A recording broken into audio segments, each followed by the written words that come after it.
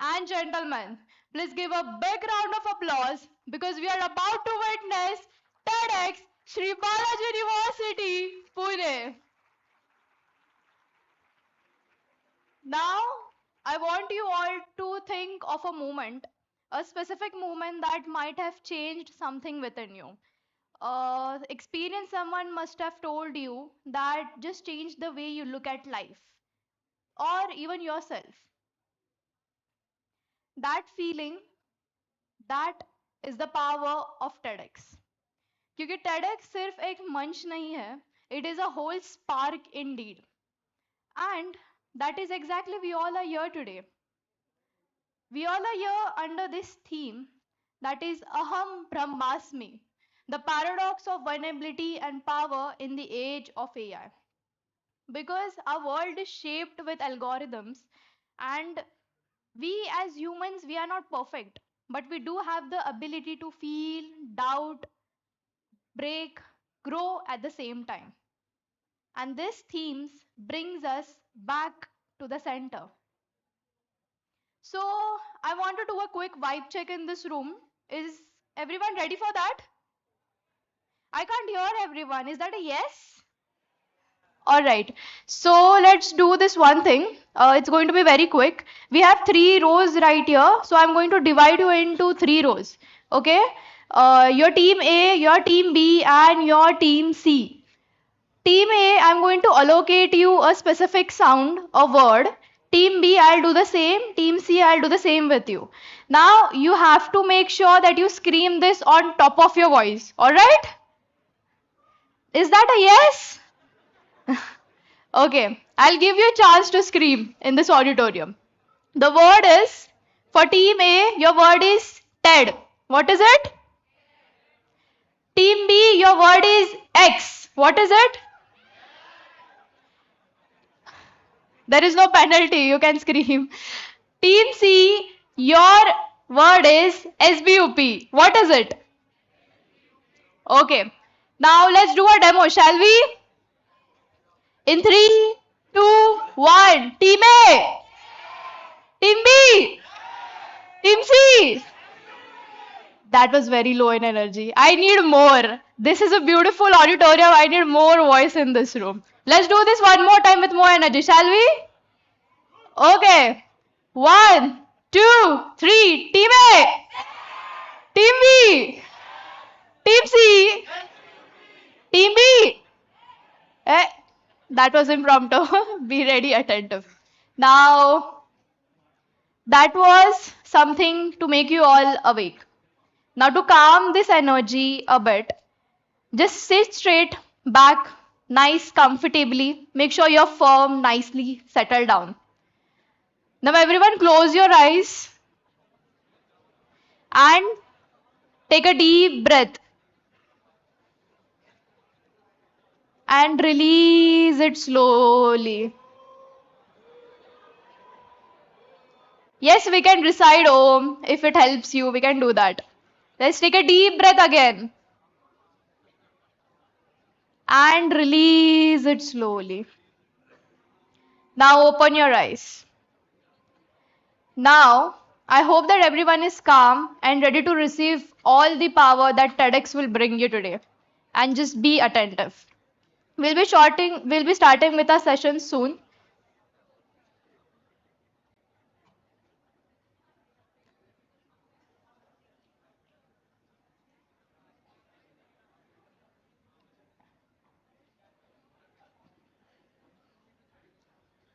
Does anyone know this is season 1 or season 2 of TEDx Sri Balaji University? Oh, so you all know, that's very good. Oh, there are people who don't know. So yes, this is season 2 of TEDx in Sri Balaji University, and we'll be having more. We have total of 13 speakers today who will be speaking with us on the theme that is Aham Bramhasmi, the paradox of vulnerability and power in the age of AI. These are very amazing speakers who are here to share their stories, their experiences with us. And we as audience, the only job that we have today is take this as a win. Take this as a moment to change our life.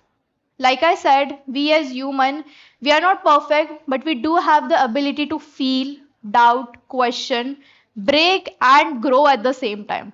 So let's use this so that someone's experience can be a turning point in your own life today. Is everyone excited? Everyone's waiting.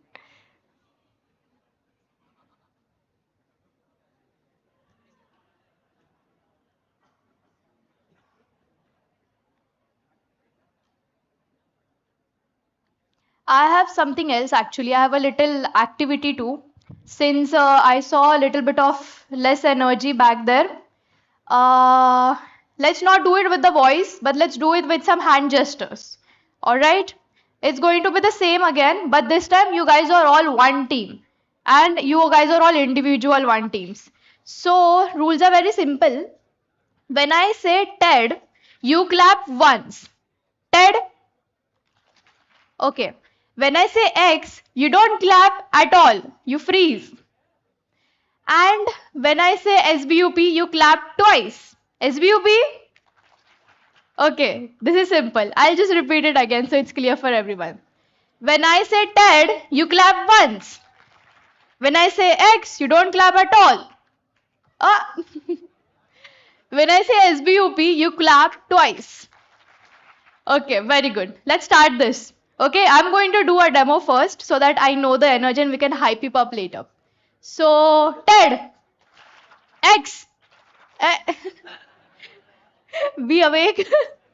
SBUP, TED, X, SBUP, SBUP, X, TED, TED, TED, SBUP, SBUP, TED, SBUP, X.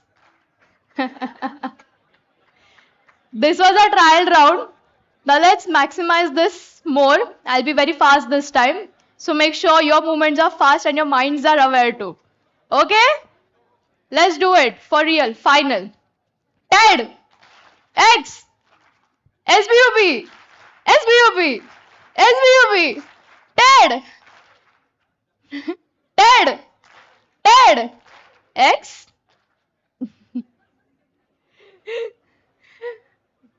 That was really nice. I can feel the energy now. And I know that you're physically and mentally here, aware, ready for our next speakers. Siddhi, thank you so much for this engaging start of the event. I request all the members, those are standing student managers, kindly please settle down. We don't want anyone standing here. We are going to start formal event immediately now. So I just request all the members standing here to please settle down. So please settle down. Everyone, please settle down. So once the event starts, we won't be opening the gates or closing the gates. So please ensure you should not have any movement outside the auditorium. Please be steady here.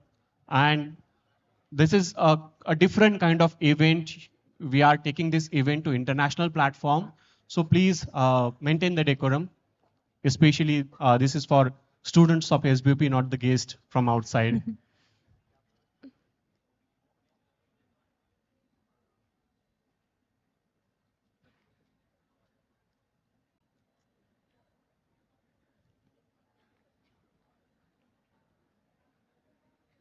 Yeah, please settle up. Faculty members can also occupy this third row if required.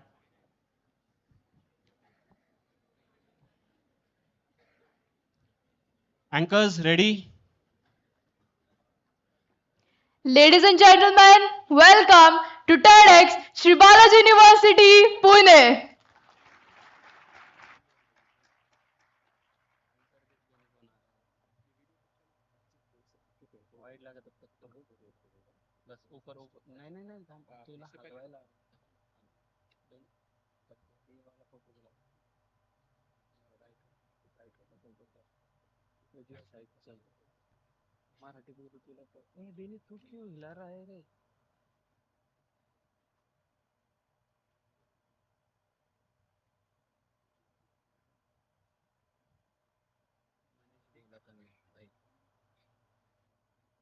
चाललंय नक्की काय झालं काय चाललंय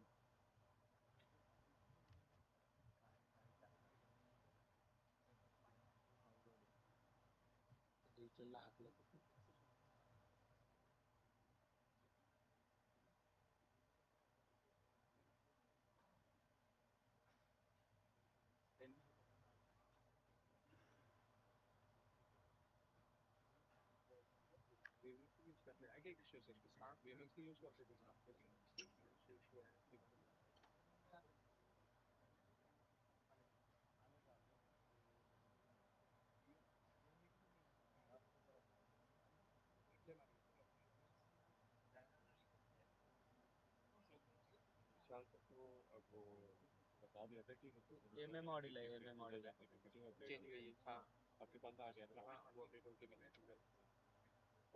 आब्या आलाय कुठे येतोय तू ह्या साईडने काय लाईव्ह चालू केलंय हा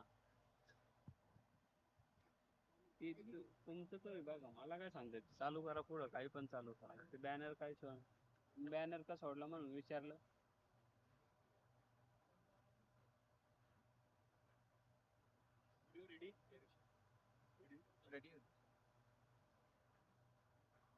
करणार सर ह्याचा अनम्यूट कोणी केलं ह्याचं Check, check, check.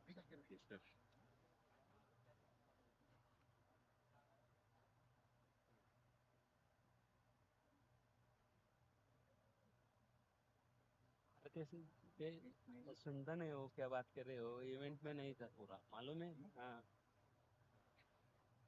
सामने अपना काम जो चल रहा है वो देखना चाहिए या लड़के देखना चाहिए सारा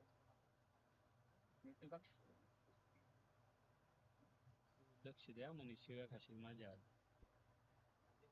सामान कळलं पाहिजे ए बी सी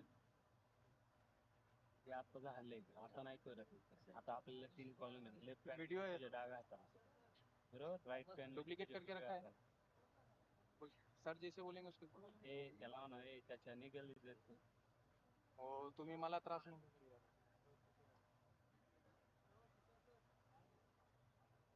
नाही माझा नाही आवाज चालू नाही चालू काहीच नाही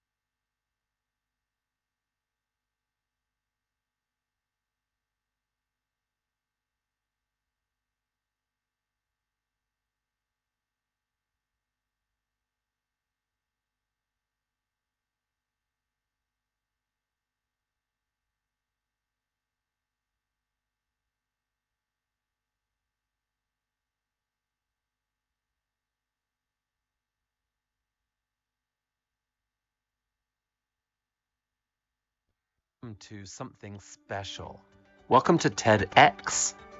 This TEDx event is part of a global conversation that takes place every day in every corner of the world. In schools, in theaters, in workplaces, even in prisons, people gather to hear the best ideas bubbling up in their communities. More than 3,000 TEDx events are held every year in 170 countries. It's a remarkable thing. TEDx events are self-organized. under a license from TED, a non-profit organization devoted to discovering and sharing powerful ideas in the form of TED Talks. It's not TED itself, but your local TEDx team of volunteers that has done all the work to put on today's event, including booking all of the speakers. It's this team's ideas, dedication, and time that have made this possible. We really hope today's program sparks an exciting conversation. This is a day for curiosity and for skepticism, for inspiration and for action. The more you enter into it, the more you will take out. And now, on with the show. Welcome.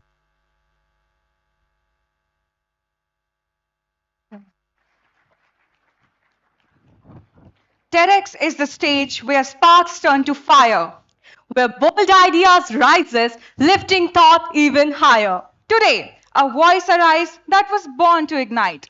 Get ready for impact, get ready for light. A very warm welcome to each one of you. Today, we gather for a celebration of ideas, stories, courage, and transformation. Welcome to TEDx Sri Balaji University, Pune. I am Shraddha Kailas Kale. And I am Purvi Jaju. And together, we will be guiding you through a day which is absolutely transformative. Welcome to the second edition of TEDx SBUP, a platform where ideas from every corner of the world come together to spark something bigger than any one voice. Today, this stage is going to host 13 incredible speakers, each bringing a unique lens. Different stories, different experiences, different worlds. Yet, all of those are united by one purpose, to inspire something meaningful and have bold conversations. From innovation to identity, from resilience to reinvention, each perspective adds a new layer to the dialogue we are here to create today. So as we begin, I invite you all to stay open, stay curious, and let the diversity of these voices shape a powerful, unforgettable experience. So are you all ready? I bet you all are. Before we jump into the ideas that will light up the stage, let's give a huge shout out to the amazing sponsors who made today possible. A big round of applause for K9 Badminton World, Blissful Buddies, Homeopathy Care, Next Level, Cosio Content Creation Company, and Brisk Clean. Their support fuels creativity, spark inspiration, and help bring these incredible voices to life on this TEDx stage. Thank you for making this experience possible. Today's theme, Aham Bramhasmi, is not about listening, it's about feeling. The power you chase outside, it's been inside you all along. The spark, the force, the truth, it is you. This stage is no longer just wood and light. It's a mirror, a call, a challenge. So lean in, awaken, and let the energy hit you. Because today is not about breaking limits, shattering illusions, and stepping into the infinite within. This is not a talk. This is revolution. Aham Bramhasmi, one of the 4 Mahavakyas from Upanishad. It translates to I am Brahman, or I am the universe. The universe isn't just around us, it's within us. We are not separate from existence, we are existence creating itself. Let's take a moment together. Everyone, please place your hand on your heart. Feel that heartbeat. That rhythm connects you to an ancient lineage, to your ancestors, to the great thinkers and leaders who came before us. Now, look around this room. Every person here is composed of the same fundamental elements, the Pancha Mahabhutas: earth, water, fire, air, and space. And we are quite literally made of the same cosmic material. This understanding, Aham Bramhasmi, reminds us of our fundamental interconnection with all of existence.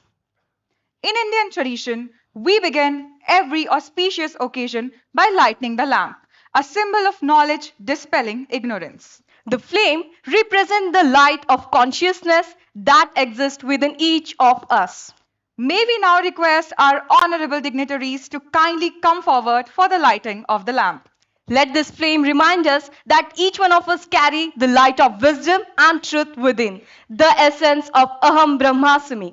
On this TEDx stage, we celebrate that inner spark, the power to awaken and the courage to shine beyond limits.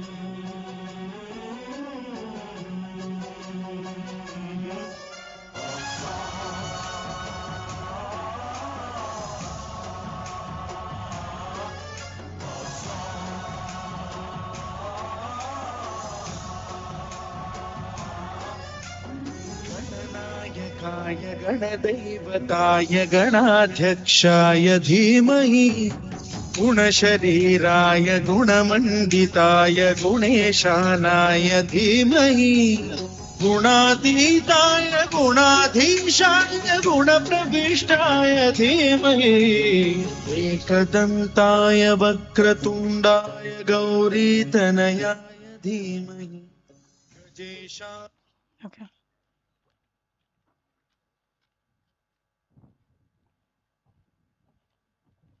Thank you for that beautiful and auspicious beginning to our journey today. We now have the privilege of welcoming our distinguished dignitaries. May I now request our Honorable Chancellor, SBUP, to kindly felicitate Advocate Ranjit Sanglay with a token of gratitude. I also invite Advocate Ranjit Sanglay, Supreme Court of India, to please grace the stage.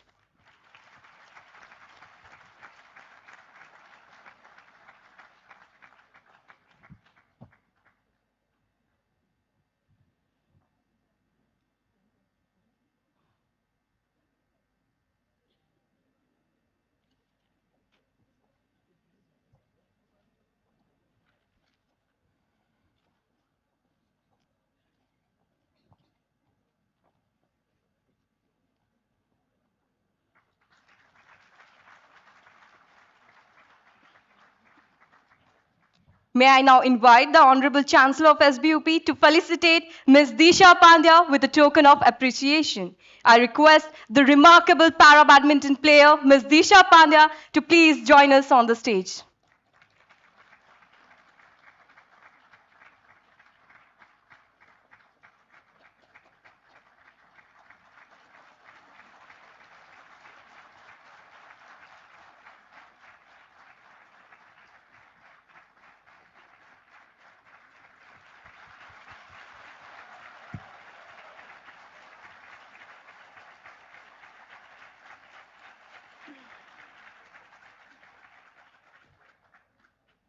May I now request our Honorable Chancellor SBUP to please come forward for the felicitation of Dr. S. Mahesh Gurukal with a token of gratitude.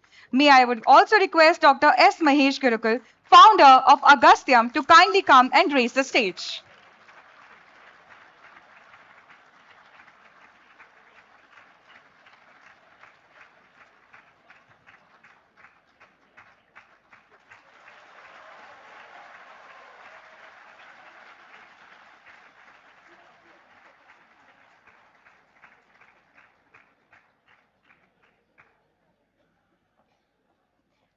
I request the Honorable Chancellor to present a token of gratitude to Dr. R. Sujata. I invite Dr. R. Sujata, Principal, Entrepreneurship Education, Vadvani Foundation, to please grace the stage.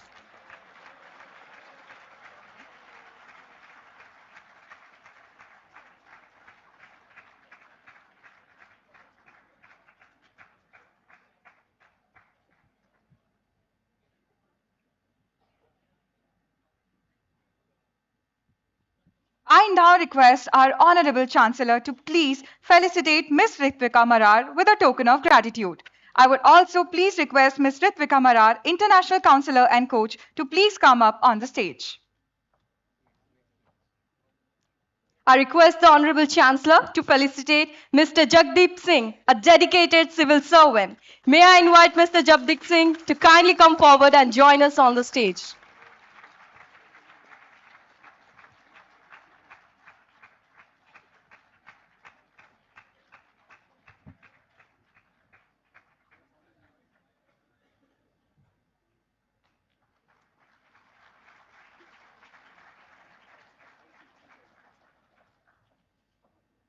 I now request our Honorable Chancellor to please felicitate Ms. Enit John with a token of gratitude. I would also request Ms. Enit John to please come up on the stage.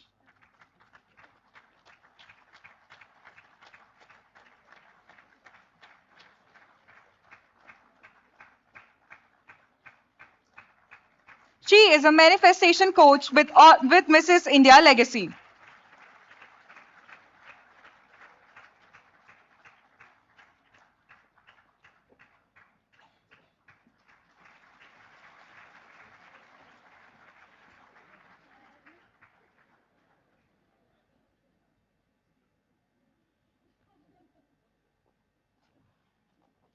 Honorable Chancellor, may I request you to felicitate Mr. Devesh Galpare, the dancer who brings stories alive through movement. Mr. Galpare, please grace the stage.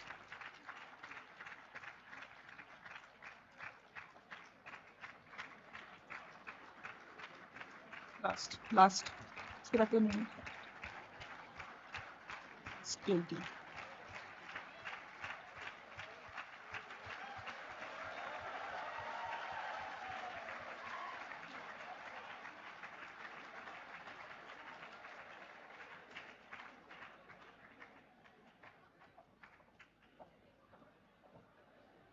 Now I would kindly request our Honorable Chancellor to please felicitate Ms. Priyanka Chhattaji, a certified healer and transformational coach.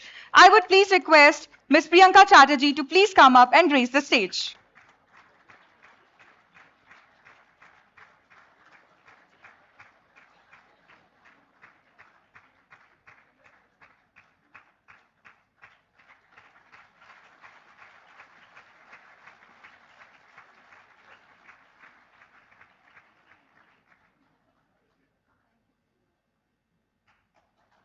May we request our esteemed guests and dignitaries to make themselves comfortable and take their seats in the auditorium. Thank you, ma'am. Thank you, sir. Please join us in welcoming our honored guests with a warm round of applause. To ignite the spirit of today's TEDx journey, I welcome Professor Raj Kiran, organizer of TEDx SBUP, to take the stage and deliver the welcome address. Very good morning, everyone.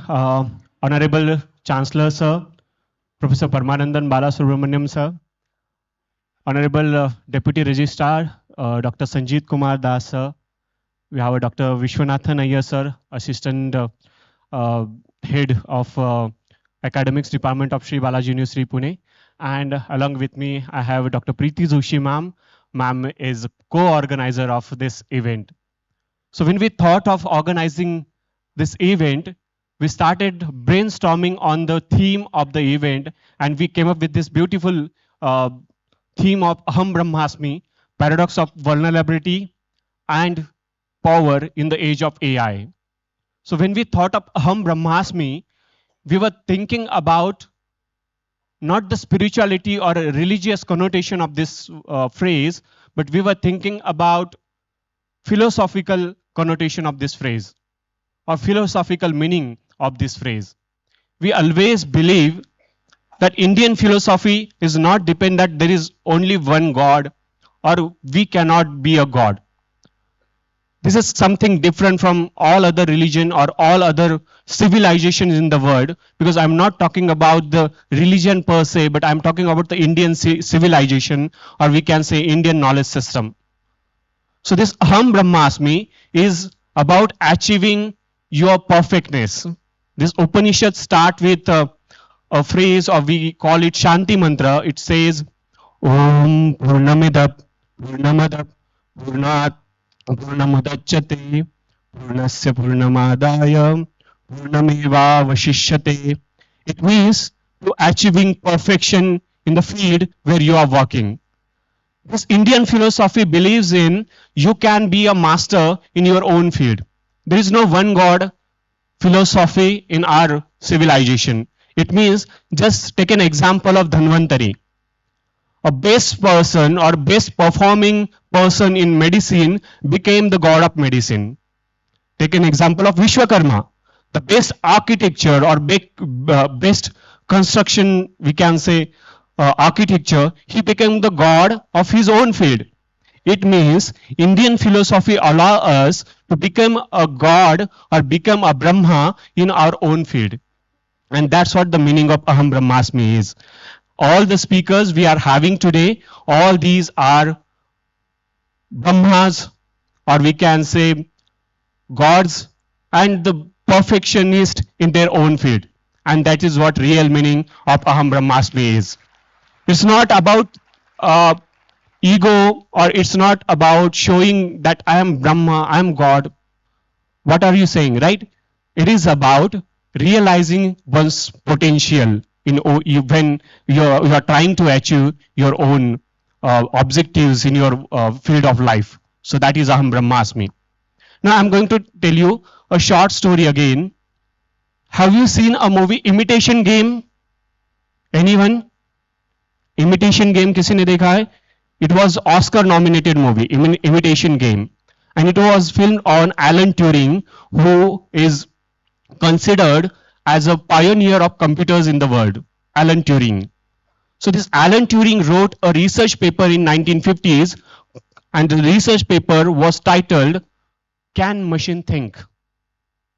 And that's the beginning of AI. And today, whatever AI and all these things we are looking at, now, the theme, first part of our theme is saying that we should achieve our perfection. We should achieve or realize our true nature, that is Brahma. But now we are in the age of machines, and those are started taking over many things. They have created powers also. These machines are creating vulnerabilities also. Now in this age of power and vulnerabilities, how we are going to achieve our own freedom, or how we are going to realize our oneself, that is what this theme is all about. Now, to speak on all these themes, speakers are not expected to tell you philosophies, but they are gonna tell you how they become a perfectionist in their work of life.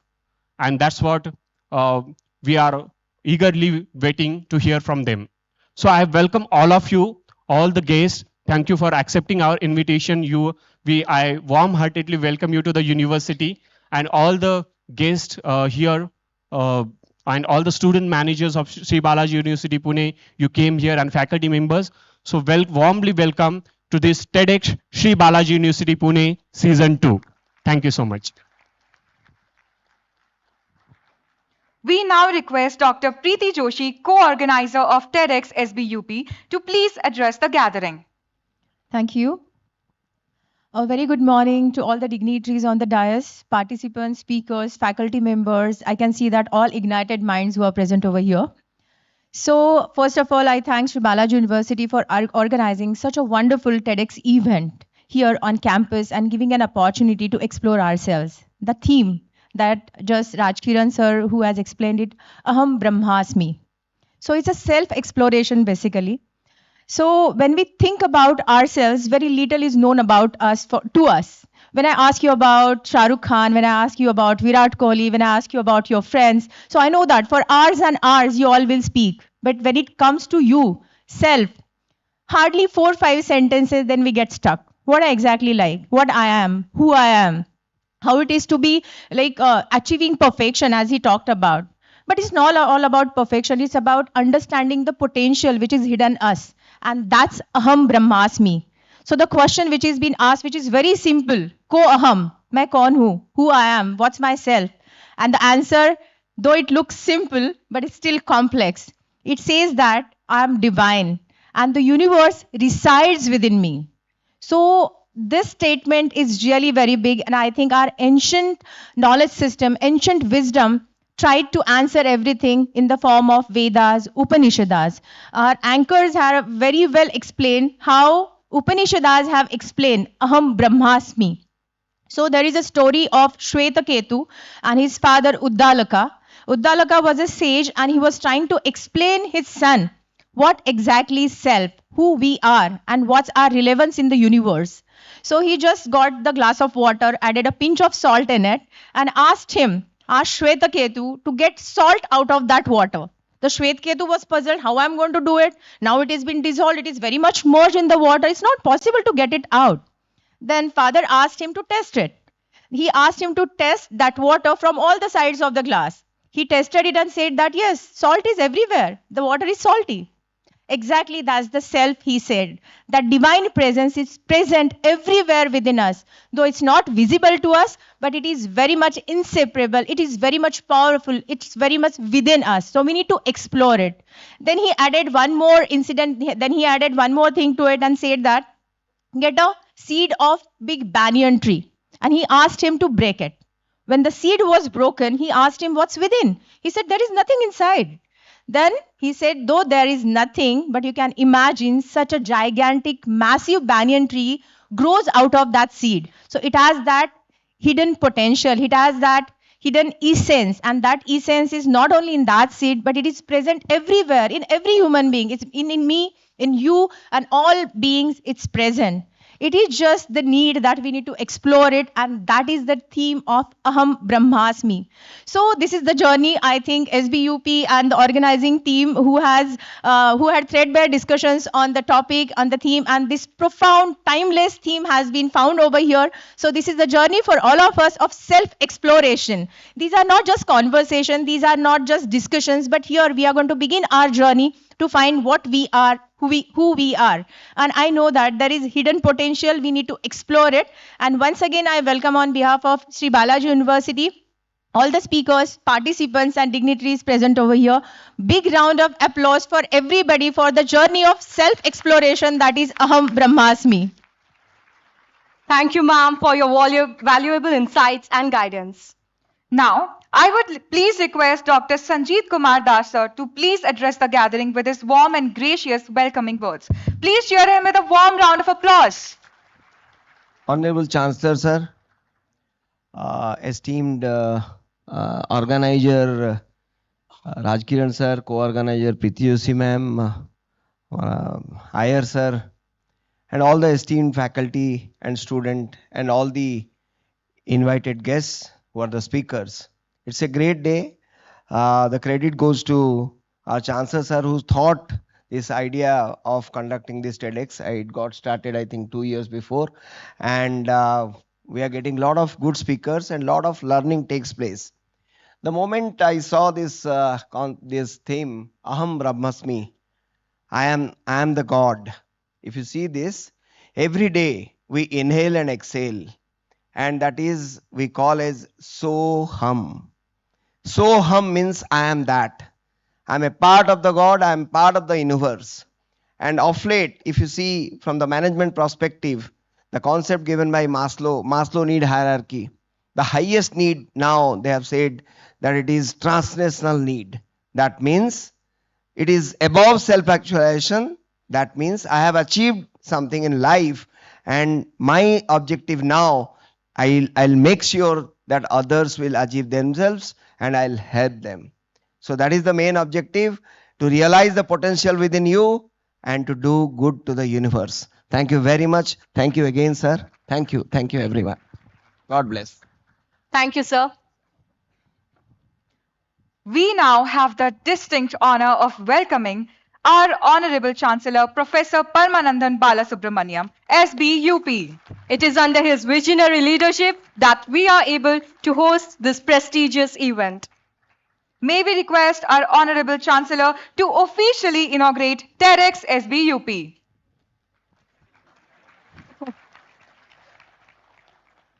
See, I remember, life is like a journey. You have so many chapters. I remember when I was a small child, I was curious about learning something, learning a cycle or learning other things. And you meet people. In life, you learn by, in those days, we used to meet people because there was no TV, you know. Radio was something, a voice which you'll hear sometime. Then the TV came, and then slowly internet came, and slowly other things came. Now, before we are living in a world where everybody's talking about AI, AI on AI. पूरी दुनिया AI ही change करने वाली है. But I remember before AI came, there was for us for learning or to understand something, there was something called Wikipedia also. आप लोग Wikipedia कभी जाते हो क्या? Sometime I know. But AI is more reactive, you know. It is. You think AI is a real knowledge, or is it something which is it really responding to you? It is actually nothing but a collection of thoughts and knowledge which is already present in so many people's mind. So it is like a collection, it's like a library, you know, and it responds to you based on what you're asking.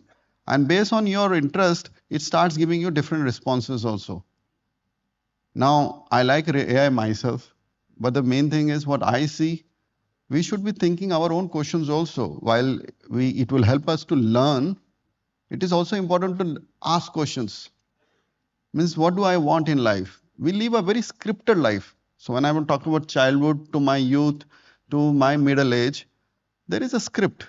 Everybody tells us what is life. Sometimes it's our parents who are telling us, बेटा तू doctor बन जाएगा, engineer बन जाएगा तो अच्छा हो जाएगा. और वो लोग क्या बोलेंगे, अगर आप एक इंजीनियर बन जाओगे तो अच्छी लड़की भी मिल जाएगी, you know. लड़की को बोलते हैं कि आपने अगर ये कर लिया तो आपको अच्छा लड़का मिल जाएगा. Is that life? Because as we have grown, as the world is changing so fast, we are seeing our questions are also different. Our hunger for life have also changed. So there are so many questions, and you must have those questions. So the idea of this TED event, which we have been thinking for a very long time, and this is the second year we are doing it, we are planning to do more and more, is to provide a platform for all of you to listen to people who have gone through certain things. And everybody has a story to tell. And ये story सुनने के बाद maybe there will be a small spark in you inside you, you know. Maybe something you can relate to, which you will pursue, and you will be happy. Happiness doesn't come from, you know, just because आपके पास एक Ferrari आ जाए, or there is something else which you get, because that is what people will tell you that you should have. But there is something else you might be looking for. So in platform like TEDx, there are wonderful speakers coming from different part of India, different walks of life. Listen to them, see whether you can relate to them. And if you're able to relate to them, see what you are looking for. And if you're able to find that answer, I think then this university and this event will be a more successful event, you know. It is more about you listening, asking questions, thinking for yourself. It's not about, you know, what we are doing, but it's more about what you are doing here. When you are sitting here, think about yourself. Take care, and I hope this event does well from, you know, learning point of view. So learn about yourself. Thank you. Thank you, sir, for your blessings and for officially inaugurating this event. Your words will guide us throughout this journey.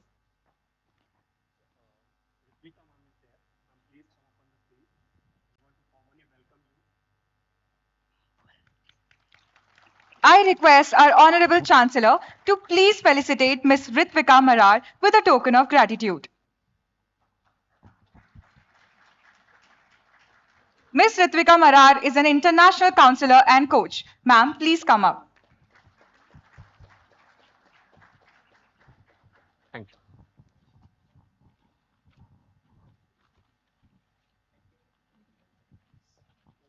Thank you, sir. Thank you, ma'am. Thank you so much, ma'am.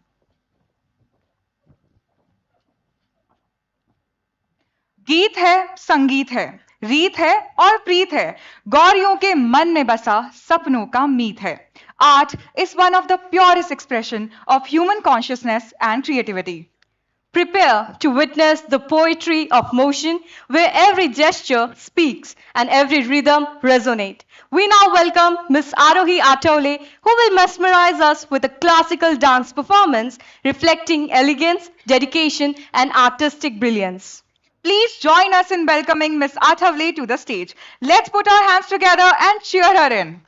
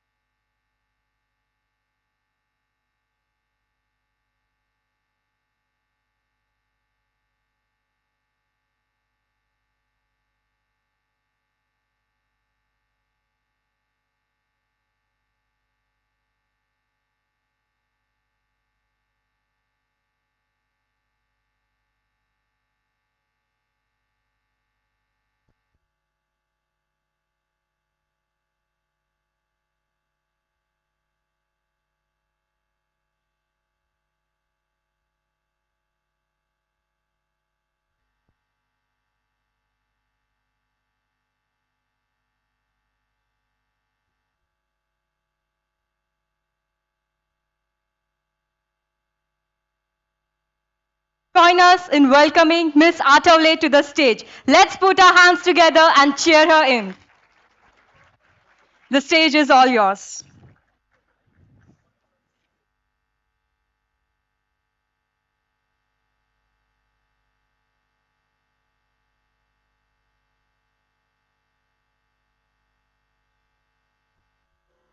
कथा कहे so Kathak kahave. One who tells a story is known as a Kathak. And that is how this divine art form was born. Through storytellers who traveled across Bharat, narrating tales of gods, goddesses, and humanity through movement, rhythm, and expression.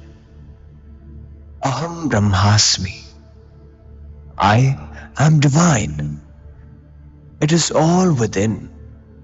To honor this divinity, I start with Rudrashtakam, seeking the presence of Shiva, the one who breaks boundaries and illuminates the truth.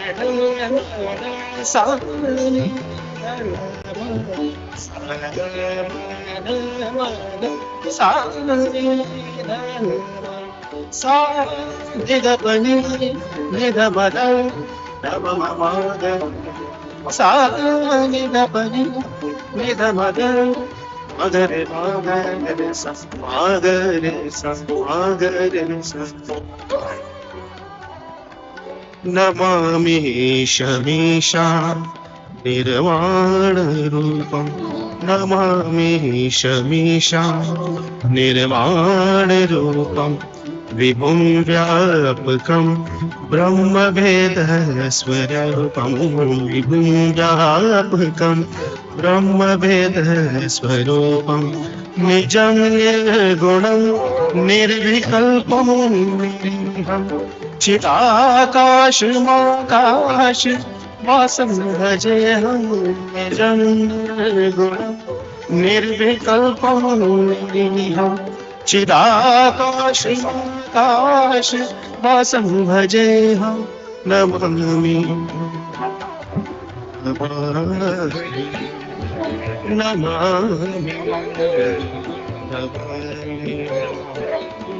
निराकार ओंकार विराजन गोतीत विषं गिरीशं निराकार ओंकार मूलं तुरीयं विराजन गोतीत विषं गिरीशं करालामहाकाल गुणागार संसार पालनतः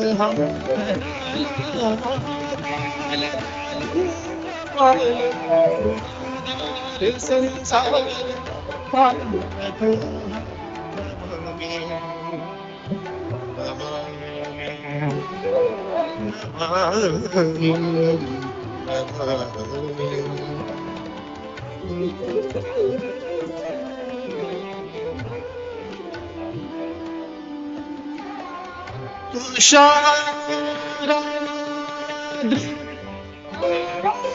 शंकाश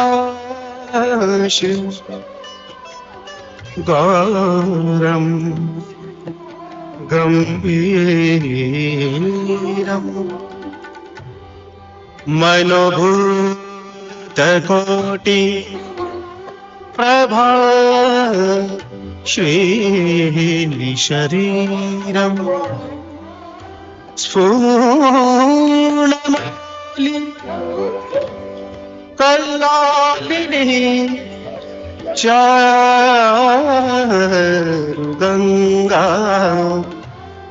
लसद भाल बालेंदु कंठे भुजंगा चलत कुंडलं भ्रूसुनेत्रं विशालम्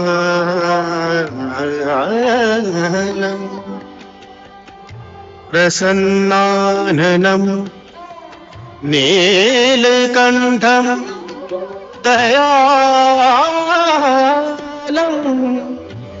मृगा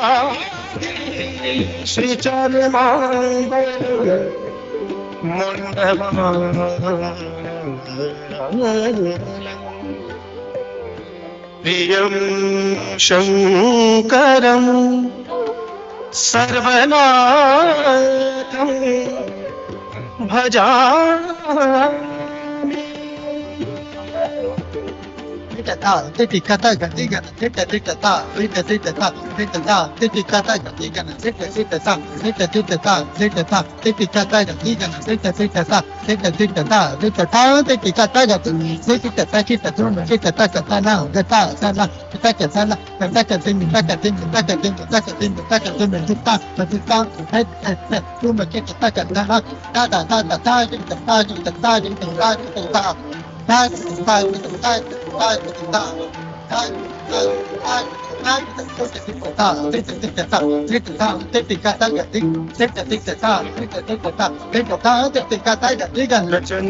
प्रकष्टं प्रकल्पं परुषम् अखण्डं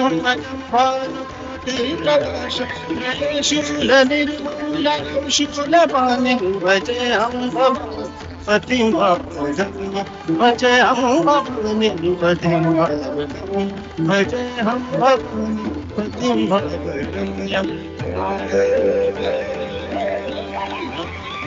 शिवाय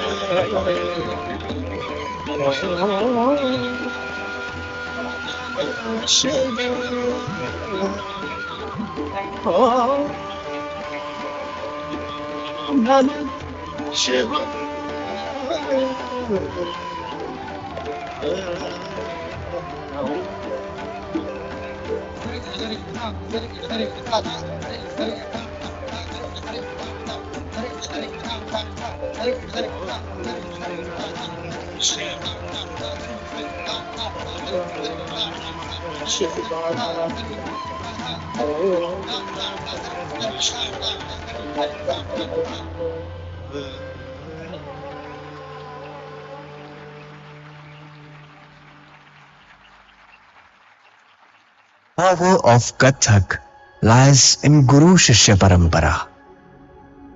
In generations who carried this legacy forward through breath, emotion and devotion.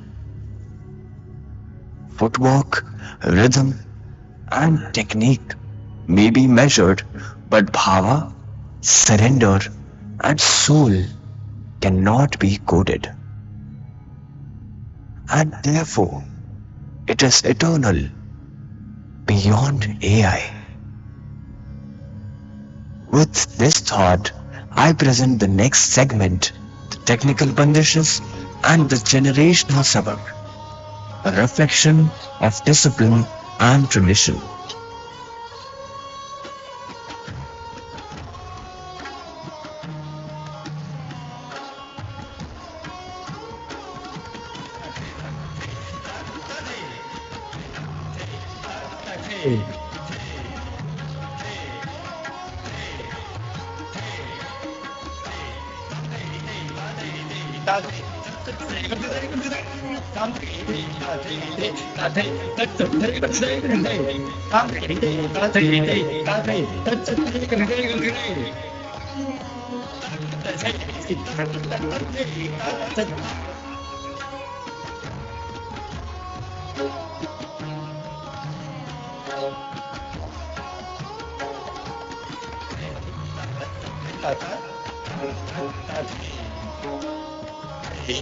Take that, take that, take that, take that,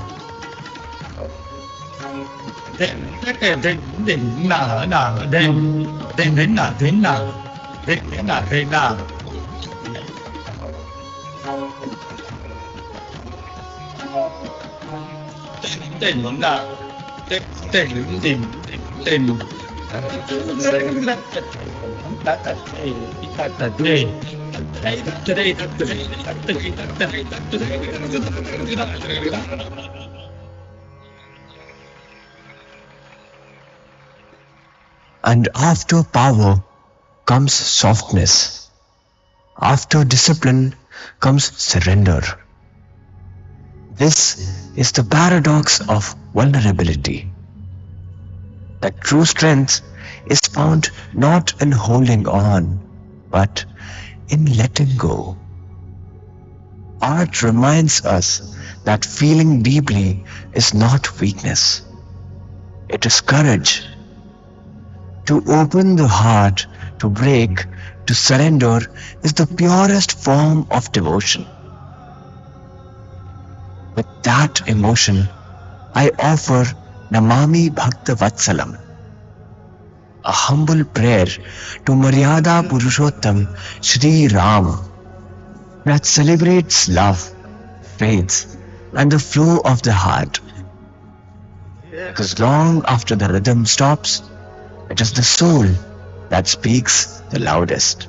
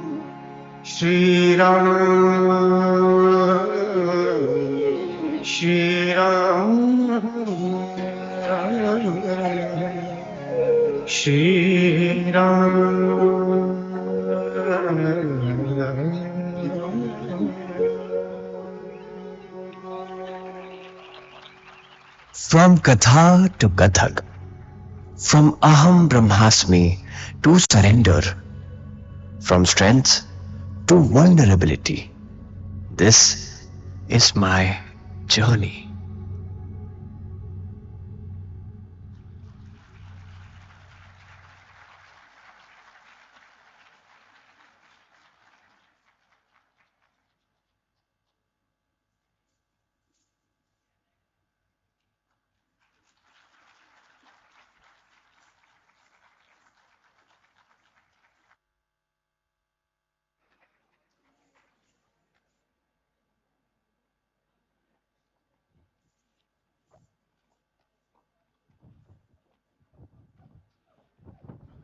Goosebumps, goosebumps. Shraddha, see, I got goosebumps after her performance. And I bet you must too have. And each one of you, didn't you? Thank you, Miss Atavale, for that mesmerizing performance. A true celebration of artistry, grace, and dedication. We truly bore you, ma'am. Thank you so much, Miss Atavale. Can we please give a huge round of applause for her performance today? As the curtains rises and today's speakers take the stage, we are invited on a journey where we will witness how timeless wisdom can touch the way we live, empower the way we work, and illuminate the way we grow. Let us open ourselves to the inspiration that awaits. Get ready. We are about to kick off this journey of powerful talks that will awaken, energize, and transform. So guys, get ready for today's speakers' events. A life devoted to integrity, a career dedicated to justice. This is legacy of our first speaker, Advocate Ranjit Sanglay, who dedicated his life to upholding justice and truth in the highest court of our land. Now, I would like to invite my team member, Ms. Shraddha Sonavne, to take us through the remarkable journey of Advocate Ranjit Sanglay, Supreme Court of India.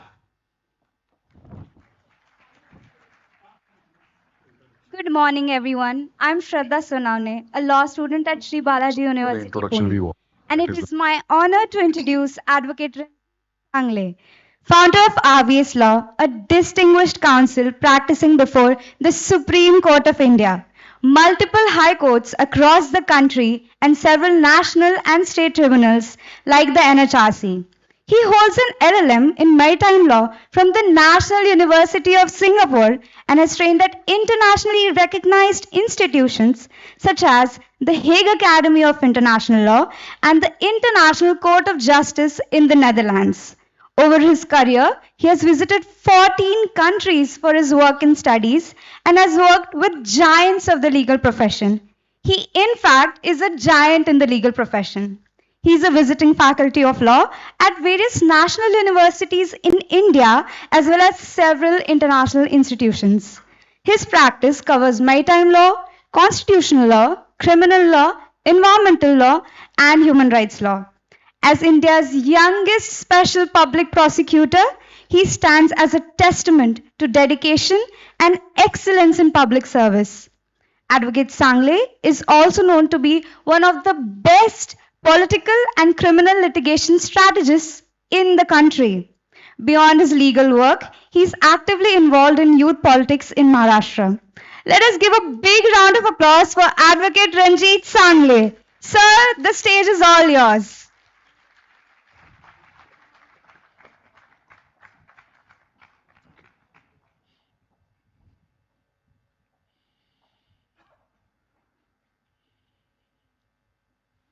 Namaskar.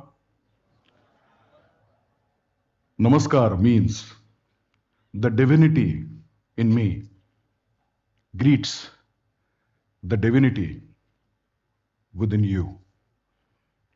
This is the culture that we come from. The unity of this culture that we call Bharat, our motherland.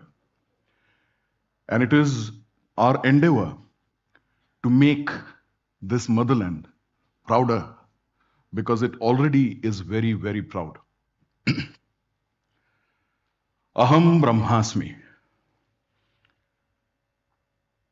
Out of the 4 Mahavakyas, Aham Bramhasmi is one of the Mahavakya, coming from the Upanishads.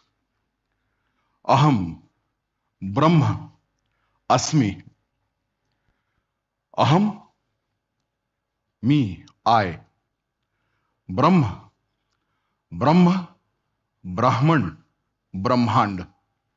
Asmi, within me, or I am. Being a lawyer, I am professionally trained to dissect things, to tear them apart, and to create something. In a way, you can say, if there is a connotation or there is a notion that has been given to me, I destroy it completely and I create something out of it. Today, when I speak to you, I intend to give some of my life experiences. I know that a lot of material is there already on the internet, and at the click of a button, all of you will find loads and tons of material on Aham Bramhasmi, the paradox of vulnerability and power in the age of AI. Now, what I'm going to do is I'm going to demonstrate to all of you what I am, who I am, what I am professionally trained to do, and over the past 2 decades, working with the who's who of the legal industry, delivering hundreds of lectures to ignited and vibrant minds like all of you in various universities and gurukulas all over the country. What my experience is, how vulnerable I am, and what is the power that I wield from all these vibrating minds. Yesterday, I had an experience. Normally, when we talk, we always talk with a story. We start with a story or an anecdote, right? That is to catch the attention of the audience. Today, I'm going to tell you a live experience that I had yesterday night, as fresh as yesterday night. I reached Pune at 4 a.m. in the morning. Yesterday night, I was traveling in my German automatic, huge, white elephant size SUV, right? And my driver, who is barely 12th pass, okay? About at 12ish midnight, I was traveling from Beat district to Pune, right? Because I had a commitment to come and meet all of you here. He is driving German technology, no doubt you can trust it blindly. AI, automated vehicle, artificial intelligence or intelligence and technology at its best. But this 12th pass driver of mine tells me, sir, there is some problem. I said, what? I'm sitting right next to him. He tells me, sir, there is some kind of a sound that is coming from the left tire of the vehicle. I'm not naming the vehicle on purpose. I said, I don't hear any sound. He said, nahi sir, there is a sound. So we pull the car on side of the road, right? And we inspect. We don't find anything. We again sit back in the car, we travel about 5 kilometers ahead, and there is slightly a louder sound that is coming. Now I also hear it because I am sitting on the left hand side and I can hear that sound, right? I said, Haribau? Correct. My driver's name is Haribau. So I said, okay, let us check. So we travel 5 kilometers still ahead.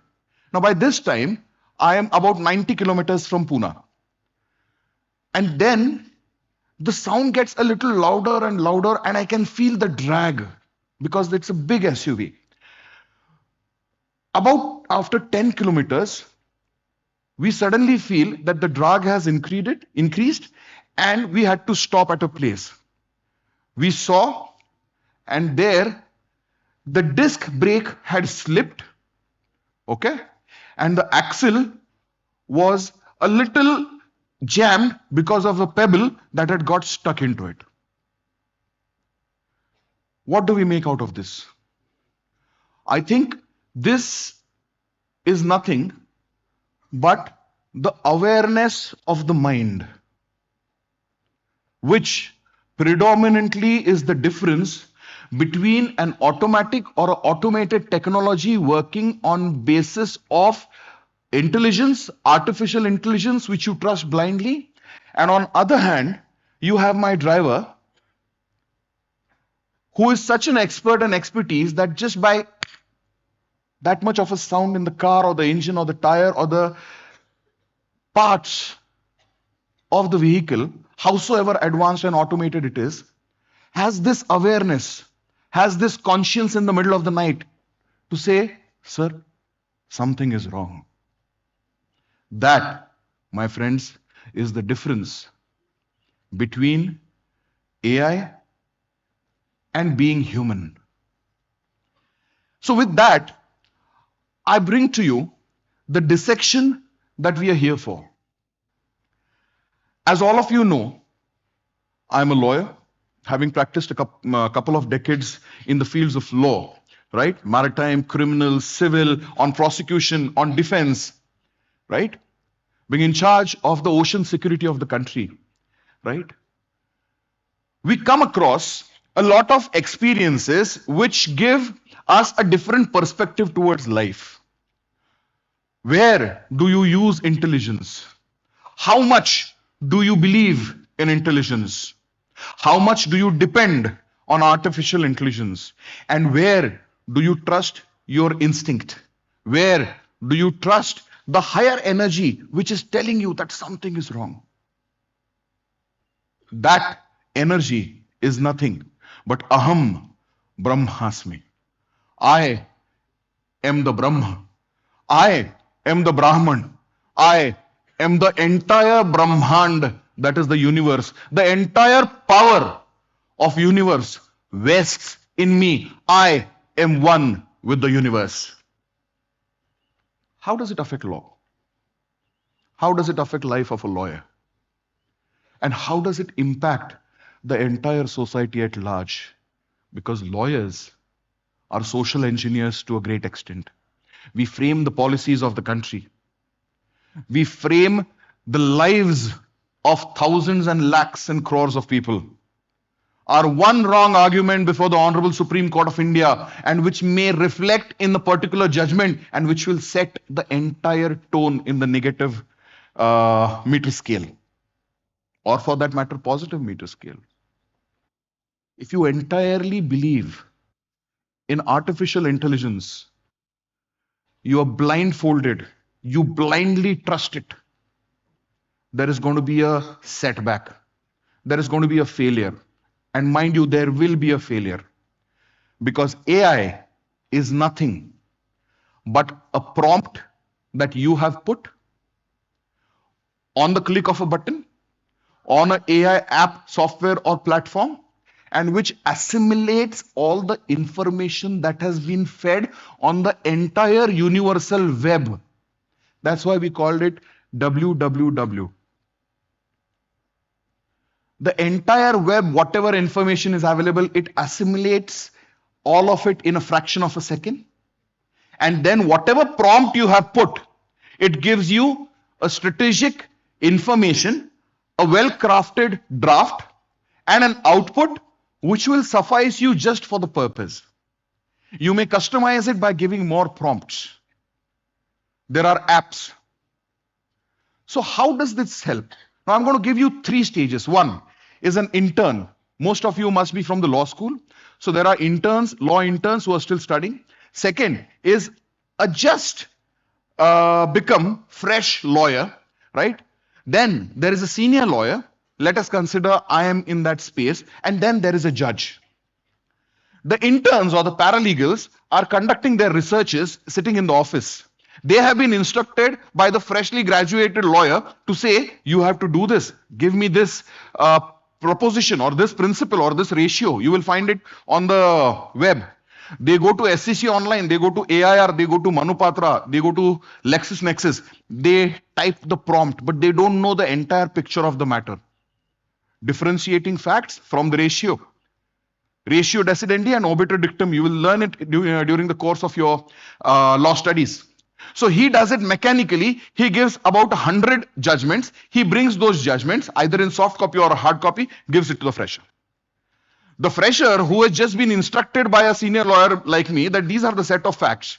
Very briefly, not entirely, you need to find me these ratios on this legal propositions. He sorts it out. He gives about 50 of them to the senior. The senior who has been briefed with the entire facts and circumstances of the case, right, shortens it still and brings it down to about 10 or just 5 crisp judgments, which are bang on point. Now, when that happens, what is happening? This filtering process is happening. AI does this in a click of a button. That is a threat to the existence, and that creates identity crisis in the minds of these lawyers or the chain of lawyers. And then what happens is a lawyer or counsel like me goes to the court, presents all the judgments and tells the judge, you have to give judgment based on these facts and based on these precedents. That is judgment laid down by the Supreme Court and the Honorable High Courts. Then what happens? The judge says, okay, I have got filtered material. You can argue the case. We argue the case. We refer to the judgments. And then the judge goes back into the chambers. Now he has got a judicial clerk who is also a student. Now there is a parallel system working. And for some reason, I don't know, some judicial clerks who are just graduates have this high that we are the judicial clerks. So what they do is that they go directly to the AI, they put in these soft copies, put in a set and say, compare and give a comprehensive judgment suiting the facts in light of these precedents or judgments that have been given. And then there comes a draft of the judgment. Now this draft is technically corrected by these juniors and then goes to the learned judge who goes through it, says facts are correct, circumstances are correct, precedent is well applied, okay, proofreads the draft and gives it. What happens? It kills speed, so maximum disposal. But hey, here is the glitch. The matter is a murder matter. And that murder matter, the boy who has committed that murder is briefing me. AI doesn't sit with that boy who has allegedly committed the murder. AI doesn't help him wipe his tears. AI doesn't help him understanding what were the circumstances under which he committed the alleged act. His life is on stake. His future is at stake. His entire family is at stake. The entire family reputation is at stake. Does AI understand this? The answer is no. So the difference is being humane, having the humanitarian approach towards a particular thing. Mechanically drawing an algorithm, mechanically drawing a system of analyzing things and coming to a particular judgment is only machine, not human. That is the biggest exposure and the vulnerability that we face in the age of AI. Why we say age of AI? Because we must understand this, that AI was born way centuries in the past. We have realized it now and it is here to stay. So what can we do? The best endeavor that the human mankind has ever done is adaptation, and that is why we grow. That is why we are called human. To err is human, to forgive is divine, and we learn by erring, we learn by making mistakes. AI cannot correct its own mistakes. Human supervision is necessary, and there is where we as humans are superior to AI, artificial intelligence. The word itself signifies, the nomenclature itself signifies that the intelligence is artificial. It is fed in. Where does it come from? It comes from the human mind. It comes from the analytical mind. The algorithm, self-algorithm writing, self-destruction mechanisms are yes in play, but unless and until they are triggered by the human, it doesn't work. And similarly, when I appear before the court and I have a judgment and the final hearing has already happened, I can still tell the judge after looking at the judgment that you have committed a mistake. And that's where we go to the higher courts and tell that the lower court committed a mistake because this was not the approach that was required. This was the approach that was required. Fortunately, I have never had a conviction in my life. None of my clients have ever got convicted. 100% acquittal when I'm working on the defense. 100% conviction when I'm working on the prosecution side. But the intention is to ensure that law is supreme. So when we talk about the paradox of vulnerability and power, understand that with great power comes great responsibility at the same time. With great power comes great vulnerability. We say power corrupts absolutely. Power corrupts and absolute power corrupts absolutely. But when we are in the age of artificial intelligence and when we know that the algorithm can be corrupted, the algorithm is going to become so powerful that is going to make you vulnerable, that is going to expose you in such manner which is unimaginable to the human mankind. That is the time when you need to be Haribhav. And there is Haribhav in each and every one of us. The state of awareness in the middle of the night. This man is driving for the 72 hours, but he's still aware.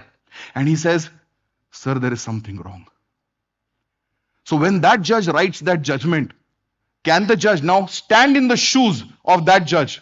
One mistake that you commit based on all the material that has been gathered on basis of artificial intelligence, on basis of softwares, on basis of apps, you have the power to send that boy in the gallows, to hang him, to sentence him for life, or to acquit him with a humanitarian approach that no, the murder that was committed by him was an act of self-defense because the man who allegedly he murdered was raping his mother, and in saving that mother, he killed that man.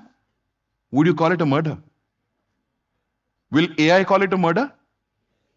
That, my friends, is the difference between artificial intelligence and AI. So with great power comes great vulnerability. But at the same time, understand, adaptation, human mind is supreme. I come from a great institution in this very city, which unfortunately we call the Oxford of the East, when we existed, when Oxford didn't exist at all, right? We are in Pune. I come from a college called ILS Law College, most of you might have heard. And the motto of the college is Dharme Sarvam Pratishtitam. So I walk up to my principal and ask her, Vaijayanti Joshi, Dr. Vaijayanti Joshi, Madam, what is this written? I want to know this. This is a Rucha from the Rugaveda. What is it? Dharme Sarvam Pratishtitam. What does it mean? Righteousness is supreme. You have to be correct. You have to be righteous in all senses. AI doesn't have the power of being righteous. AI just has the power to decide black and white. It doesn't seem to have a grade shade yet. Okay? So dharmo vishwasya jagatah pratishtha loke dharmishtam praja upasarpanti dharmena papam apanudati dharme sarvam pratishtitam tasma dharma paramam vadanti. Why? Law is supreme because law stands on the foundation and only foundation of righteousness. The God of my profession is Lord Krishna, the first lawyer and the best one. When he said, Yada yada hi dharmasya glanir bhavati bharata abhyutthanam adharmasya tadatmanam srujamayam paritrāṇāya sadhūnām vināṣāya ca dushkrutam dharma samsthapanārthāya sambhavami yuge yuge. When he said that, what did he say? Righteousness will always win. And it is this righteousness which will definitely make you vulnerable. But when you embrace this vulnerability, when you embrace this weakness, when you embrace this exposure, that will give you the power within. And that is exactly when Krishna said to Arjun. When Arjun said, and he was in a dilemma, how do I kill them? वो अपने हैं. Krishna said only one line of righteousness, one line of truth, bare truth. अगर अपने हैं, तो सामने क्यों हैं? Correct? And therefore, my friends, in this age of artificial intelligence, where the paradox that vulnerability and power are two faces of the same coin, right? When you flip, you need to have a balance, and let us not forget the coin, if stands, always has a third side. And that cannot be done by the AI, that can only be done by the human mind. And when human mind does that, that is the sense of awareness. That is in legal language what we call, and what happens between vulnerability and power experiences. We call ourselves in legal language the witness, because I am the witness of this transition between the ages of AI from human to artificial. You must have seen the Terminator. Terminator was AI, nothing else. Okay? And therefore, when we talk about paradox, right, it is one and the same side. It is mutually exclusive, is it? Or mutually coexistent? I think it is mutually coexistent because both of them walk hand in hand. But the third side is what? The human mind will always judge. And there is the sense of awareness, consciousness. And the paradox, we have to adapt, we have to use, you have to be witness. I am that. We heard Soham, I am that. What all of us need to be, that. And that is nothing but the witness to this entire process of transition between human and artificial, and to ensure that righteousness prevails.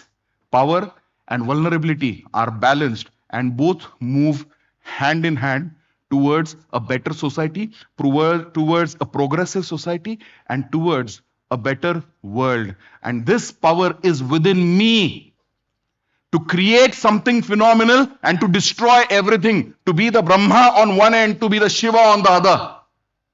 And therefore, my dear friends, this is a concept that all of us must embrace, just like the artificial intelligence.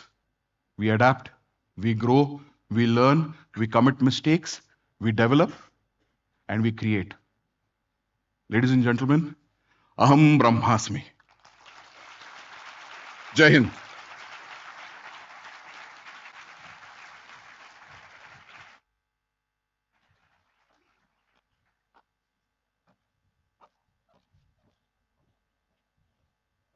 Thank you, sir, for that powerful and insightful talk.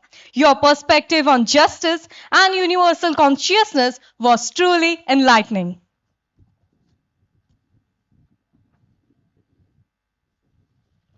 Service to others is the language of extraordinary. Today, we explore the life of one who speaks it fluently. We are talking about none other than Mr. Jagdep Singh. I now call upon Ms. Purvi Jaju to illuminate the remarkable journey of Mr. Jagdep Singh, civil servant, Jammu and Kashmir.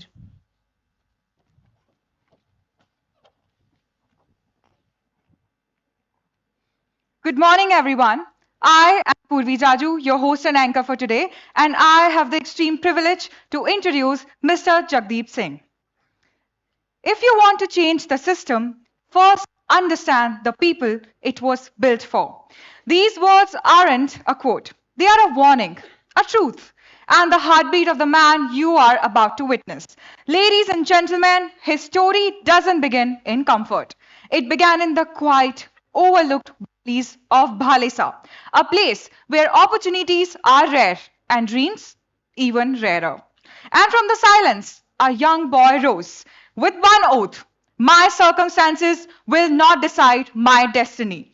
He entered NIT Srinagar, not just to study engineering, but to expand himself in dance, filmmaking, sports, leadership, a personality too big for just one label. Then came the moment that turned ambition into service. In 2019, he cracked the Jammu and Kashmir Civil Services, not to gain power, but to gain purpose. From the health department to the industries of commerce, he carried one belief into every space. Technology doesn't change governance, intent does. Technology only exemplifies honest intent. And that is what separates him. A civil servant with clarity, a technocrat with empathy, a reader shaped by humility and driven by impact. Today, you are not just making a speed, but you are meeting a journey, a fire, a force built from mountains, discipline, and vision. Ladies and gentlemen, brace yourself because the man on the stage is redefining what governance can be. Please welcome with huge hands, Mr. Jagdep Singh.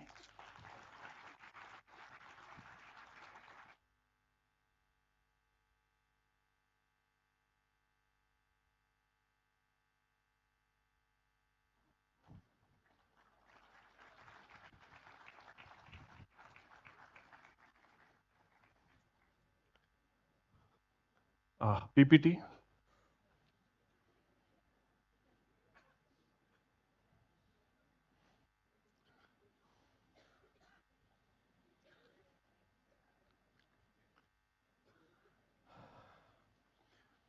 Good afternoon, everyone.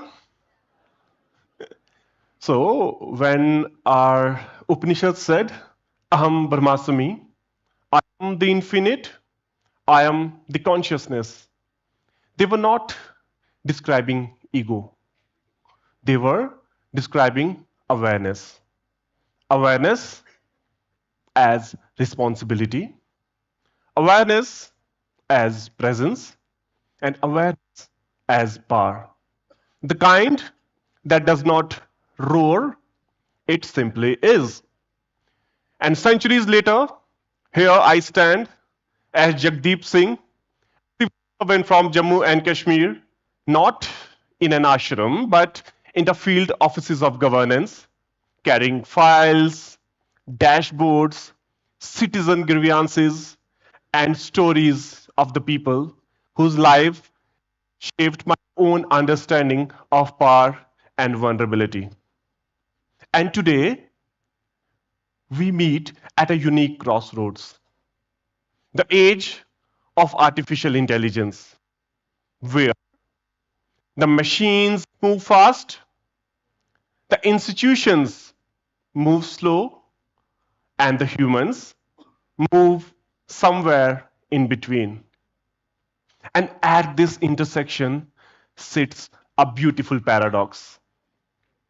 AI gives us extraordinary power and simultaneously exposes our deepest vulnerabilities. Friends,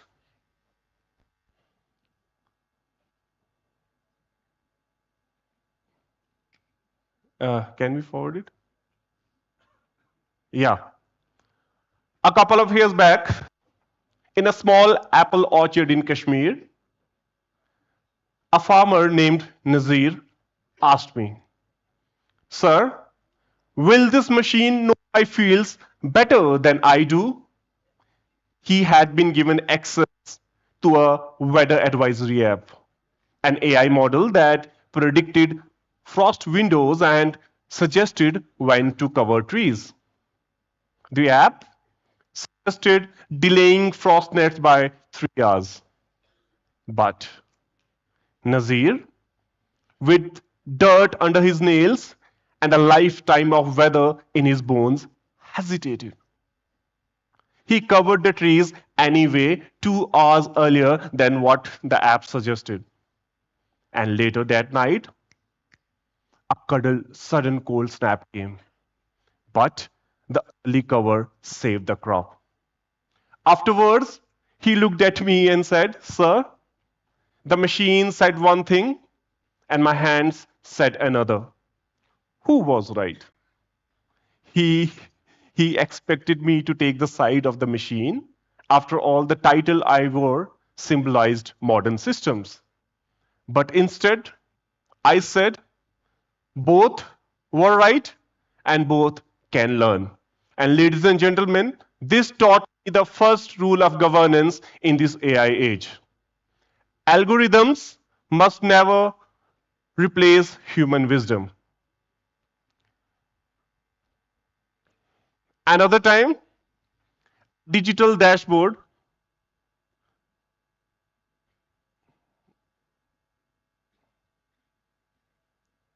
What's wrong in it?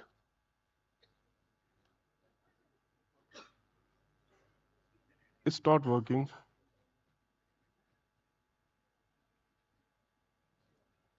Can you forward it? Next. Yeah.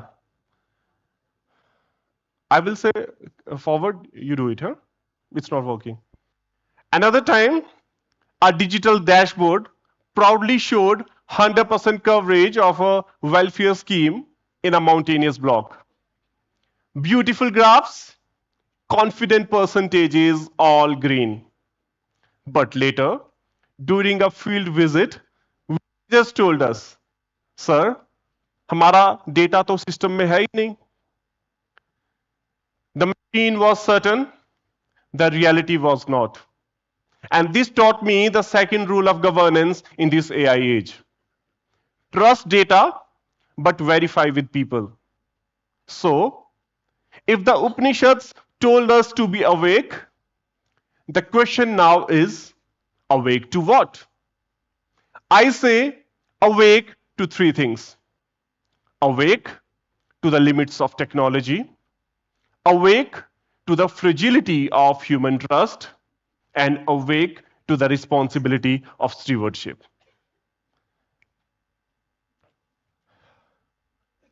Okay, now let's make this interactive for 2 minutes, right? Could you please do something for me? Yes? Okay, raise your hand if any one of you, your co-passenger, your driver, or anybody in your vehicle used a GPS to find this venue today. Keep your hands up. If the voice on your phone ever suggested a route that confused you, and keep it up if you still follow the voice without looking at the map. I can see some hands up. You know why? Because the device felt safe, efficient, and undeniably quick. But consider this, an algorithm rerouted a driver in the US onto a flight. Worse, an automated algorithm can cause severe marker turbulence within seconds. These are the small examples of how surrendering your small decisions for convenience can sometimes lead to outside consequences. So, we must be intentional about what we surrender.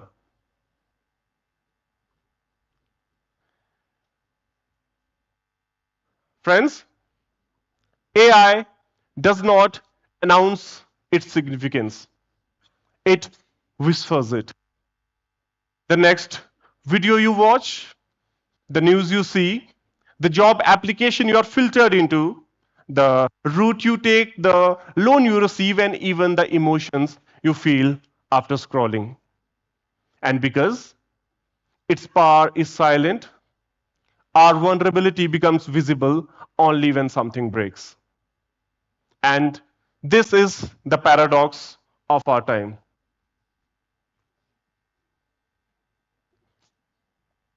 Next slide. Next. Yeah. Next. Yeah. So this is the paradox of our times. AI amplifies human capabilities and simultaneously exposes human dependencies. It makes us efficient and erodes human instincts. It empowers governance and also tests governance. But the Upanishad prepared us for this. Aham Bramhasmi is not about domination. It's about awareness. So the question is not, will AI replace humans? The question is, will humans stay awake? Next.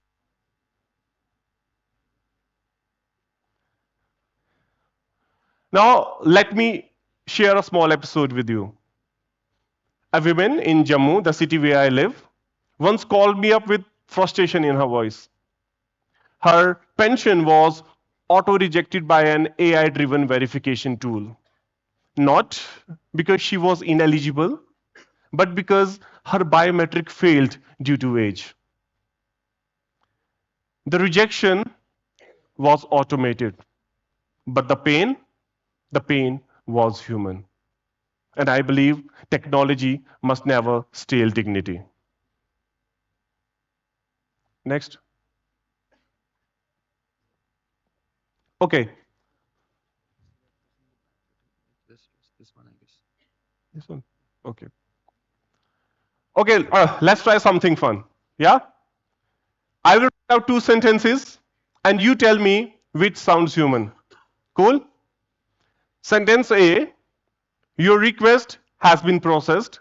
Please check your documentation.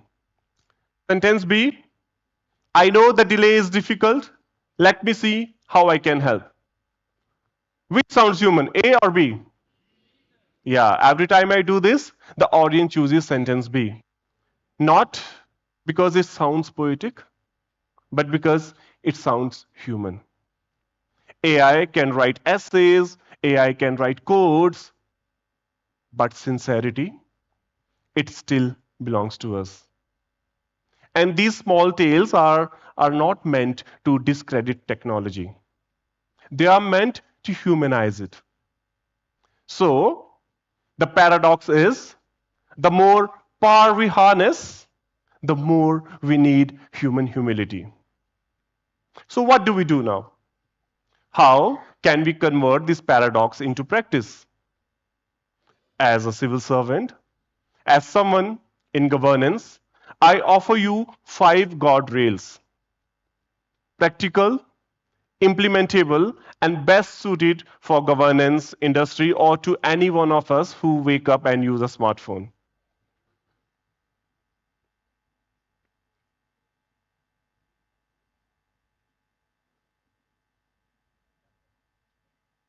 Okay.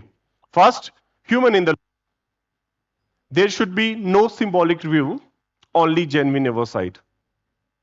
Explainability as a right. If the system rejects you, you deserve a clear reason and not a cryptic message. Local context in every model.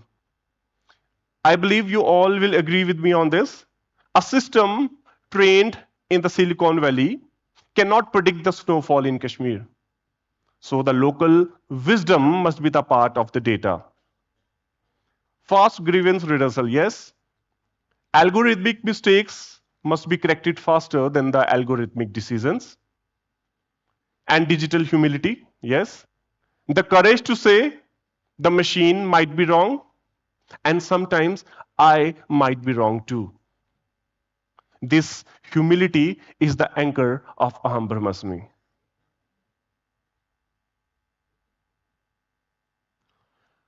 Now let me ask you something. Think of the last time your phone recommended something. A reel, a place, a product, and you bought it, watched it, or clicked it without thinking. Now ask yourself one quiet question. Was that you or the machine nudging you? This pause, this awareness is the modern form of mindfulness. So, what does Aham Bramhasmi means in this AI age? Not that I'm the most powerful, not that I'm the creator of everything, but I'm aware, I'm accountable, I'm awake in this world of automation. Is the courage to hold power and vulnerability together like the fire cupped in bare hands. So before I conclude, I want to leave you with 3 sentences. The lines I remind myself of every single morning as a public servant in this rapidly digitizing world. Power is what technology gives me.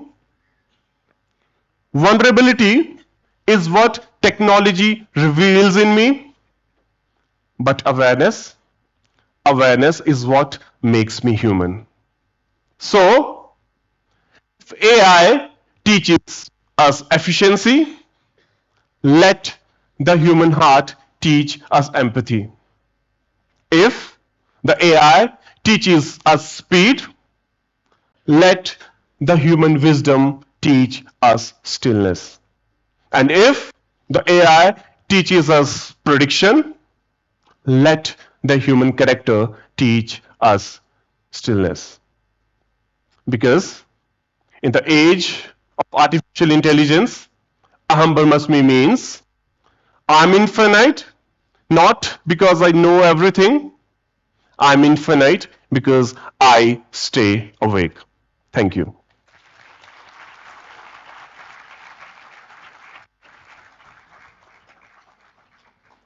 Thank you, Mr. Jagdep Singh, for your service to the nation and for sharing your valuable perspective with us. Can we have a huge round of applause for Mr. Jagdep Singh? Now, before she is a champion, she is a believer. Before she is a motivational speaker, she is an inspiration for millions. I am talking about none other than our Miss Disha Pandya ma'am, national para basketball player and a source of inspiration for our nation. Now I would like to request my team member, Ms. Shraddha Kale, to talk about the life and work of Miss Disha Pandya.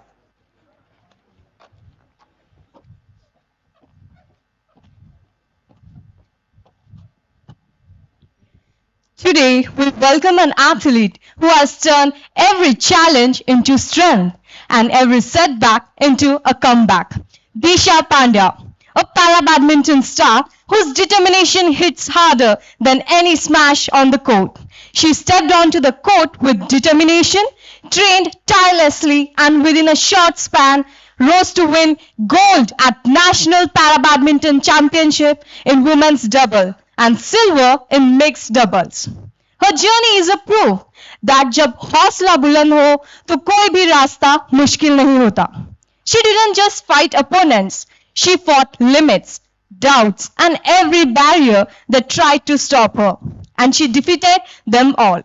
With discipline in every step, courage in every match, and fire in every dream, she stands as an inspiration to anyone who has ever been told you can't. Because Disha's answer is simple. Mumkin main banati hu.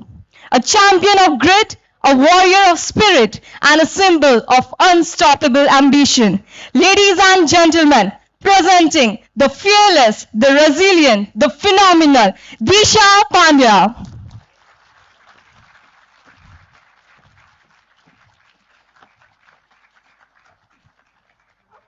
Hello, तालियां बजाते रहे, मेरे height पे थोड़ा कम सुनाई देता है.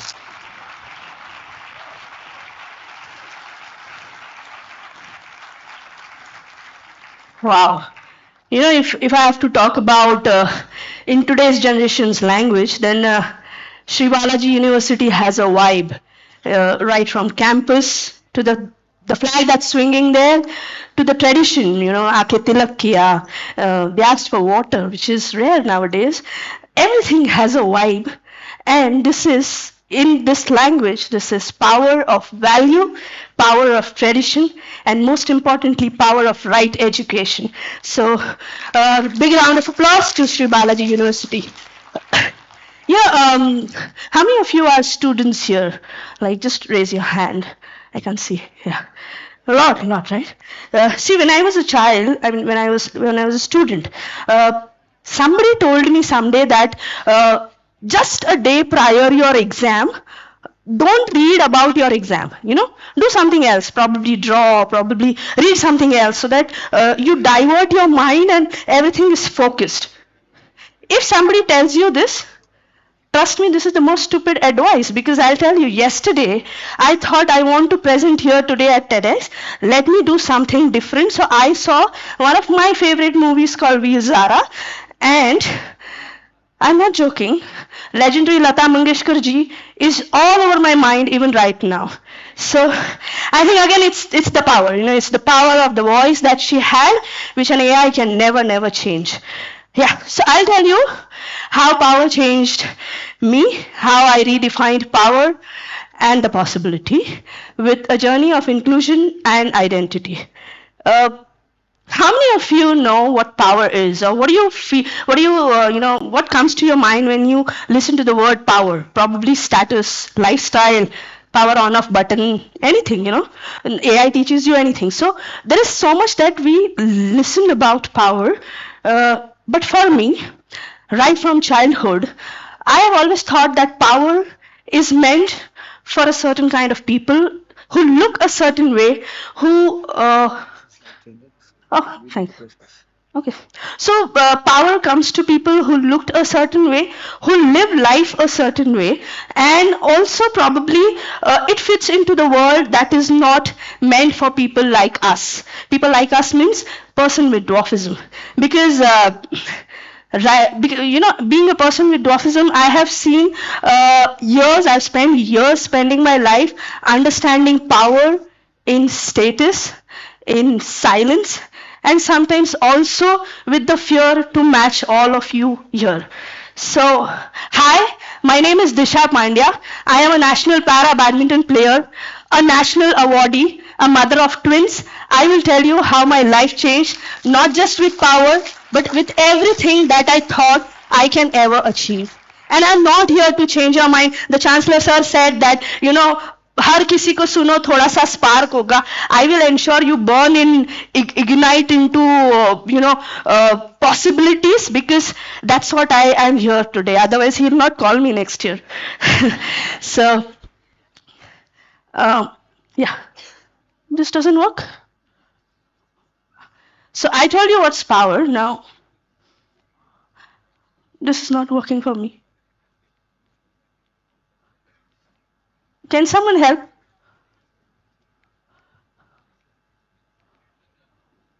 Can someone please help? The slide is not going ahead. The next slide.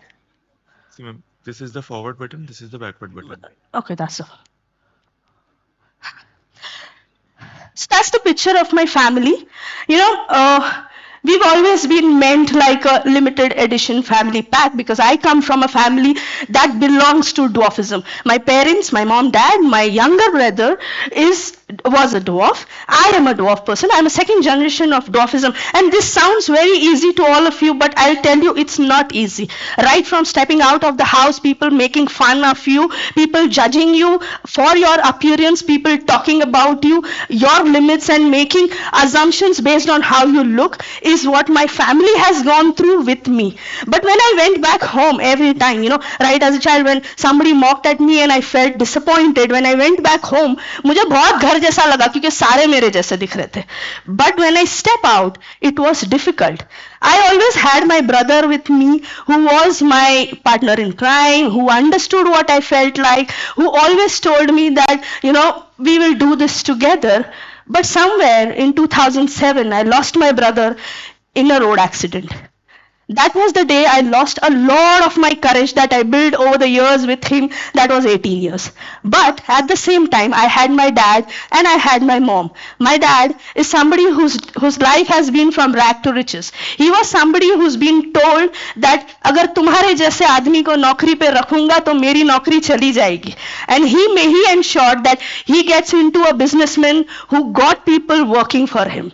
My mom is 3 feet 8 inch. If you see her in the picture, she's even smaller and tinier than me. She's 3 feet 8 inch. Today, if she has to, and she has an exceptional mother OCD of cleaning. If she has to even clean a ceiling fan, she'll climb stool after stool after stool just to tell me that, Disha, nothing can beat you if you have courage to do, and you cannot be dependent on anything. So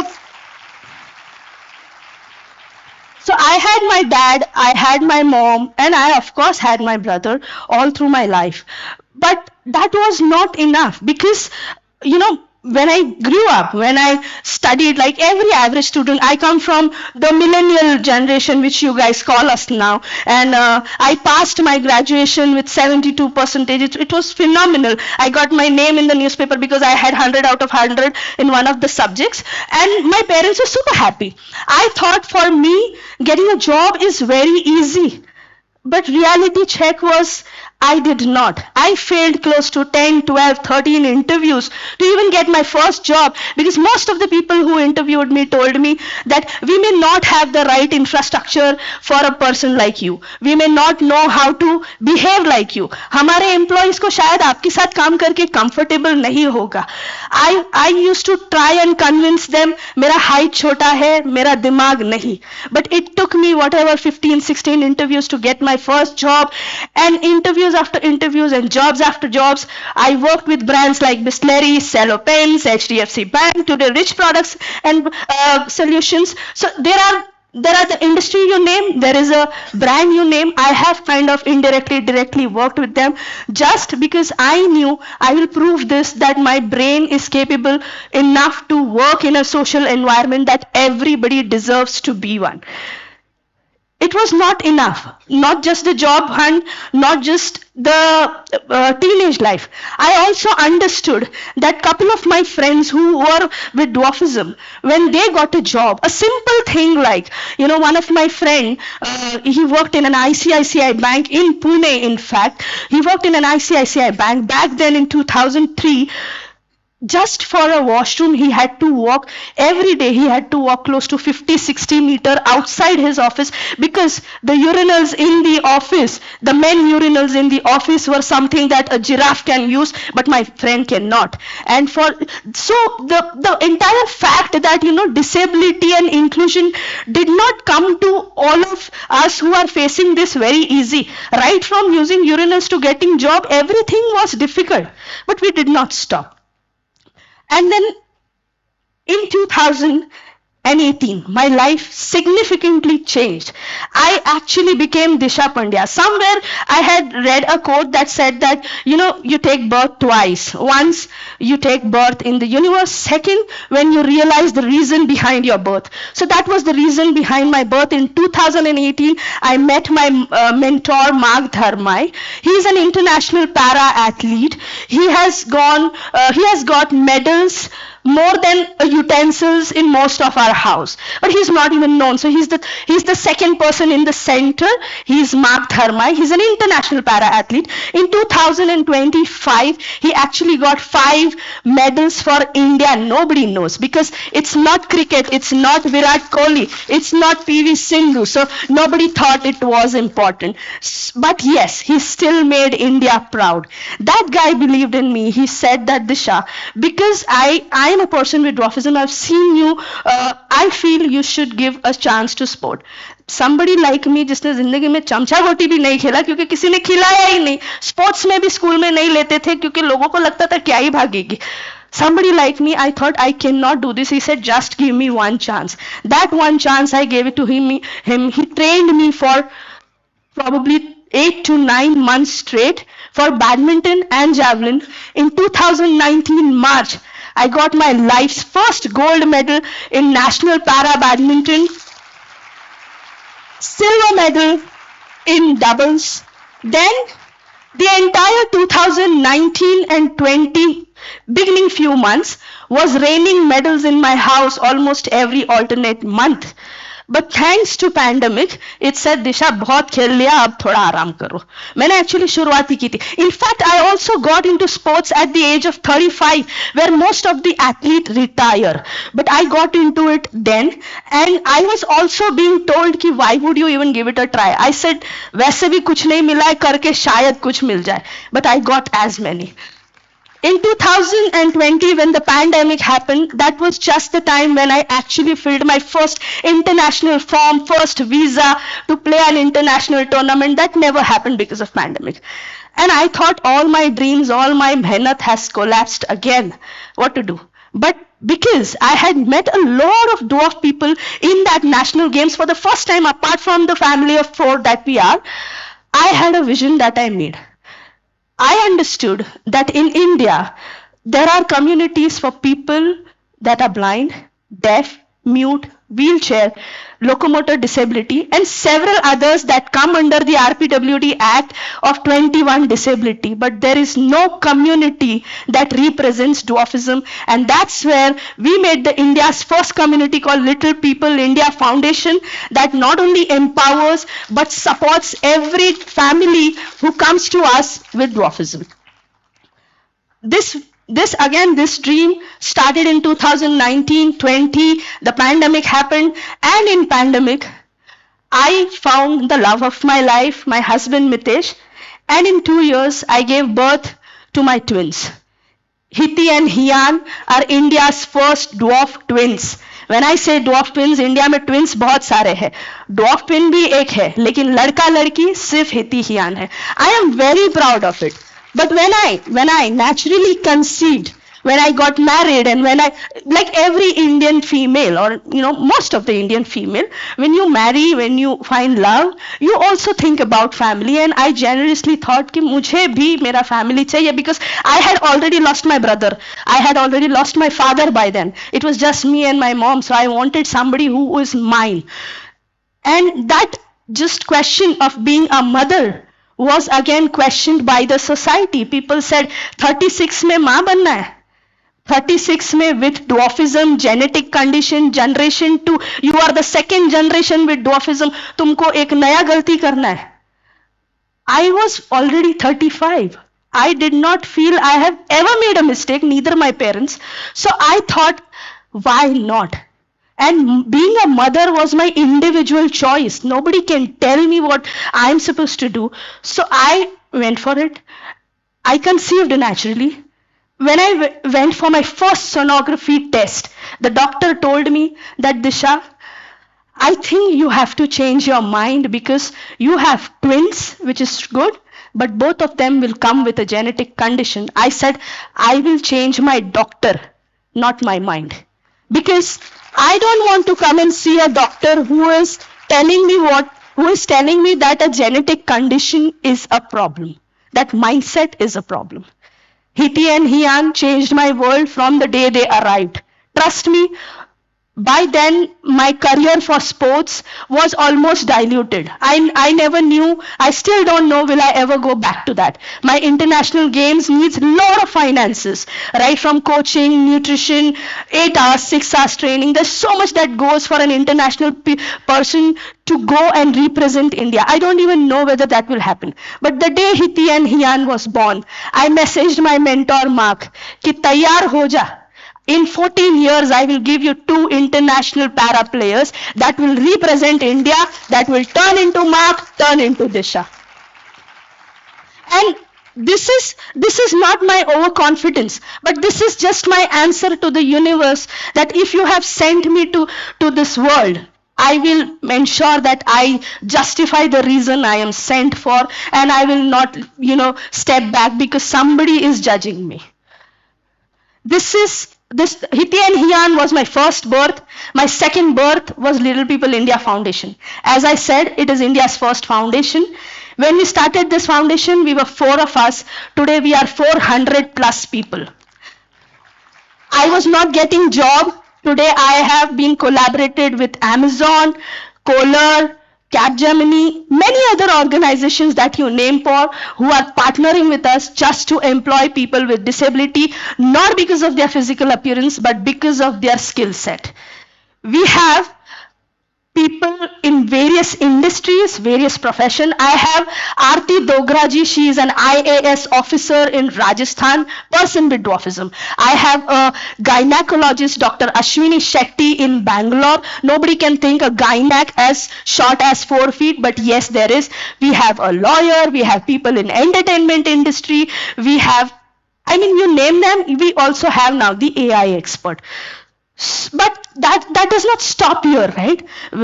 Little People India Foundation बना लिया, लोगों को इकट्ठा लिया, job कर दिया. That doesn't stop here. There were several other dreams running. These dreams were of the people who looked like me. Somebody came and called me in the morning 4 and said, Disha दीदी, job देखने जाता हूँ ना तो आज भी लोग बोलते हैं कि तेरे जैसे को क्यों रखे. There is a PhD holder who came from Agra to Mumbai just because Agra did not find him a right person with a skill set, and today in Mumbai he colors his face, he makes himself a joker and makes people laugh into some club. And that's not what I want, because dwarfism is not meant for mockery. It's not meant for people to choose what we will do. This entertainment industry, the so-called Bollywood, I really love the industry, but it has perceived, it has made a perception कि जो हमारे जैसा दिखता है उसके ऊपर हंसो. I've seen a movies, Blind tha Rani Mukherjee ka, very inspiring. I've seen movie on other disabilities who are very inspiring. But every time a person with dwarfism is into a Bollywood industry doing a role, he is only and only made fun of. So that's the only industry I regret people work for. But yes, that's the fact of life. That's where Little People India Foundation also promised, and we filed an national PI. Sir, advocate sir, sorry अगर मेरा words wrong है, लेकिन हमारा जो advocate था उसने ऐसे ही कुछ बोला था. We did a PIL where we said that if you now employ a person with dwarfism, you will not make fun of them unless they want to. And now in India, it's kind of banned. You cannot hire somebody to make fun of unless they want to. So this is what Little People India Foundation did. After that, we represented at various levels, right from sports to festivals. We were a part of Purple Fest, which is Goa's international festival for disability organized by state government. We went in numbers every year. We represent in marathon. We now also do workshops that work on disability, and that's how Little People India Foundation is growing day by day. But somewhere between all of this, my identity is still and was getting diluted. But something very significant happened. In 2025, I was honored with my first national award at the Rashtrapati Bhavan by President Murmur, Honorable President Murmurji, for my contribution to this community. And when I went there, she asked me, and Narendra Modi ji asked me, Prime Minister Narendra Modi ji asked me, they said, why are you doing what you are doing? I said, it's only because beyond anything, I am a mother of twins who have a genetic condition, and I want to tell them that I did not fail as a mother. You will not fail me as a child. And it's not just the Hiti and Hian, it's the 400 children that I carry with me every day. So that was my purpose. Today, standing in front of you, I want to ask you a question that what power means to you? Does it mean owning yourself? Does it mean giving a chance to somebody else? If that is what it means, I would say please, yes. Give chance to somebody who's never got a platform to express. Give opportunity to somebody who wants to even try. Because the day you judge people by what is being visible, you are actually doing one of the biggest crimes. There's one quote that I would want to end my speech with, is that being judgmental is do not judge somebody's ability by what is visible, because being judgmental is an invisible disability that we all carry. I would like to tell you that my achievements may not be huge, but just before this talk, when I was walking outside the corridor and I saw that national flag waving in full swing, I told myself, I told the flag actually, I said, I will not stop until and unless you swing for me.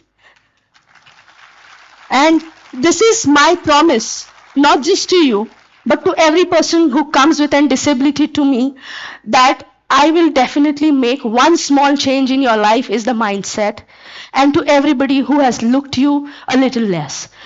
Please, please help me do this. If you ever find somebody with a disability, give them a platform to rise, but please don't judge them. Thank you so much.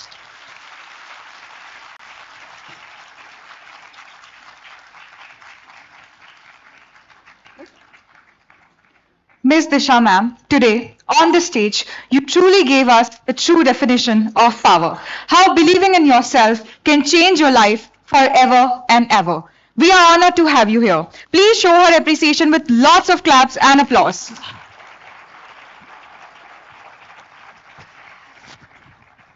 Our next speaker has dedicated his life to preserving and sharing the wisdom of our ancient traditions. Please welcome founder of Agasthyam, Dr. S. Mahesh Gurukal. And I would like to invite my team member, Ms. Shraddha Kailas Kale, to talk about the life and work of Dr. S. Mahesh Gurukal, founder of Agasthyam.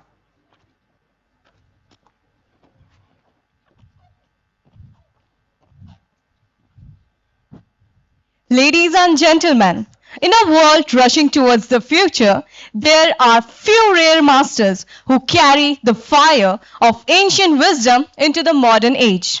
A warrior, a healer, a scholar, a man who has dedicated his life in preserving 3,000-year-old art form, the mother of all martial arts, Kalaripayat. The guiding force behind the globally respected Agasthyam Foundation, the one who blends tradition with science, discipline with compassion, presenting Dr. S. Mahesh Gurukal, fifth generation Kalaripayat Guru. From the sacred Kalari floors of Kerala to international arenas, he has shown the world that Kalaripayat is not just a martial arts, it is a path of inner strength, healing and mastery. He also served as the co-principal investigator of the IKS Center for Kalaripayat and Siddharth tradition under the Indian Ministry of Education, the first research center of its kind in India. Through the Shakti program, Agasthyam has empowered over 12,000 girls worldwide, fostering resilience and self-confidence. A frequent speaker at IIT and national conferences, he also celebrated a filmmaker and a director of epic film Kalyan and award-winning documentaries. And if one line could capture his presence, it would be this: Nirav शौर्य अचल धैर्य, परंपरा का रक्षक और समय से परे एक साधक. Today we welcome the master whose connection to Kalaripayat goes beyond training. It is woven into his very identity. Ladies and gentlemen, presenting the phenomenal Dr. S. Mahesh Gurukal. Thank you.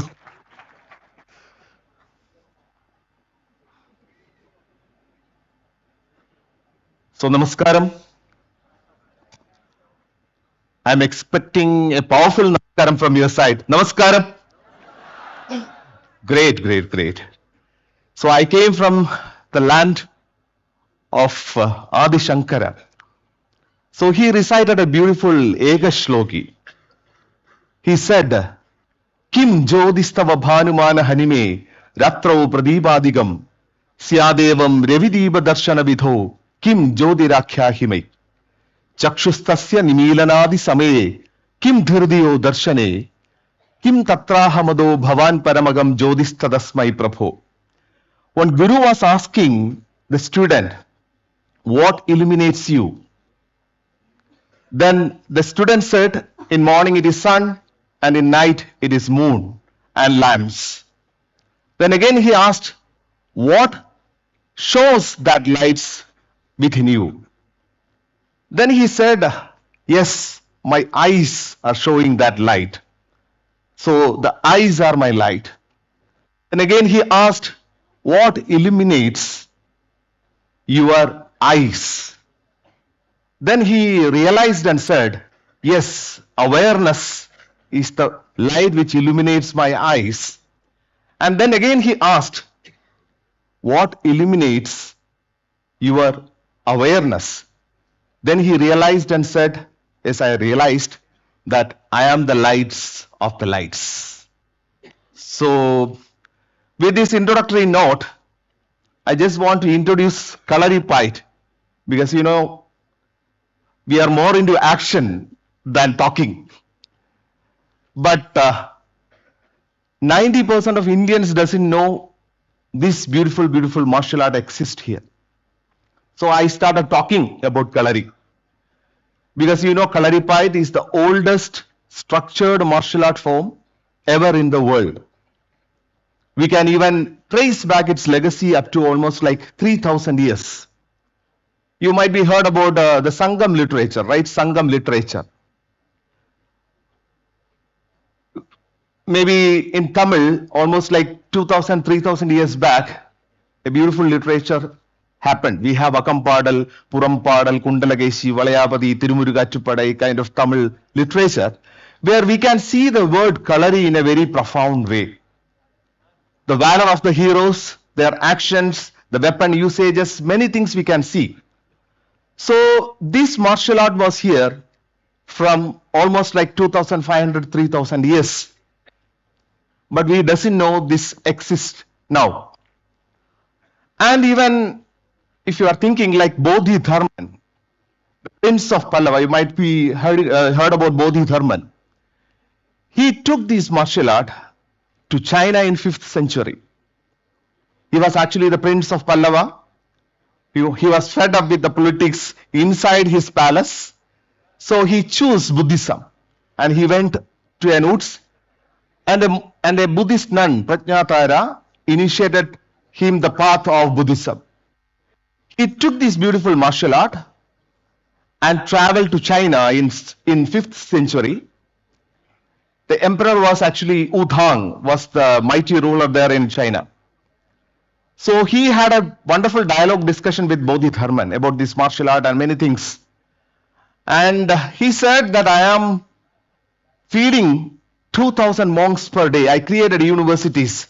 I am creating many things. My rest of my life I am dedicating to Buddhism. So shall I get salvation? So Bodhidharman said, you will die in 7th hell. Because the basic principle of Buddhism is not to expect anything and do your karma. Then he traveled to the Shaolin monks, Shaolin temple. He met the monks. The monks were reluctant to receive Bodhidharma. So he meditated there inside a cave for 9 years, a wall-gazing meditation. And he came out with 2 scriptures. One is I Ching Ching and Sin Sai Jing. And from I Ching Ching, Kempo, Shaolin Kung Fu, Silat, Koguryo, many Chinese martial arts inspired and evolved. So Kalaripayattu is considered to be the mother of all martial arts. And wherever you are traveling, for example, even in India, if you go to temples, you can see that many gods are carrying weapons. You know, Shiva is carrying a trident or Pinaka, Vishnu with the Sudarshana Chakra, Hanuman with the Mahagadha, and Parashurama with the mighty axe, Kali with the Mahakhadga. So, what do you think? It is a decoration or not? So basically, this iconography shows that the gods we worship were warriors. They were protectors of the society. Because of their valor, their dedication, their sacrifice to the society, they become gods. Even when they meditate, they keep a weapon nearby. Even our epics, Ramayana and Mahabharata, you know, it revolved around this warrior spirit. This warrior spirit is missing in India now. Because we should realize that we were warriors for many years. You know, we evolved as hunter-gatherers for almost like 2 lakhs years after the Neanderthal man. So hunter-gatherers means what? We used to run, we used to climb trees, fight each other for survival. We fought. We fought and fought and fought. We survived. So in our deep genetical memory, we were warriors basically. But what happened to that warrior spirit? How can we bring back that warrior spirit? That is a burning issue now we face. Even the people who visited Kerala, like Abdul Razak Samarkandi, a Persian traveler, and the ambassador of Emperor Shahrukh, he was talking about there is a beautiful martial art which gives you resilience. It's a profound lifestyle. And even in 16th century, Jureit Barbosa, another Portuguese traveler, he also narrated about the Kalari's spirit and warrior strength.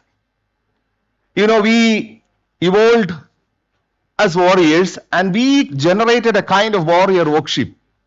If you trace back the Sangam heroes, you might be heard about the hero stones. The easy method to become a god is to die in a war field. That was the spirit that our nation was holding.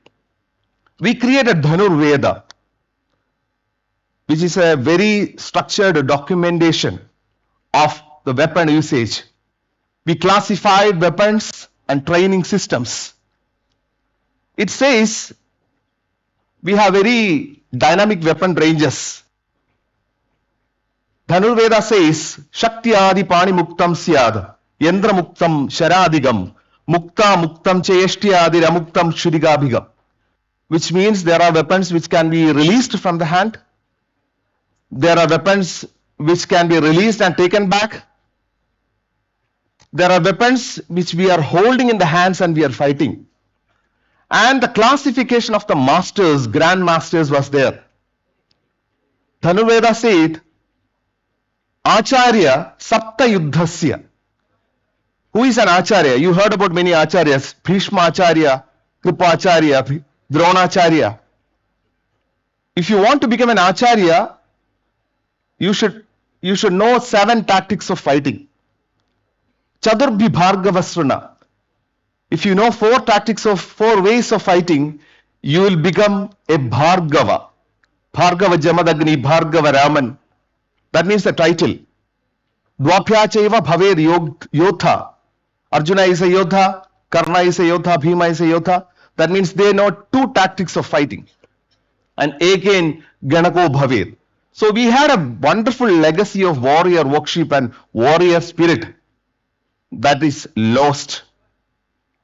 The current problem that I just want to intimate to you is, every day, almost like 160 youth is committing suicide in India. Whenever we are traveling to IITs, even the cream minds of India is committing suicide. They don't know how to handle the situations, the pressures. We lost that warrior spirit to fight back in these situations. Every day, how many girls are getting raped in India? Almost like 80 to 90 girls are getting raped. We evolved in many ways, education, power, financially, but still this is happening. Why this is happening? This is just because no education system trains us to deal with this situation. Many times, whenever threatening situations are happening in life, we should respond to that situation in a better way. If something is happening, naturally we have the flight-fight responses. If you run away or fight back, you can survive. But most cases, we will be in the freeze mode. So how can we change this freeze mode to an action mode? So we started training girls through our Shakti workshops. So we traveled extensively all over India and we trained 12,000 girls till now. And it was our mission to spread this knowledge as well as the spirit all over India. So Kalari is a solution, it's the path to resilience. Whenever we are entering the Kalari, we are not merely doing a martial art. Whenever we are entering the space, we worship the ground, we worship our gurus, we have the energy centers, then we start practicing. So whenever we practice, our hands will be paining, sometimes it will be bleeding, we always fall down, but whenever we are falling back, we rise back with double energy and double vigor. So this resilience is very important. So the benefits of learning Kalari is it gives you the physical resilience. Mentally you will become more and more sharp and focused. At the same time, emotionally you will be balanced and spiritually you are elevated. So being an IK center, Indian Knowledge System Center of Kalaripayat and Siddha tradition, we did a proper study last year with 400 students spanning 6 schools. We trained Kalari for 16 weeks. And a psychological team from Niche came on board and they started gauging what are the benefits they are getting. In 16 weeks of training, their resilience, confidence, fearlessness and self-esteem improved a lot. So resilience means in life, we will fall down mentally, physically. Many times you will be falling down. So whenever you are falling down, you should bounce back with the energy. That is resilience that Kalari gives. Then confidence. Confidence always comes from action. If you do something, you are more and more confident. Fearlessness, that is very important.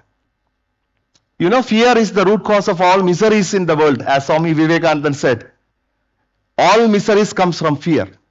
If you dissect fear, fear comes from pain. Sometimes it is mental, sometimes it is physical.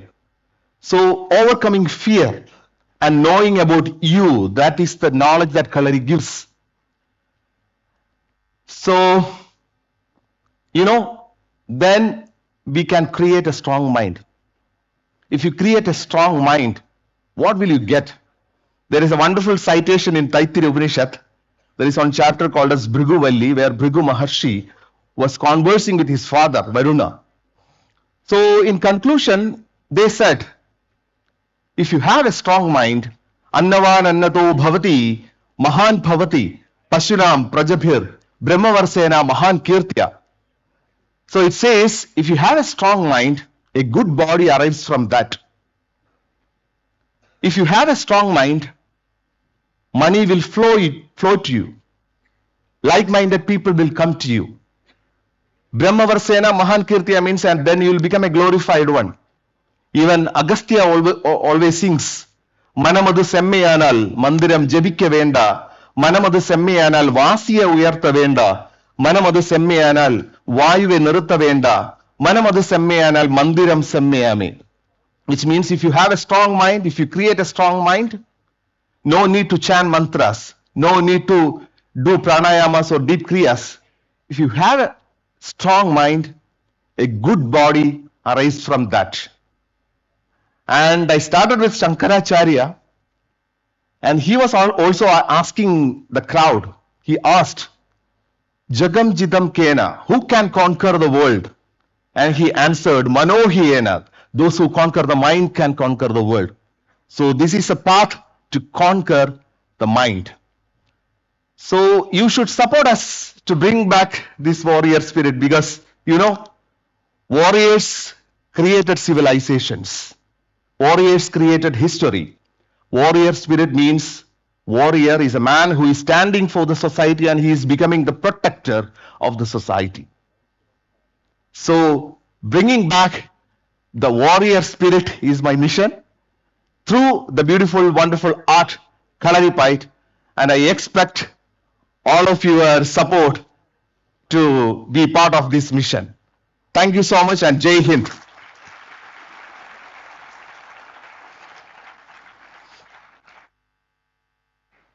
A heartfelt thank you, Dr. Gurukal, for enlightening us with your profound wisdom and perspective. Thank you for teaching us about meditation and how to truly connect with ourselves and our body. For teaching us about the great martial art Kalaripayattu, fighting against sexual violence and building strength. Education and entrepreneurship are powerful tools for realization and societal transformation. With this thought, I now invite my team member, Ms. Anuradha Jha, to share insight on the remarkable journey and contribution of Dr. R. Sujata, Principal, Entrepreneurship Education, Vadvani Foundation.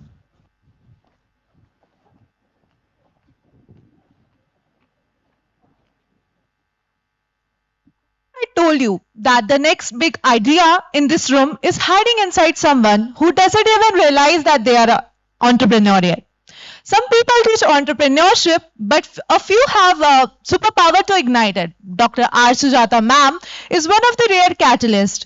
As the principal of entrepreneurship education at the Vadvani Foundation, she has spent years in transforming hesitant students into confident creators. She believes that entrepreneurship is not just a career path, it's a way of seeing the world, solving problems, and dare to think differently. Today, she is here not just to speak, but to spark something in all of us, that is curiosity, courage, and maybe even our next big idea. So, ladies and gentlemen, please give a huge round of applause to Dr. R. Sujata ma'am.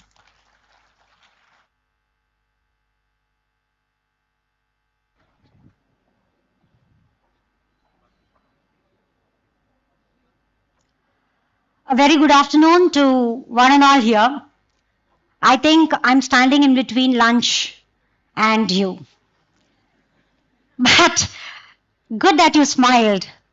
I'm here to talk about the power of entrepreneurship education, transforming vulnerability to capability and to impact.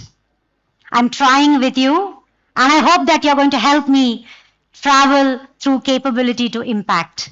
Can I get to hear a yes? Can we travel together?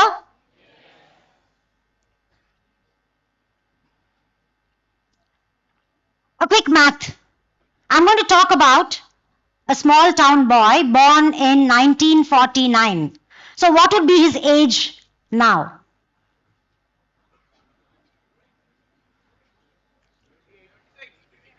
Lovely, round of applause, 76. So this young boy was born in a village which probably some of us will not even see it in Google Maps. A town called Nadukaveri near Thiruvayar in Tanjavur. He had no opportunity for education. Family was into farming. Had no compulsions to go to school, but he did. He fought to learn and learn and learn. He was so curious that this small boy, while he was in a teenage, landed in a college, tried to do BA economics, found a little trivial job where jobs were very less, and started his career. Explored accountancy, explored food and fertilizers sector, explored textile, truly intrapreneurial, but not an entrepreneur.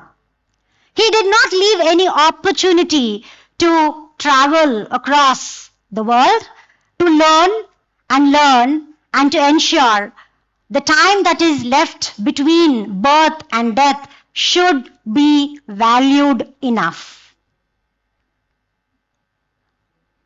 All of us might not know him, but I'm going to talk about him through a concept called Aham Bramhasmi in action. Anybody in your family, go back and ask today. Anybody in the age group of 60, 70, ask them, was electricity a privilege? Go and ask them, was clean water a privilege? Go and ask them, 3-day a meal, was it a privilege? Go and ask them, was internet a privilege? Go and ask them, did they find a smartphone as you and I have it today? Life was full of privileges for them, but today it is a necessity among all of us. What is this Aham Bramhasmi in action? These were the people where success is highly relatable, who found their own possibilities. Anybody who has the courage to find their own possibility, I say that they are a creator. You know, this is me and my father, and the small boy that I was talking was my father. I'm going to talk to you next 2 minutes about the reality that I underwent, the paradox, the moment of paradox I sensed. Last Saturday, this time, my father was hospitalized. He underwent a massive heart attack, and in 48 hours, he recovered. I was sitting right outside the CCU, and I really felt hope is surging around. I felt that he is smiling. I felt that it is pure strength to see somebody reviving back. In the same moment, another 48 hours passed. December 1st at 11:35, he took his last breath, just this Monday. Because of his courage, I'm standing here. That is the bijam, the seed that he has given to me. In the moments we feel most secure, we are also the most vulnerable. That is Aham Bramhasmi. You know what? Living between fragility and strength is not my personal reality. We are all living in today's world with such fragility happening around us. India's youth standing at the same crossroads. 371 million youth population. Only 40 million of them get an access to get into higher education, which is roughly 10% of the population, and you're fortunate enough to sit in an AC hall here. This youth, the rural youth, children who are aspiring to study, are even today sitting in patches of internet, sitting with a mobile phone which does not have opportunity for a data recharge. This youth is actually still looking at the pressure of, will I get a government job? What are we talking about? The world they inherited will not give them the opportunity, but still they dream for a world that they want to build, and there they are creators. The scariest part is their own paradox. All of us are living in a paradox. The question is, can we survive? In an AI era, there is a mirror of power and fear. We are vulnerable, we are vulnerable about our skills, our creativity, our relevance. In our classrooms, we will be hearing 80% of the jobs are not going to be there in next 5 years. Is that true? Are jobs replacing us? No, jobs are just evolving. How can I prepare myself in this evolution is probably what I want to talk. What AI can do? AI can learn faster. But what is that you and I can do? We can learn faster and we can change faster, more than AI. We are the change catalyst. And how do we build this capacity, the capability of being a change catalyst? Don't get yourself busier. Go to your drawing board today at night. Look at the jobs that are keeping you busier. All your busier jobs can be replaced by AI, but the skill that you have to adapt can never be replaced. Well, is this sound, I'm sure it's sounding really aspirational. The paradox is not technological problem. It is the human readiness problem. Are we ready? Surviving the transition of this vulnerability paradox? Do you want resources, or it is totally embedded towards building human capability? I would stand up right proud to say that human has a little brain which is so powerful and capability can replace anything. We saw a world without electricity. We saw a world getting into computer. We saw a world with internet. We transformed from Wikipedia to whatnot. Today we are standing with AI. Tomorrow the science can take us anywhere. We built it. We will continue to build it. It is about human capability. How can entrepreneurship education be a preparedness tool for this AI era? I belong to the space of entrepreneurship education. I train teachers across India. I day in, day out talk to young brains who are really creative, who have enough of ideas, who actually wanted to solve problems and create a social impact. From the space, the only myth that I want to break is entrepreneurship is just not about starting a business, but entrepreneurship is actually preparing for the future. The foundation I belong actually gives free of cost education in entrepreneurship. We roar to tier 1, 2, 3, 4 cities to meet students with a learning management platform where we help them with an AI embedded program where a student can pick up an idea and build through it and look and see how much of social impact that they can create because of the solutions that they are building for the society. Well, therefore, how you and I should definitely therefore inculcate entrepreneurial mindset to touch base and build a future. What does entrepreneurial education truly give us? I was just exploring it. Of course, empathy. Can AI be empathetic? It can only give you patterns. You feed data, it will give you enough of patterns, but it will not actually talk about people. It will not actually talk about intuitive feelings. Problem solving, entrepreneurship education opens up a space where you can go and look at sustainable development goals. Think of Viksit Bharat, solve problems. But AI can give answers, but you have to question. The art of asking 5 whys. Why is it happening, right?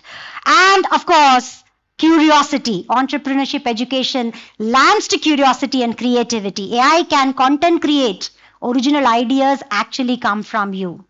AI can actually give you information. We are all data rich, information poor. What else entrepreneurship education can give? And that gives me a lot of happiness to jump and go to meet students. Perseverance, adaptability, and financial discipline. AI can give you predictive models. AI can be available for you 24/7. But to stand upright when things are falling apart, when things are failing, you need people, and you need people who are empathic enough to stand with you to walk through your goal. So, friends, entrepreneurship education is something which I have experienced, which translates every student with the potential of picking up a problem, finding a righteous solution, interacting with customers, understanding their feelings, building prototypes, foregoing business models, understanding where lies money. If there is money, you can serve better. So, are you competing with AI? I would stand up very happily and say, no, we are not at all competing with AI. We created it. We are just collaborating with AI. You are not vulnerable because of technology. You are vulnerable only when you stop learning. So friends, keep learning. Keep learning like the generations of people at home who have learned and actually adapted to change.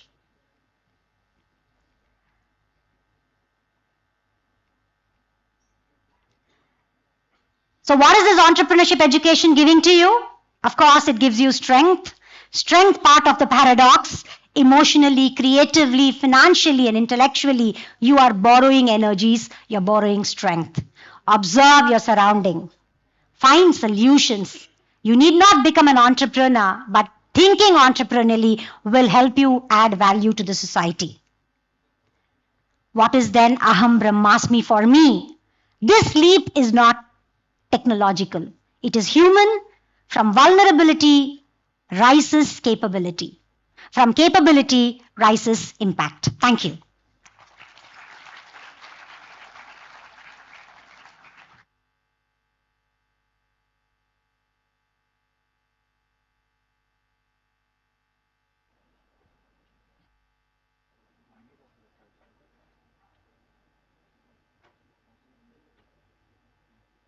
Yeah.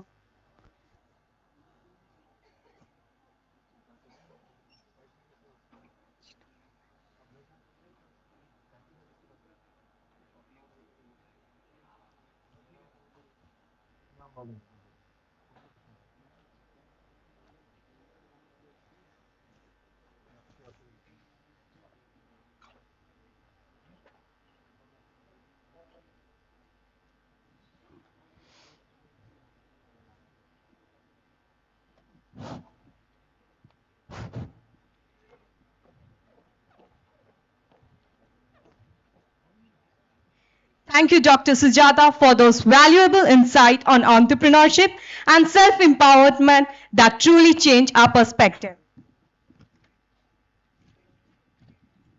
Manifestation is a quiet art of turning inner whisper into a living reality. With that spirit, I invite my team member, Ms. Purvi Jaju, to speak about the profound journey of Ms. Enit John, manifestation coach. Good morning, everyone. I am Purvi Jaju. Before I give the introduction of our next speaker, I would request you all to please keep seated and don't change your seats and go outside. You don't get to choose the storms, she once said, but you do choose who you become after them. Pause. Let that sink in. That is the journey of someone who has faced doubt, uncertainty, and the silent weight of fear every day, and yet chose to rise again and again. A graduate of Karnataka University, Dharwad, she didn't just study education, she studied people. Their fears, their untapped potential, and the dreams they didn't yet believe were possible. She observed how a single word, a guiding hand, or a spark of belief could transform a life. And she carried that understanding with her into her work. Today, she's a manifestation coach and mentor, helping individuals align their thoughts, intentions, and actions to create meaningful, lasting change. Through workshops, personal mentorship, and transformational programs, she empowers people to move from hesitation to courage, from self-doubt to clarity, and from distant dreams to lived reality. Her work is not theory, It is a living proof that our lives are not shaped by our circumstances, but conscious choice and deliberate action.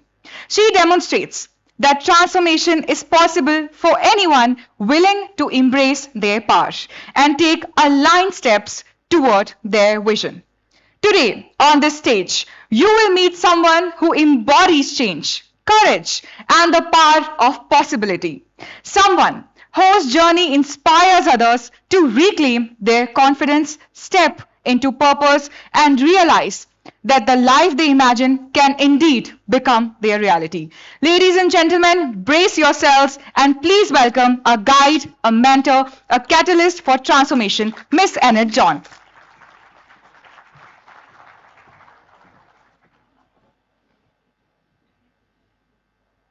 Good afternoon, ladies and gentlemen. The power of becoming. A mindset and manifestation coach, a pageant winner, a mother of two beautiful young ladies aged 24 and 21, and a very, very proud army wife. I say army wife with an intention because when you get married to a man in uniform, you don't just get married to the man. You get married to his duties, to the uniform, to the sacrifices, to the uncertainties in life that makes a wife, especially an army wife, absolutely courageous, fearless, and a rebirth every single day. Everything that I am today, standing in front of you, every role that I have played, every reinvention that I have gone through, comes from a school of life that no book has ever been published and will ever be published as well. Sorry. Yeah. So I'm going to take you through 5 chapters of my life. Going to tell you how I became what I am today. So ladies and gentlemen, are you ready? Boom! Chapter number 1, adaptability. The first uniform I wore. When I got married, I was just 19. Too young, I know. But that was life. That was fate. And soon after we got married, my husband was posted to J&K. He was posted in the Rashtriya Rifles. He used to walk 16 kilometers just to speak to me, maybe for few seconds, sometimes very happy if it would be a minute also.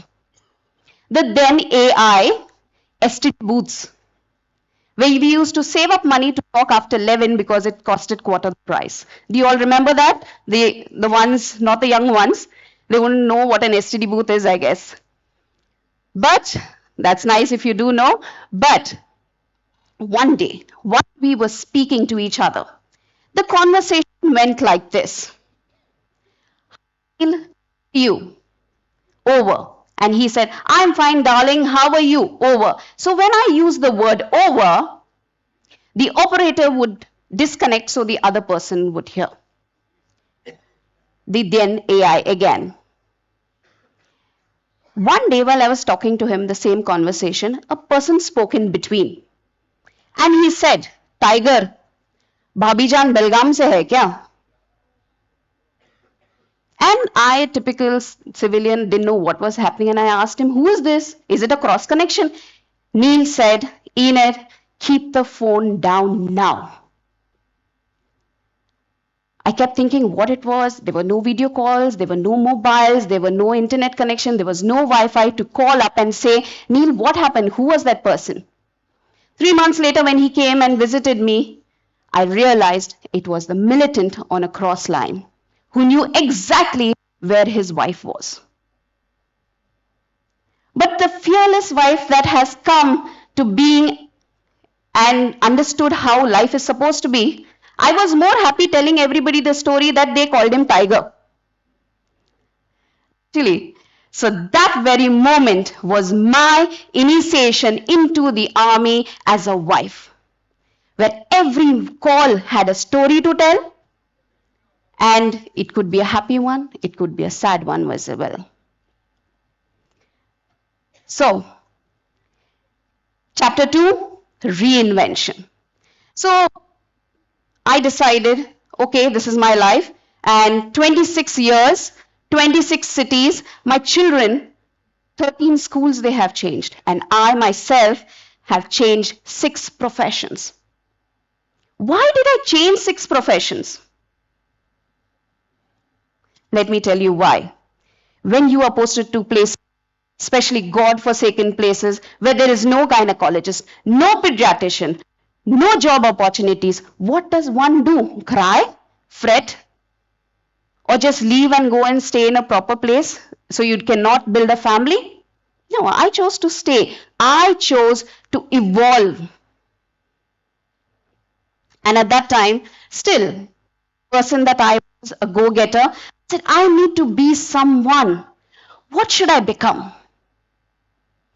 And that was the wrong question I was asking myself, ladies and gentlemen. I asked myself, what can I be here today? And that question was the foundation of my entire life. So let's fast forward. Kids were born, kids were in school, and I became a teacher. Why? Because everybody around me was doing their B.Ed and become a teacher, because that was the only job available at that time. And in those kind of places that we are posted to. So I became a teacher. I learned how to make Excel sheets and the then AI again, the teacher's AI, I would say. PowerPoint presentation. The teacher's job gave me a lot of knowledge of how question papers were set, how it was supposed to be answered, so I could be a good mother back home. And then what happens? Boom! My husband gets posted not in India but in Israel, leaving me with my 2 daughters to be a mother and a father. So I could not give my time in a full profession. So I said, let me take up a new skill. So I became a beauty expert. I trained for 2 years, and I realized and I thought to myself, oh my God, I am going to have a chain of salons on my name. That was my dream. I said, I learned everything what had to be done to do that. And again, boom, my husband got posted back in India, and I said, okay, chalega, let's do it. But he was posted as a commanding officer where the lady has to stand rock solid beside him. I trained the Jawan's wives who were almost 1,000 under me. That tenure gave me leadership qualities. What I learned as a teacher and what I learned as to be a beauty expert, I imbibed skills into them that they could go back to their villages and learn. So done, 2 years down the line, and again we get posted, and we get posted to a place which is absolutely fine. I took up a job. By now, Enid was absolutely fine taking up a teacher's job. I knew exactly what had to be done, and I was very happy. One day, I took a cake that was made by myself to the staff room, and everybody tasted it, and they asked, who has made this cake? I said, me, myself. If you don't mind, can you make this for my husband's birthday? I said, okay, sure. Orders started pouring in. And 3 months, ladies and gentlemen, 3 months down the line, I was making more money in my cake business than the teacher's salary. What? And the artist on. I have again, boom, my husband gets posted. But to my luck, he was posted to a place where there was a fully net place where you could teach children, teach officer wives, a turnover of 1,000 officer wives every 3 months. I taught till today more than 10,000 army wives and around 20,000 civilians. By now, known as the cake lady. By now, I was known as the cake lady of the forces. And I thought to myself, again, ladies and gentlemen, I'm going to have a chain of my bakeries on my name. Enid was born. And the happiest moment of my life was the one that is behind the tall cake you can see. It was 6.8 feet tall and 75 kilos all. Is there a problem? Yeah. Okay. All made by myself in 5 days. It was the proudest moment of my life. This moment felt so peaceful, so surreal. I said, oh my God, cannot get better than this. I was so satisfied. But you know, that army wife who's always ready to jump every 2 years, I think my life took a turn like that, that I said, okay, I'm happy here. Okay. While I was on the way taking a flight from this event,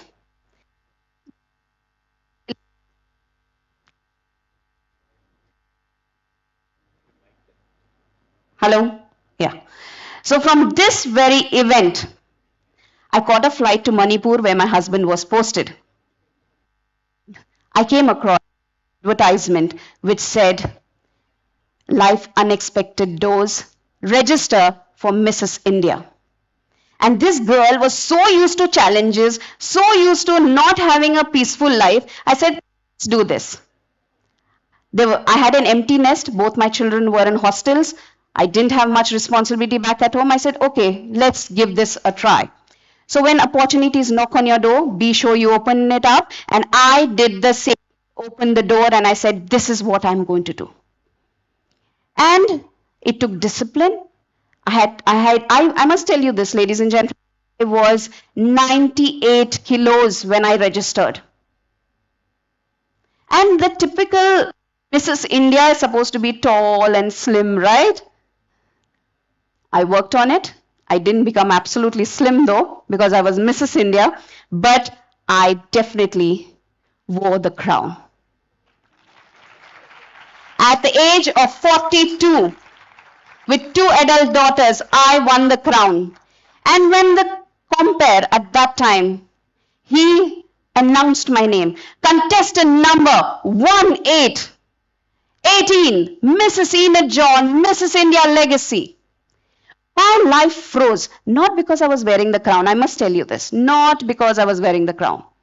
It is because I realized something so profound, that the teacher, every role that I have been, the teacher that gave me knowledge and discipline, the beautician that groomed me, the counselor that gave me empathy, the mother that gave me the strength, and the army wife that gave me the resilience that I had to be just one role, a mindset and manifestation coach, not learnt in any college, not in any book, but on life's battlefields. Today's theme, Aham Bramhasmi. What is your unique dharma? My dharma was not a job, not a title, but to just evolve. And I just did that. Your circumstances reveal you, your struggles shape you, and your dharma is what you actually become. Today, when I look at myself back many years back and I look at that 19-year-old girl, I'm a little emotional right now. What all she's gone through. And I'll tell you what, she accepted everything with open arms. Aja, I'll do it. And I'll do it to the best of my abilities. This is what each one of you have to do. 26 cities, 6 reinventions, 2 daughters, and 1 evolving identity. If there is, from the youngest person here to the oldest person sitting down here in this hall, I want to tell all of you, you are allowed to grow. You are allowed to begin again. And you are allowed to become more than what you really are. And I just did just that. And that is me who's standing in before you all. Thank you for your patient hearing, ladies and gentlemen. Enit John.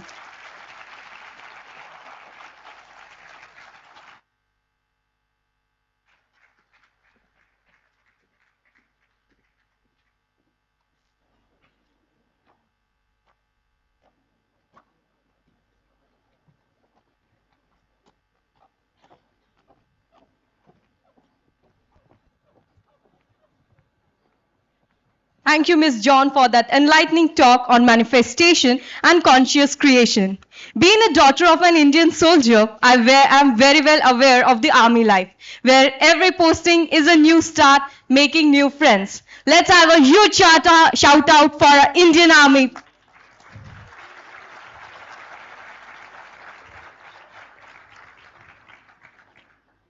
Thank you, Miss Enit John. Thank you for taking us through those fascinating chapters of your life. Shraddha, I think our audience is getting hungry now, don't you think? It's almost lunchtime. Yeah, I can see that through their faces. So let's take a moment to feed both our body and brain. And don't worry, calories consumed during TEDx automatically count as inspiration points. As the clock strikes 1 p.m., we shall return, recharge like a morning sun, ready to soak in more wisdom and wonder, to impress the inspiration that awaits in the afternoon session. See you soon. 2 p.m. We'll continue at 2 p.m. Thank you. Thank you.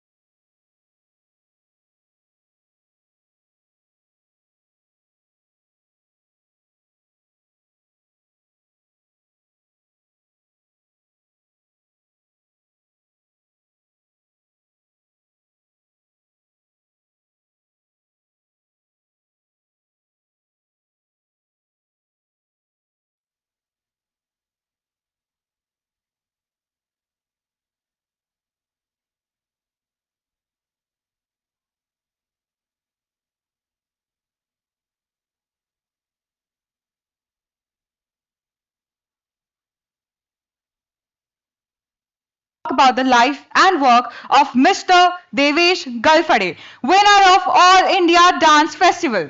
Please give a huge round of applause.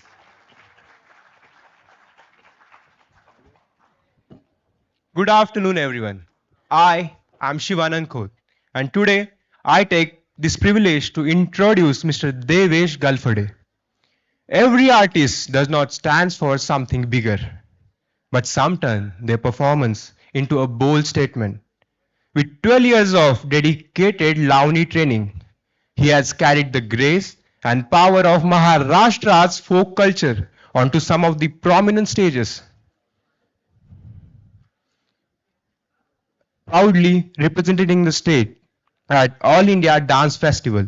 He is also the founder of Standout Dance Club, a platform that empowers male dancers and senior performers to break their stereotypes and celebrates art without any boundaries. Through his work, he proves that dance is not defined by gender. It is defined by the passion, discipline, and expression of the artist. So with pride for the art and respect for the artist, please welcome on the stage Mr. Devesh Galpare. Thank you so much. Hello.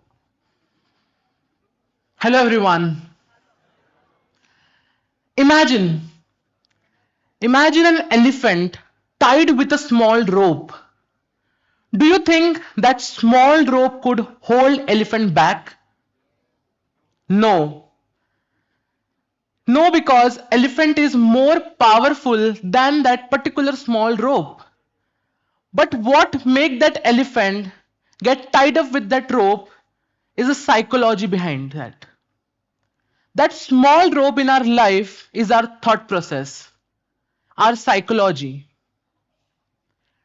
As a young boy who kept his ghungru in his pocket hid from people's view, not because he was shy, but world tied up his freedom under stereotypes. A boy who wants to tie a ghungru every morning in his feet, but world has suggested him otherwise. That little boy is me. A boy who loved grace, rhythm, expression, but live in a world who believe that these things only belong to a girls. And trust me, the heaviest chain are not those who tied on your feet, but they are the one who sit silently on your identity. My journey was tough. So many times I have tried to give up and said, no, I'm done.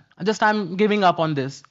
But every time there is a one voice inside me slowly said, you deserve one more chance. You deserve one more chance. And that one more chance has always pushed me toward my goals. And that is, Aham Bramhasmi. I am the universe. I am my own.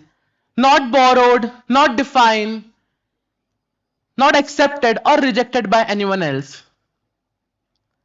And that's what life is about. And then I realized that this is the supreme power of your inner soul, the universe that exists inside you. So why you are letting society decide your orbit? Create your own orbit.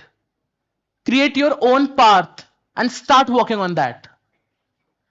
If you really want to become a successful, if you want to complete your dream, if you want to chase your passion, create your own orbits and start working on that. Because that will lead to you, to your passion and a true happiness.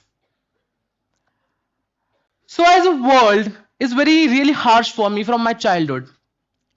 As a male dancer, it was very difficult to survive in this environment of patriarchy, stereotypes.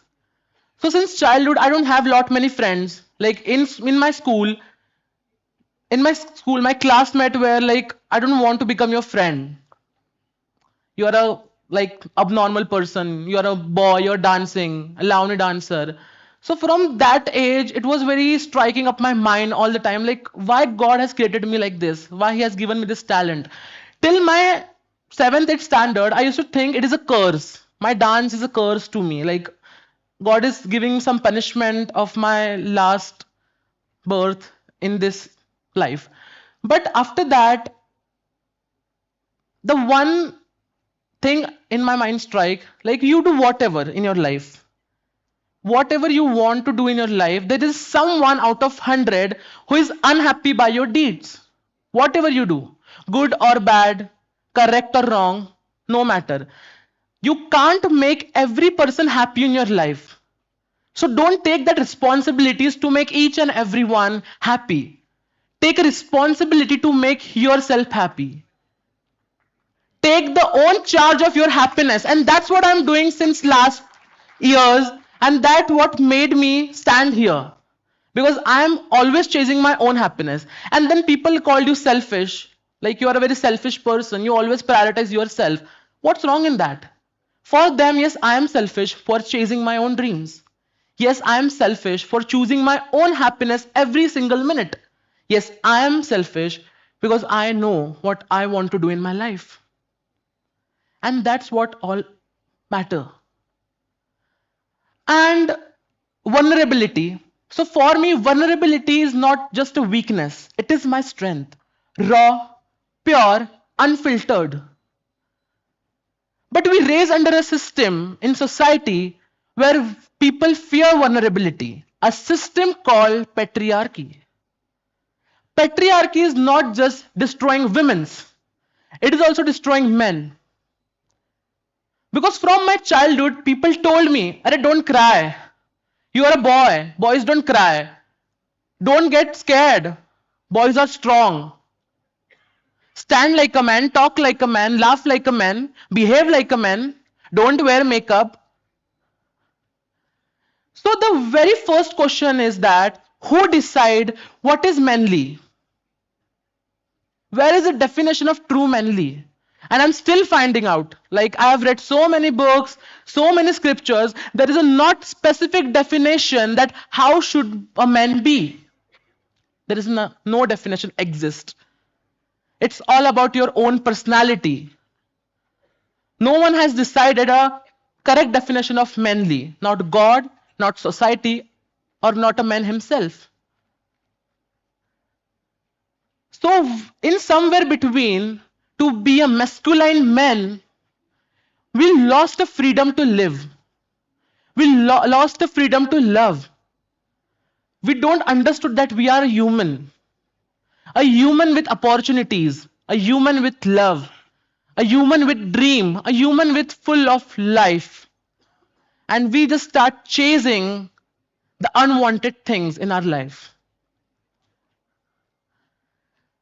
Many times people has trolled me on my dance, and I have many times I have always tried to give up on that.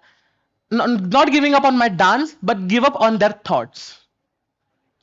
Because I don't want to carry that negative things on my personality, so that could affect my dance, my dreams.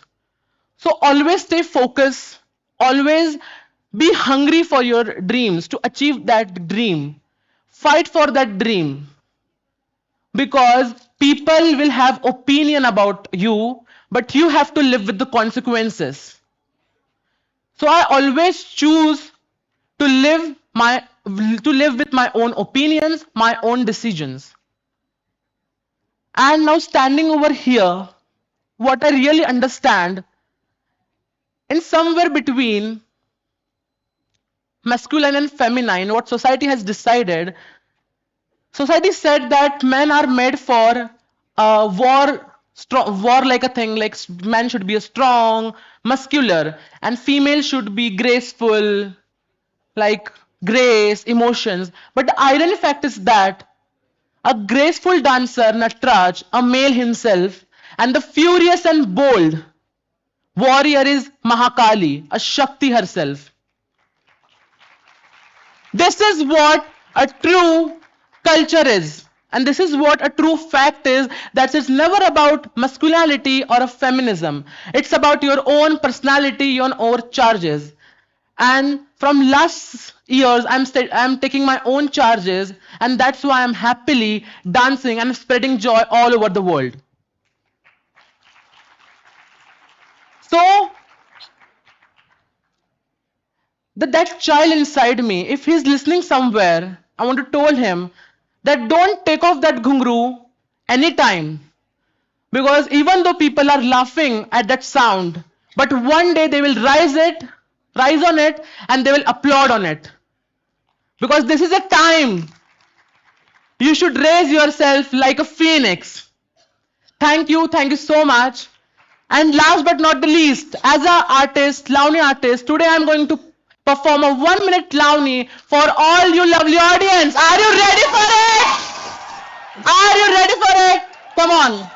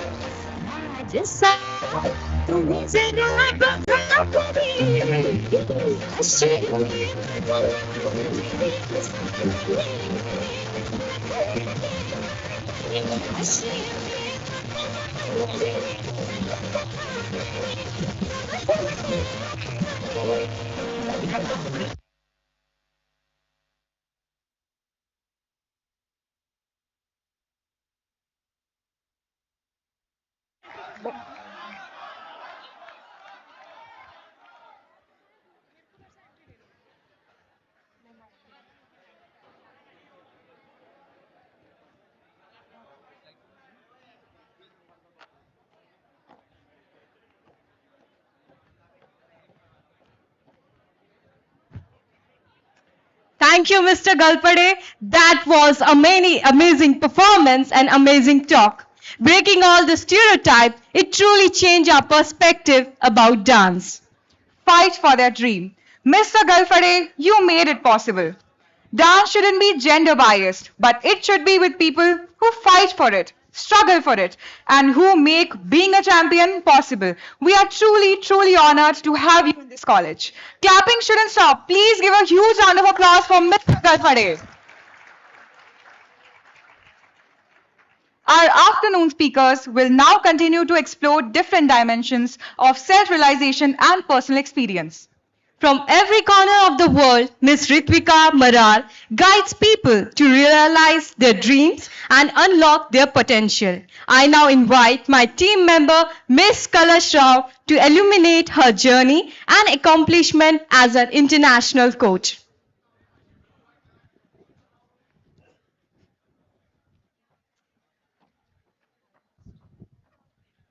Before you hear my name, hear my confession. Before I step into this room, my mind is full of question. Do I deserve this stage? Am I ready? Am I good enough to be here? And then a voice whispers, if not you, then who? And this is Aham Bramhasmi. Just 3 words and an entire universe open. Good afternoon, everyone. I am Kalash Rao, a seeker, a storyteller, and a believer who don't just speak, but something ignites you. You know what? Every once in a while, a stage becomes more than a stage. It becomes a mirror where you stop pretending, stop running, and dare to ask, who am I really? Before I stand here as an anchor, I stand here as a believer in voice that shake you, in stories that wake you, and in people who don't just ignite, they inspire you. TEDx isn't just a stage. It's a battlefield of ideas, a spotlight where truth stands tall. And today, the truth arrives in the form of a woman whose bravery and conviction have traveled across borders. Miss Ritvika Mar, an international counselor, a coach, a guide. But let me say this loudly. She is not defined by her titles. She is defined by the impact she leaves behind. She walks into people's life like a mirror, showing them not who they pretend to be, but who they can become. And if I am being honest, standing here and introducing her doesn't feel like a duty. It feels like a privilege, because as someone who dreams, grows, and fights to become a better edition of myself every day, I know the value of someone who can unlock human potential with just one conversation. So get ready, because the next few minutes aren't just a talk. They are an experience, an awakening, a call to rise. So join me with all your energy and all your power in welcoming the extraordinary, the unstoppable Miss Ritvika Mar. Ma'am, the stage is all yours.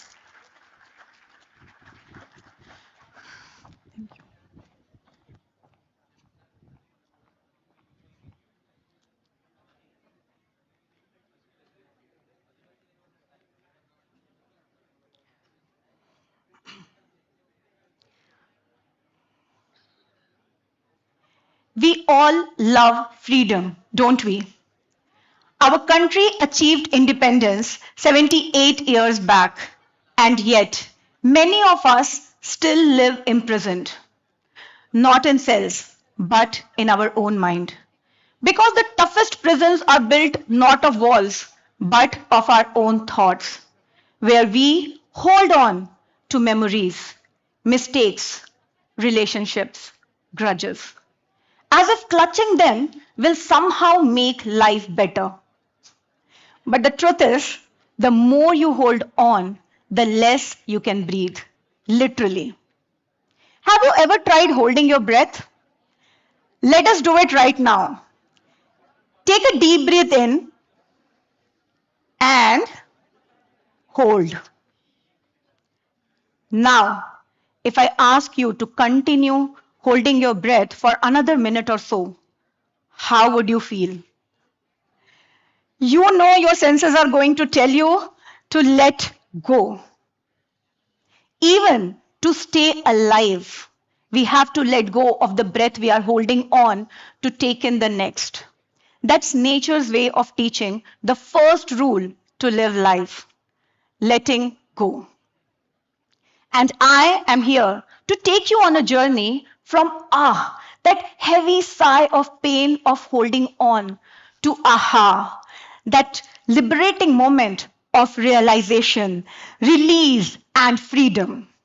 Hello, everyone.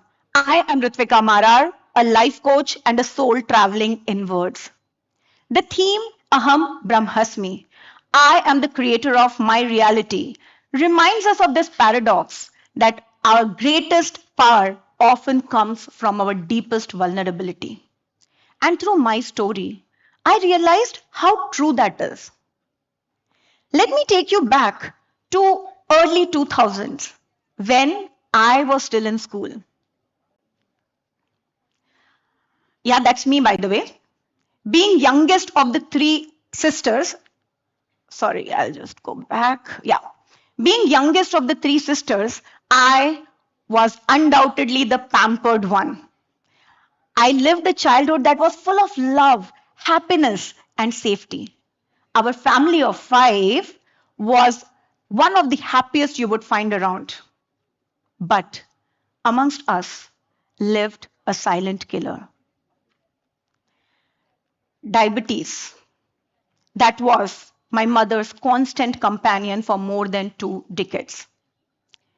And on a random day, a regular routine checkup turned into a nightmare.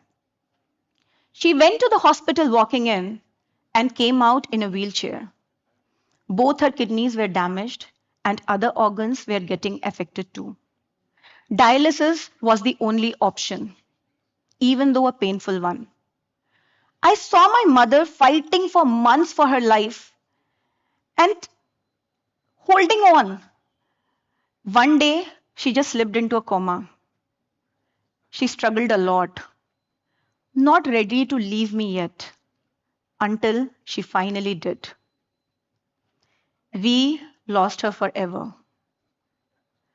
But I wasn't ready to let go. I was barely 18 when this happened. In losing my mother, I lost my biggest cheerleader. Along with it came a lot of pain.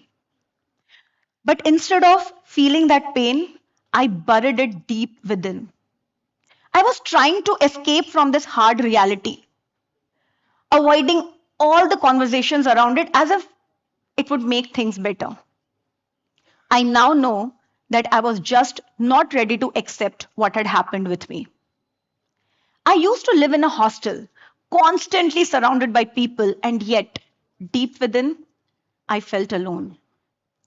I would be laughing with my friends one moment and crying into the pillow the next, hiding the pain from all. I even started avoiding my father, who was that one person I loved the most. Despite all of this, on the outside, I looked fine. Still, the happy, chubby girl. I believed that if I kept avoiding it all, not accepting it, and kept pretending, I will remain safe from the pain. Because isn't that what all the strong people do? Pretend to move on. I now realize that in doing that, in this process, I was hurting myself more and more. Years went by. Life kept happening. In the span of next 14 years, I graduated, worked with various companies, got married to my love, became a mother myself. And in 2018, when I quit my job, one day I found myself alone, surrounded by silence that was too loud. All the unprocessed guilt, grief, regrets came rushing back. And there came a moment when I thought, I can't do this anymore. That was the lowest moment of my life, my moment. And it was in this moment of darkness when I found light. I was holding so much within that I was losing myself. It was like I was holding on to my breath, and holding it any longer would mean I would lose myself forever. I realized if I can't hold my breath in order to stay alive, I also cannot hold on to my pain if I wanted to survive. That night, I felt I have not allowed life to flow through me. And the moment I recognized that, I took my first real breath and my first step into the art of letting go. In the journey of learning to live life again, I learned a simple, well, not so simple, 3-step process. And today I'm here to share it with all of you. The first step, acknowledge and accept. Acknowledging my hurt allowed me to understand what went wrong all along.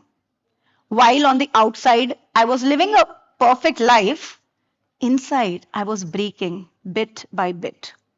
In 2018, I joined an NLP program, a decision that changed my inner world. For the first time, I allowed myself to face my truth that I had lost my mother and that I no longer have a cherished relationship with my father. Now, listen to me very carefully when I say this. Acceptance doesn't change your past, it changes your relationship with it. It is like standing in a river. The moment and the more you are fighting and resisting the current, the more exhausting you feel. But the moment you let go and start flowing with it, the same water that exhausts you begins to carry you forward. And the moment I stopped resisting life's flow, I learned something that grounded me. Healing begins where denial ends. And that brings us to the second step, healing. And healing is not like your Netflix episode. It doesn't get over in 40 minutes with a happy ending and a beautiful background music. It's messy. It's slow. At times it feels nothing's happening. And slowly it starts feeling better.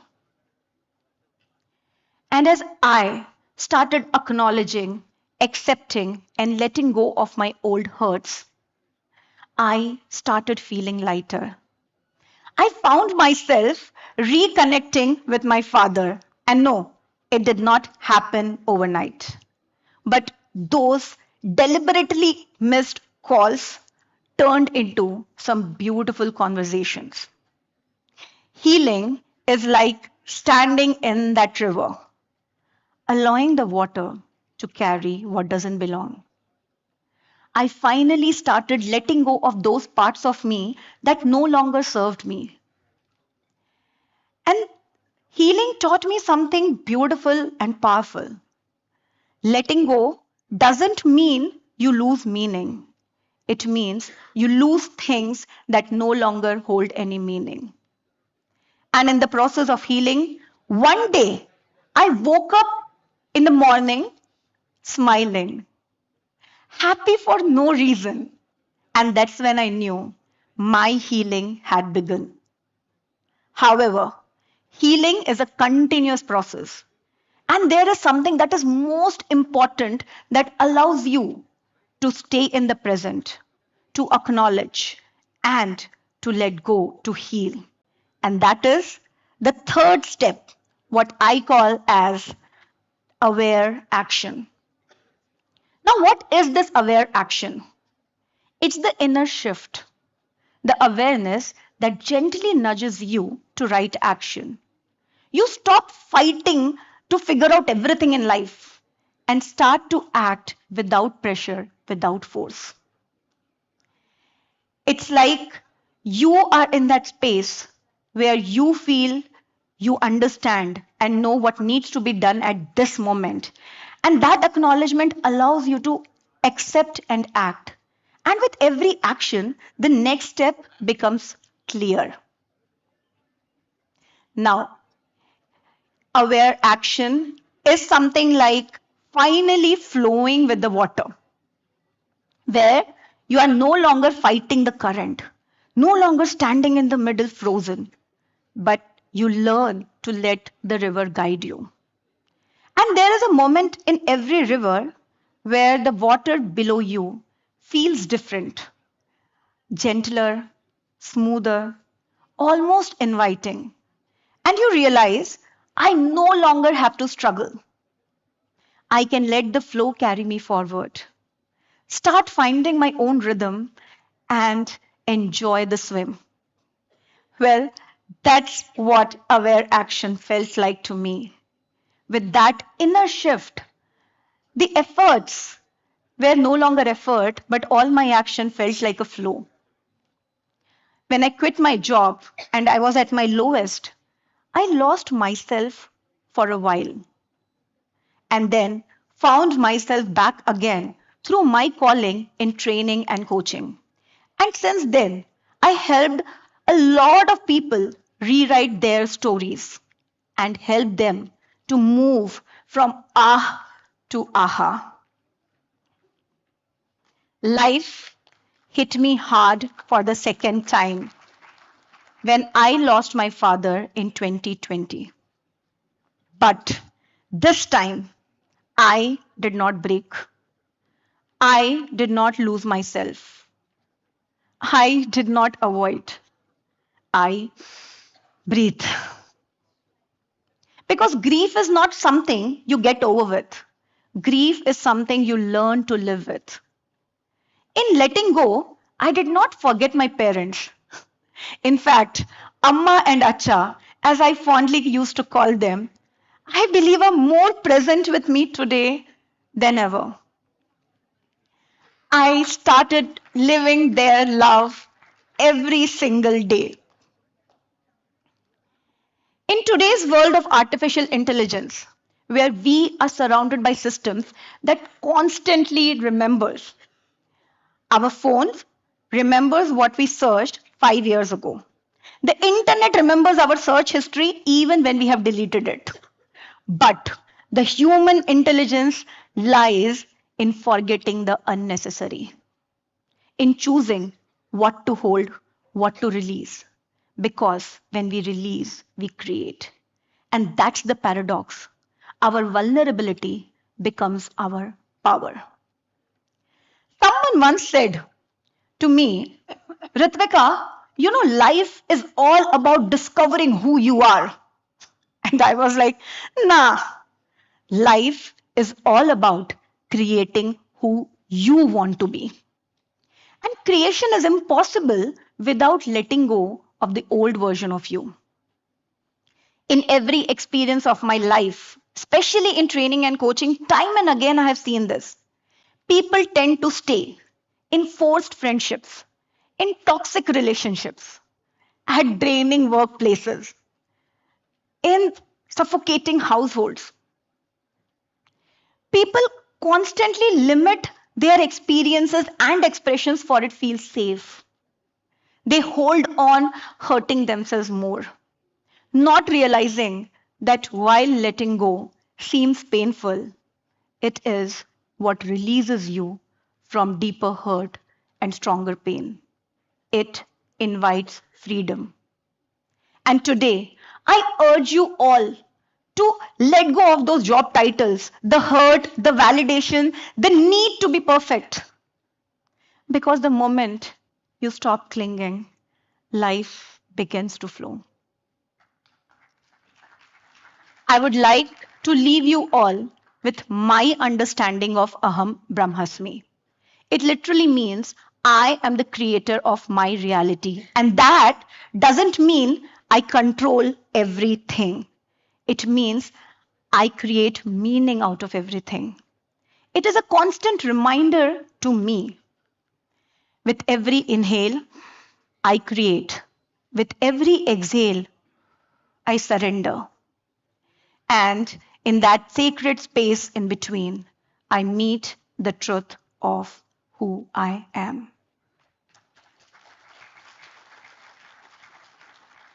Thank you so much, everyone.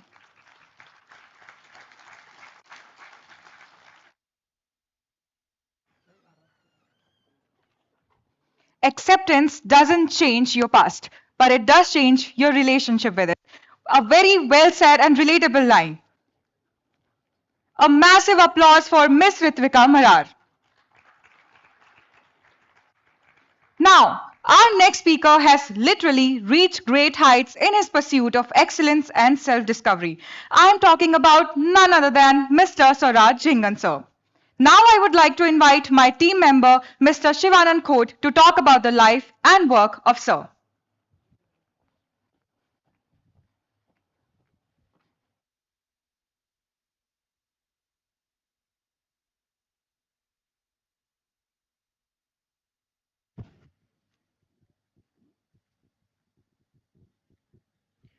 Some people chase comfort, and some people chase the sky. And the speaker we are about to meet belongs to the second category.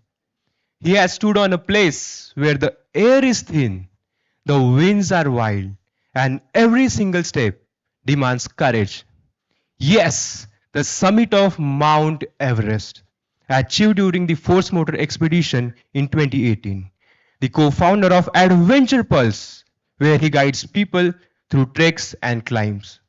A TEDx speaker and the author of the book, What's Your Everest? He believes that every one of us carries their own mountain, and climbing begins the moment we take that first important step.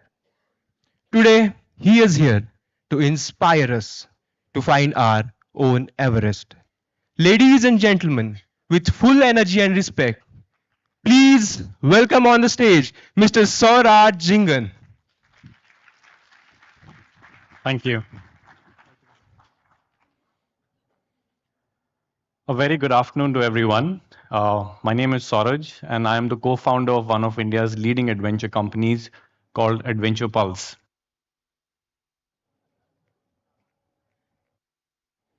Sorry.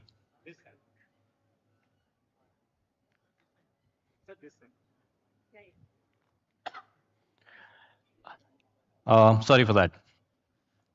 So today I'm here to take you on a journey of the mountains, a journey of survival, but more importantly, the journey of a paradox that lies at the heart of what it means to be powerful in an age where technology can often make us feel invincible, yet deeply small. Today's theme, Aham Bramhasmi, I am the universe, I am the one with the universe, or I am nothing, depending on the way you see it. Personally, for me, nothing illustrates this paradox more than my experience in the mountains. So, I'm going to share 3 short stories with you. These stories personally transformed me, but more importantly, taught me important lessons. Lessons about how small and powerless can we be in the face of nature, or how vulnerability can be our biggest strength. These stories are from my 3 attempts to climb the highest mountain in the world, Mount Everest. So let's begin. In the year 2012, me and my colleague Samir, we quit our corporate jobs to start our very own adventure company, Adventure Pulse. And we started climbing across the world. We climbed the highest peak of Europe, we climbed the highest peak of Africa, we climbed in Nepal, we climbed in Ladakh. And after having climbed all these mountains, one of the toughest treks in the world, called the Everest Base Camp Trek, which most people, if you're fortunate, you'll probably do it once in your lifetime. Between me and my colleague Samir, we ended up doing this trek about 64 times. But after having done all these climbs, we decided we want to climb higher, not to the base camp, but higher. So we thought we will make an attempt to climb Mount Everest, the highest mountain in the world. I'm sorry, this...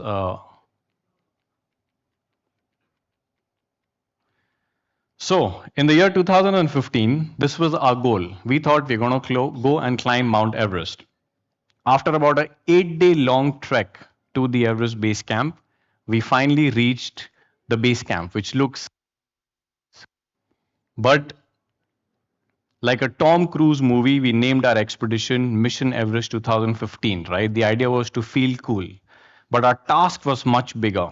If you look at this map behind you, it looks simple, right? It may seem that you take a week to climb Everest, maybe 15 days, maybe 20 days, but the truth is an average climber takes up to 55 to 60 days to reach the summit of Everest, an expenditure of about 50 to 60 lakhs per person. And boys and girls, there is no Amazon money back guarantee here. If you don't climb, your money is gone. But the interesting bit is, why does it take 55 to 60 days to climb Everest? It's all because of acclimatization and going slow. When climbers go to base camp, you're actually already at 18,000 feet. You rest and you acclimatize for 3 to 4 days. Once you feel strong, you climb up to Camp 1. You again rest and acclimatize at Camp 1. But instead of going higher up, you come back to base camp. You again rest and carry more loads. You go set up Camp 2. And when you are acclimatized well at Camp 2 after 3 to 4 days, guess what you do? You don't go higher up. You come back all the way down again. And this will give you a sense of why it can take a climber about 55 to 60 days. Well, we started our expedition and our journey began from base camp. We started climbing through this very famous place called the Khumbu Icefall. We started crossing ladders, crevasses, an extremely dangerous place. And you need to climb this up and down, doing rotations on the mountain multiple times. We were very excited. After all, our Everest journey was coming to life. But God had other plans. Exactly 10 years ago, in April of 2015, the country of Nepal was hit by a huge earthquake. The earthquake was 7.9 on the Richter scale. And Samir and I were part of that. We were at the Everest base camp when this earthquake hit us. I still remember the day as if it was yesterday. We were sitting in this tent, our dining tent, and having a meal. And it was about 12 in the afternoon when we suddenly heard the ground shaking and rumbling below us. In our panic, we ran out of our tent and we started looking towards Everest. After all, that was the highest mountain, the most dangerous mountain in that region. But we realized that we were looking in the wrong direction. The moment we looked back, we saw this huge 1,000-foot tsunami of snow, ice, and debris just racing towards us. It was as if we are standing under a building which is 100 floors and that building is falling right on you. We had seconds to react. In that panic, we and then the avalanche just hit us. It was as if somebody punched me in the stomach or taken my face and put it under water. I was not able to breathe. For about 40 to 60 seconds, we started getting buried under snow. And finally, when the avalanche stopped, we dug ourselves out of the snow, and what we saw was a scene of complete destruction. It was as if it was a scene from an air crash. As much as I can explain this avalanche to you in words, it doesn't really do justice. I have original video footage of the avalanche which a fellow climber took from his iPhone 4 at that time. The climber's name was Yosh Kabush, and this is the video that I would like to play for you. The ground is shaking.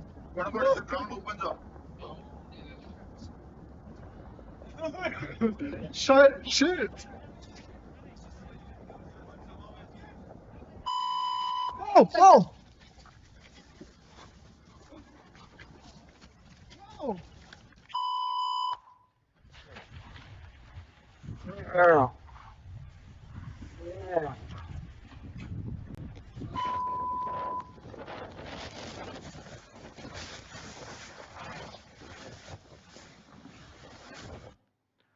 Ladies and gentlemen, the avalanche that took place on Everest in 2015 has been recorded as one of the biggest tragedies in the history of mountaineering ever. We lost about 22 climbers at base camp in a matter of 5 minutes. At that point, the nature made us realize, it gave us a reminder as to how small and how powerless we are. There was nothing technology could do. No amount of devices, no amount of algorithm could have saved us. AI could not have helped us there. Yet, in that vulnerability, in that openness, we found our strength. We witnessed teams, Sherpas, climbers from different countries coming together and being open about their fears, talking about their fatigue, talking about their injuries, talking about their pain. And that gave me and my colleague Samir strength to stay back at the Everest base camp and help with some rescue and relief efforts for 7 days. This was a photo I showed you a little before. This was our camp. After the avalanche, this was what was left of our camp.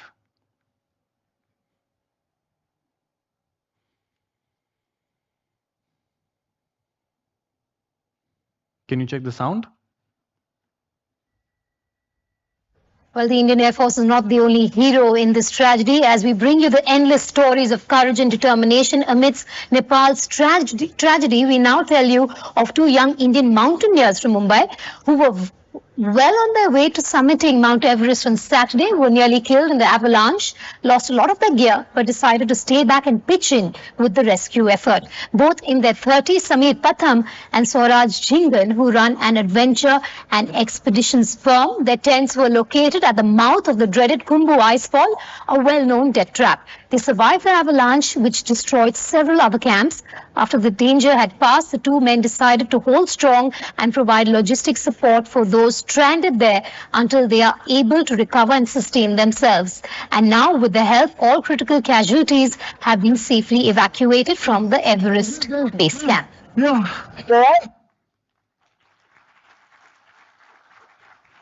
Thank you. But what happened to our Everest dream? In 2015, an avalanche just took it away. It was just a 5-minute disaster. Did we go back? Yes, we did. We went back in 2017. We came back home in 2015. We processed what had happened. We were open about the fact that it was a natural disaster. It could have happened to anyone at any point. So we prepared again, and then, like a Tom Cruise movie part 2, we went back to Everest and we called it Mission Everest 2017. The idea was we spent about 52 days on Everest. We went up and down the mountain, we set up our camps, and we did well. We did really well acclimatizing and setting up all the camps required. And then slowly we started climbing up. We went up to camp 1, 2, 3, and finally we reached this place called Camp 4, which is also called the death zone. It's at 8,000 meters, 850 meters short of the summit. The winds, which were predicted to be at 10 to 20 kilometers an hour, became 100 to 120 kilometers an hour. This is what it looked like. Can we check the sound, please?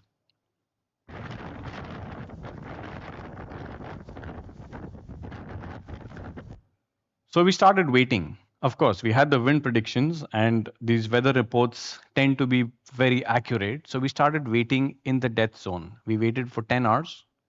We waited for 15 hours. And then we waited for 24 hours in the death zone. We had already finished 57 days of climbing, and we were about 12 hours, about 800 meters away from the summit. But 24 hours later, we ran out of the most important resource available to us, which was oxygen. And we had to take a decision. So, for the collective safety of our team, ladies and gentlemen, we decided to turn back. For the second time, we failed at Everest. Yes, AI can give you training plans, it can track your fitness, it can recommend nutrition. But in the face of such nature's fury, only your determination, your openness to accept things, your trust in your teammates, these are the things that can save your life. But again, what happened to Everest? Did we ever climb it? Were we able to get to the top?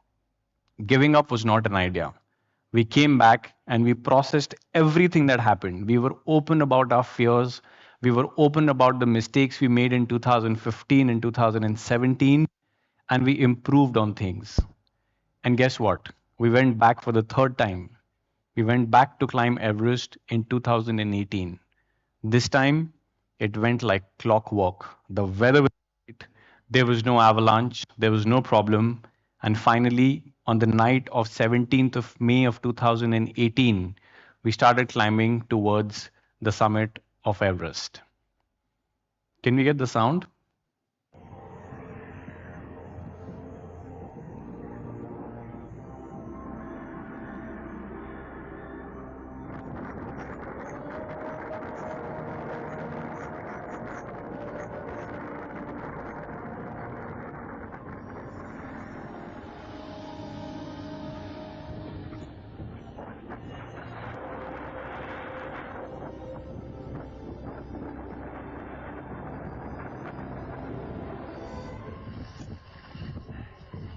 Suraj on the summit of Everest. Hi guys, this is the summit of Everest.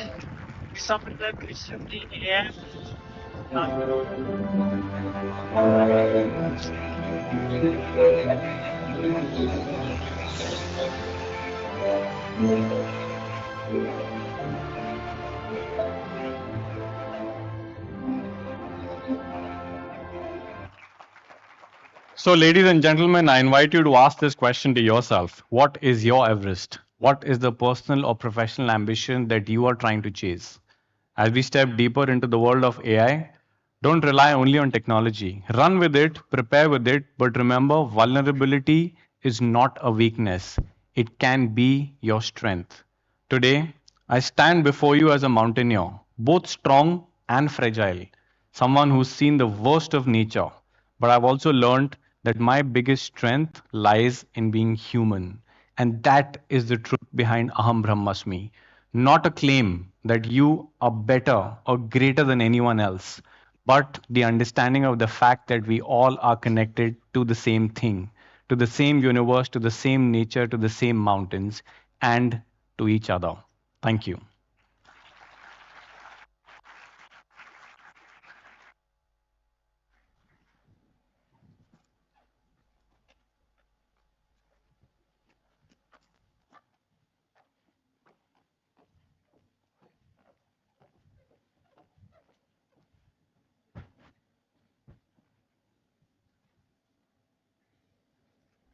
So, when you said we were starting to get buried under the snow, it skipped our heartbeat for one moment. So, your journey of feeling and succeeding, and feeling and succeeding, and finally rising high with your head up really inspired us all. Give a huge round of applause for Mr. Suraj Jingan, sir. A sound mind is the gateway to realizing our true nature. To guide us through the inspiring journey of someone dedicated to this cause, I now invite my team member, Miss Shraddha Sonavne, to speak about Miss Puja Jain, mental wellness professional.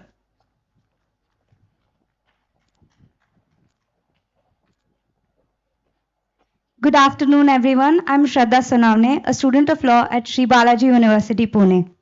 It is my honor to introduce our next speaker, whose work doesn't just change system, it changes lives. Miss Puja Jain has spent over a decade helping people feel emotionally safe in places they spend most of their lives, their workplaces. With her background in psychology and her deep, intuitive understanding of human emotions, she has helped organizations like Instagram India, L'Oreal, Workday, and Maybelline weave empathy into their work culture, not as a policy, but as a daily practice. She is the founder and CEO of Safe Stories, India's ethical and inclusive mental health platform. Born from a belief that healing should be accessible, compassionate, and culturally rooted.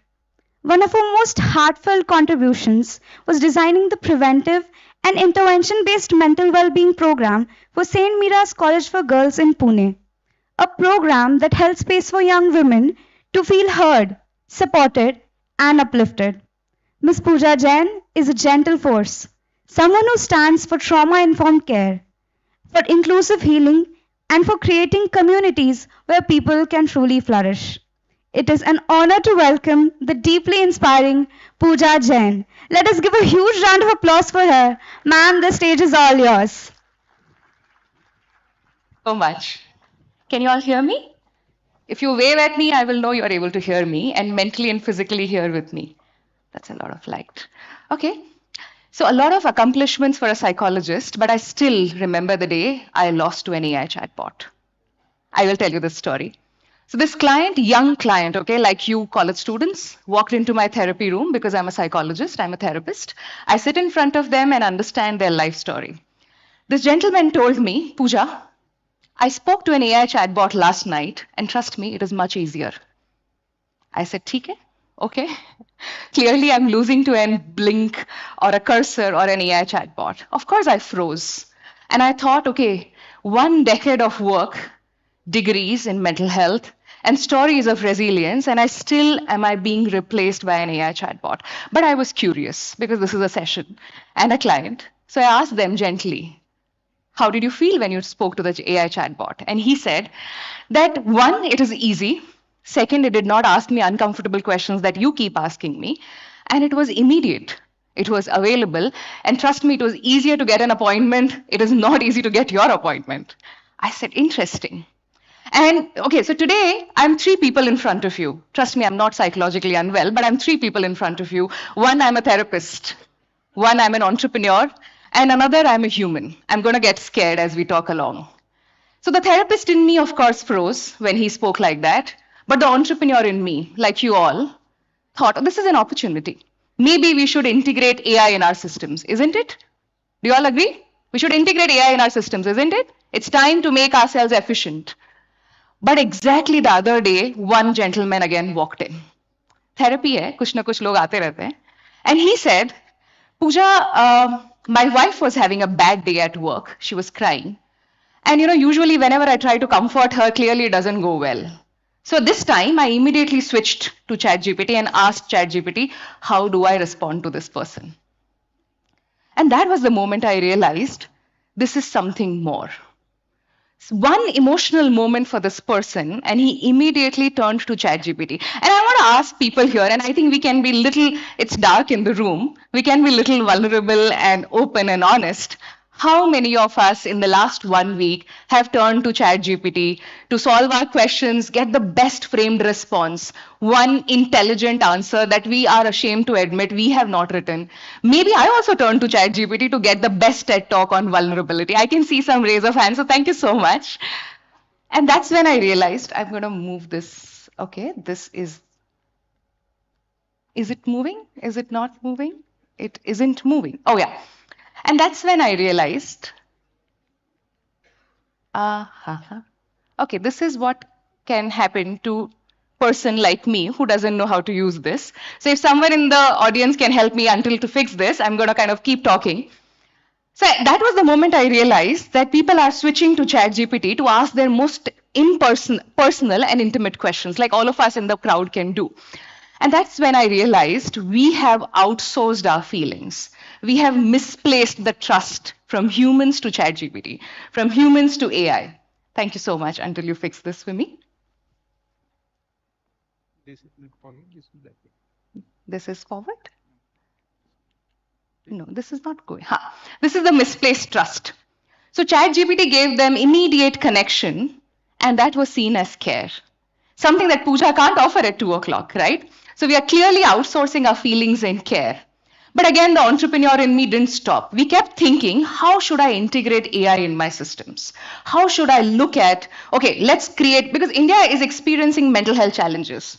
So to everyone here in the room, 1 out of 10 people in India experience a mental health concern. Every hour, 1 student dies by suicide. And trust me, if I can solve mental health challenge by bringing AI, I'll be the first one to solve it. So of course, I went back to work and I started understanding how can we solve this problem. But then I thought, if intelligence is everywhere, right? It's in your phone. ChatGPT is giving you the exact answer how to talk to your wife, to your boss, to your partner, to your parent, and to do your work. If intelligence is everywhere, then what does it mean to be human? As an entrepreneur, I was figuring out, how do I figure out what does it mean to be human in the age of AI? Because we can solve our problems, right? But kind of looking at humans have got 2 important things with them, all of you. And trust me, all of you have got two of these 2 important things with you. One is intelligence and another is consciousness. Aap puchoge, ye kya hai? Intelligence in a very simple language is for you to solve the problem. So you can turn to ChatGPT, solve the problem, draft me the fantastic email for a holiday that my boss will also accept and agree, right? And make sure that I also do my assignments on time. So outsourcing intelligence. Consciousness is what I felt right now, just here, when this blinker wasn't working. I felt vulnerable.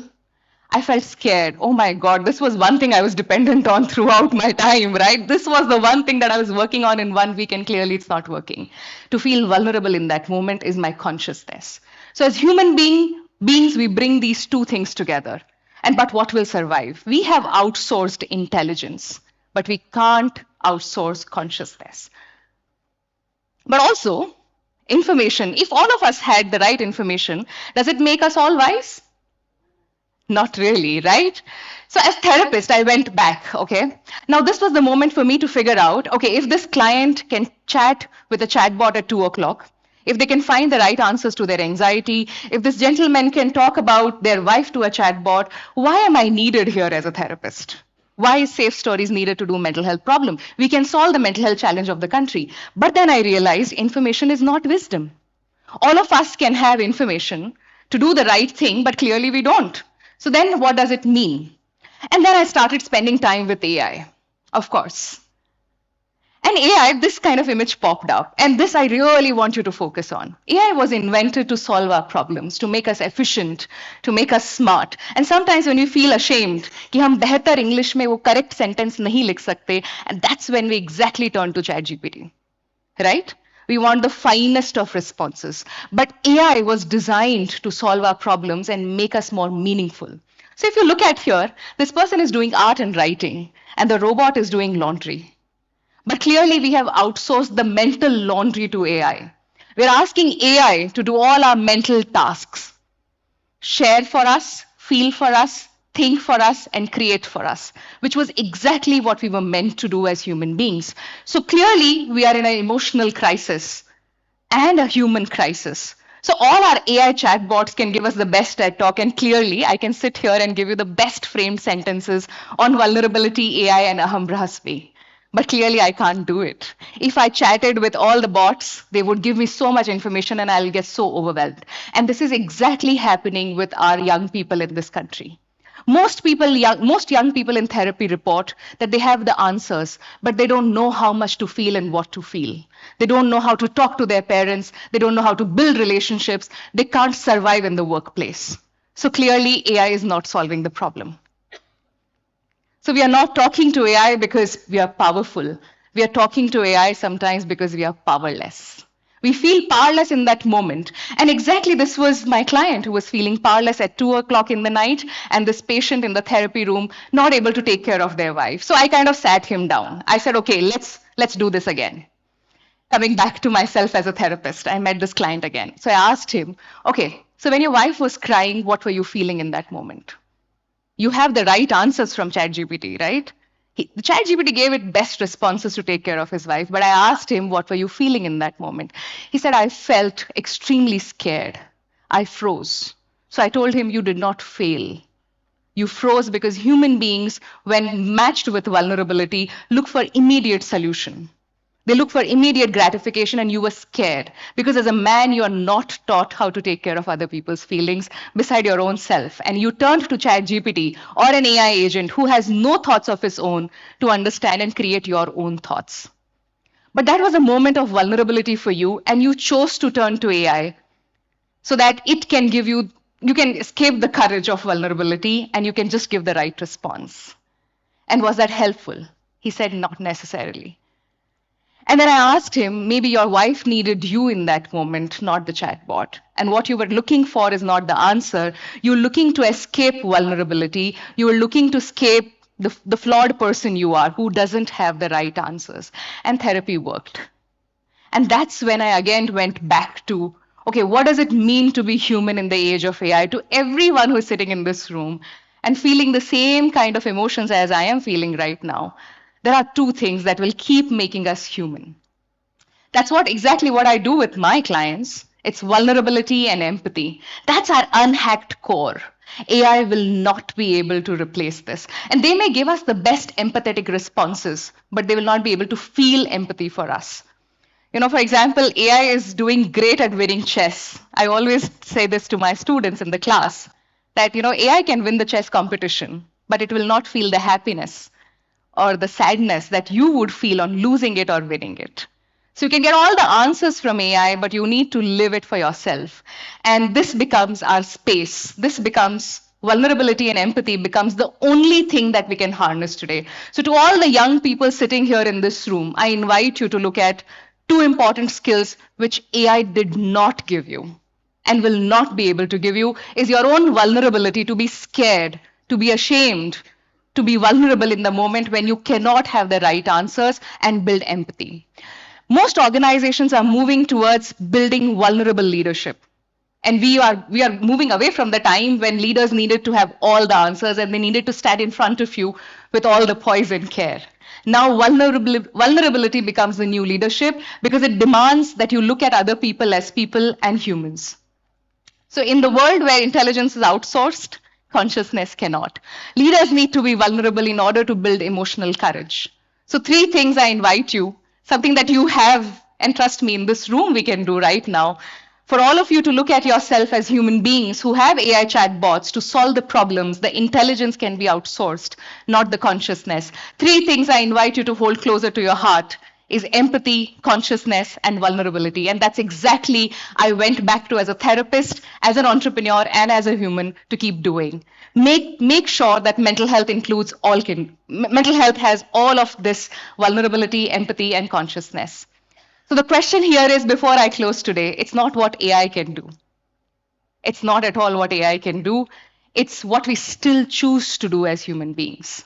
Do we still choose to listen to our feelings? Are we outsourcing our wisdom? Are we outsourcing our care? Are we outsourcing our compassion? And as a mental health professional, we live in a country where every hour one student dies by suicide, and that invites more AI, but also more consciousness and conversation. So I'm not here to look at whether AI can replace therapists, and trust me, I'm not scared. As a therapist, I'm not scared AI replacing therapists. I'm scared humans losing their own power and control. I feel humans will forget what were they meant to do over a period of time. So let AI solve your problems, but let humans be the creator. This is something that I want to leave you with. There are 3 important questions you keep asking to yourself every time you use AI. For your homework, for your assignments, for that resume writing. Who writes these stories? Where is AI writing this all from? What is AI giving you in this moment? Who benefits from stories? Who is benefiting in this moment? Are you benefiting from your connection and care, or are you just writing an answer? And who is missing from this story? And maybe this is you who is missing from AI. And before I close today, I invite you to look at empathy. The last one close friend who's going to stay with us in the age of AI and make sure that while you get your 5 minutes ice cream from Blinkit, you are also able to experience empathy, which cannot be experienced in 5 minutes. Empathy says that let me hold the door for you that I have never walked in your shoes. Your soles are worn, your strength is torn under the weight of a story. Let me hold the door for you after all you have walked through. It's the least I can do. And that's empathy here for all my friends. And that's AI. And clearly, there was a day I lost to AI, but also I remembered that I'm human, and I'm a therapist, and I'm an entrepreneur. And we'll figure it out together. Thank you so much. Hope you all have a great day ahead. Thank you.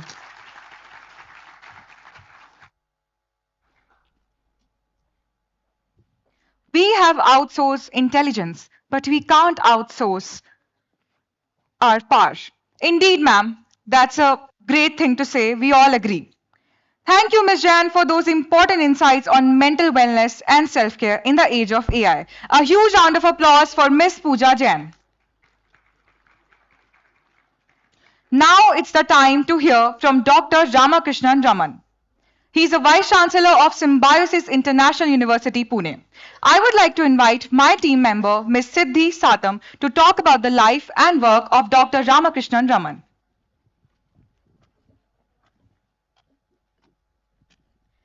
What if I told you that every great university has that one mind who is shaping its future? A leader who is not only a great visionary and his ideas not only crosses the boundaries, but he also strengthens the vision of his university. Well, that leader is among us today, and that leader is Dr. Ramakrishna Raman, sir. Dr. Raman is widely regarded as one of the most respected figures in higher education today. As the Vice Chancellor of the prestigious Symbiosis International University, he has played a pivotal role in advancing academic excellence, strengthening global standards, and fostering student-centric learning across all campuses.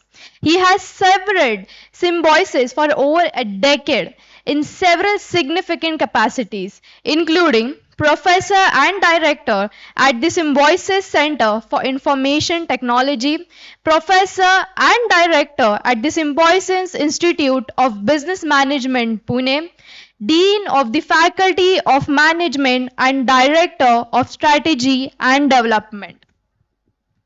Dr. Raman's contributions extend well beyond classroom engagement. He has been instrumental in establishing international collaborations with universities in Japan, Canada, the United Kingdom, and the United States. His prolific work is in information systems, IT strategy, entrepreneurship, AI, and big data, and this has earned him recognition within the global academic community. Dr. Raman continues to lead the institution towards new milestone and drive innovation in higher education. So, ladies and gentlemen, with a big round of applause, let's welcome Dr. Ramakrishna Raman sir on stage.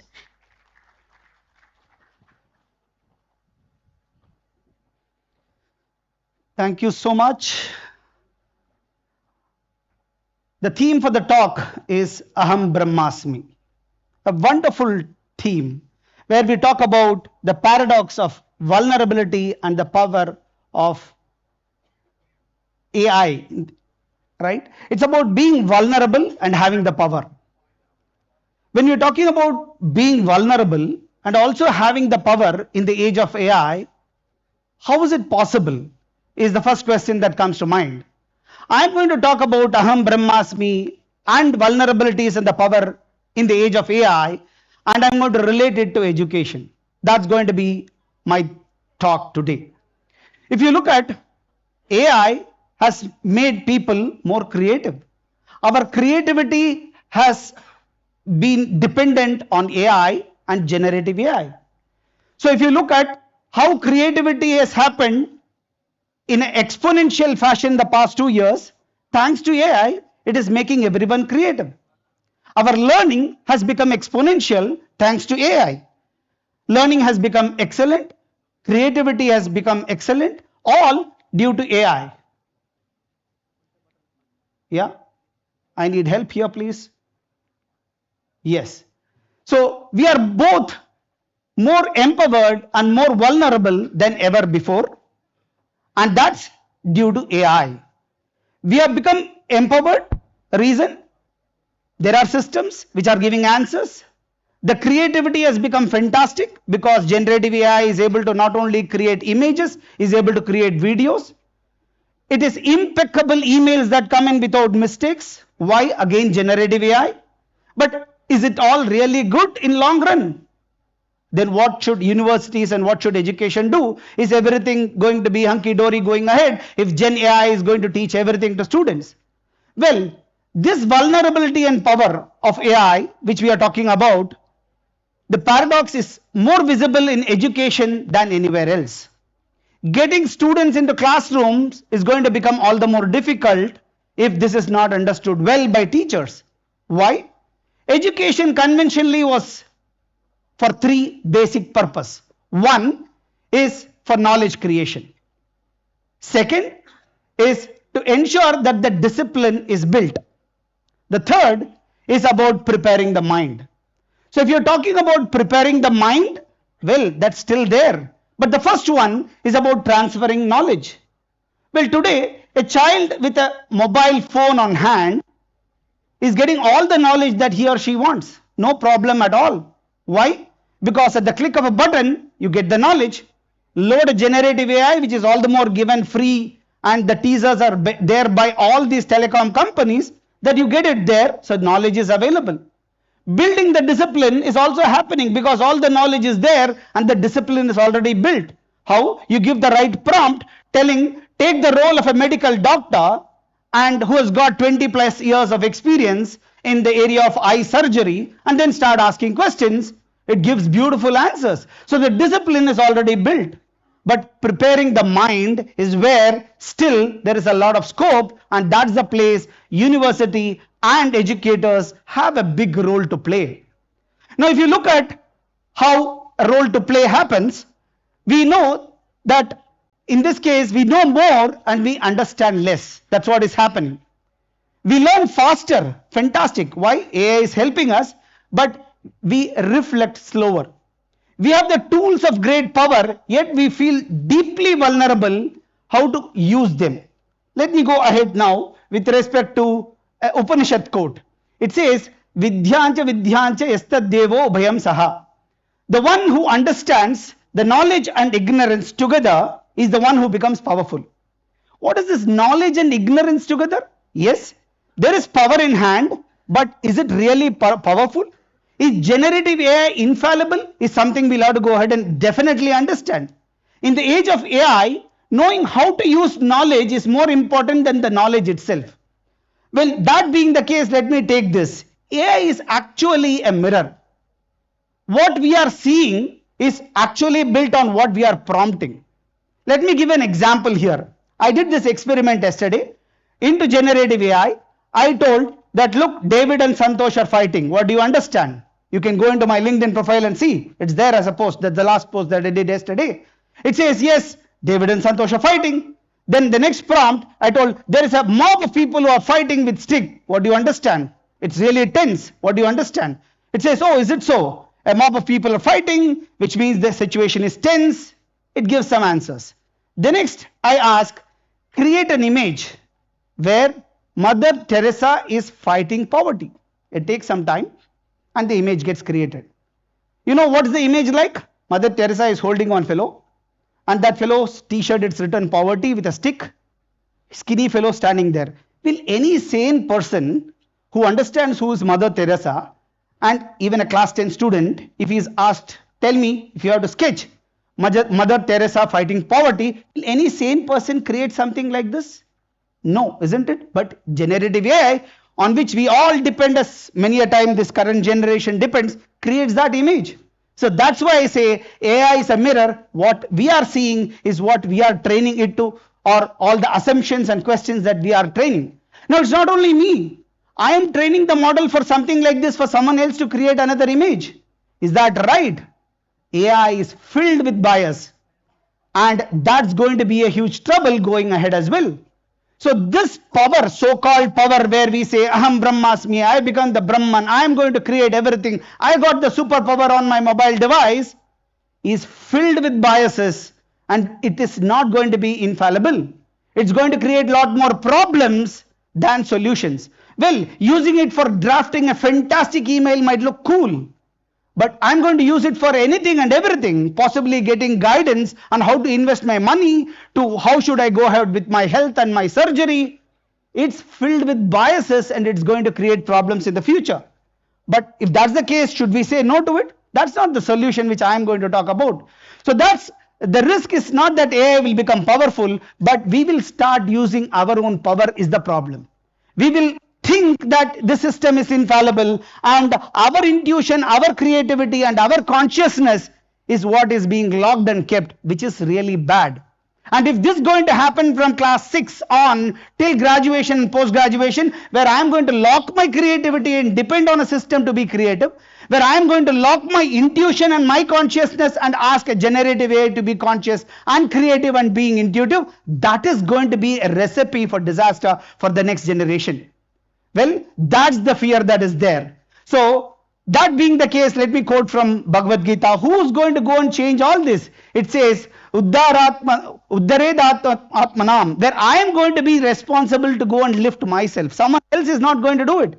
I can't stop the agencies, the creative agencies, or the big players like the OpenAI or the Google or Grok or anyone else to stop creating models. Impossible.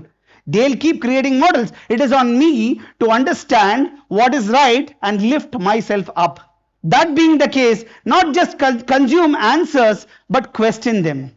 Possibly some might not even have thought that I'll create an image telling Mother Teresa to fight poverty. I thought about it, I created, and that's what the image is. It is as recent as yesterday. So question what is coming up. Go ahead and question Gen AI, just not going and taking them. Only then the power can be unleashed in the right fashion.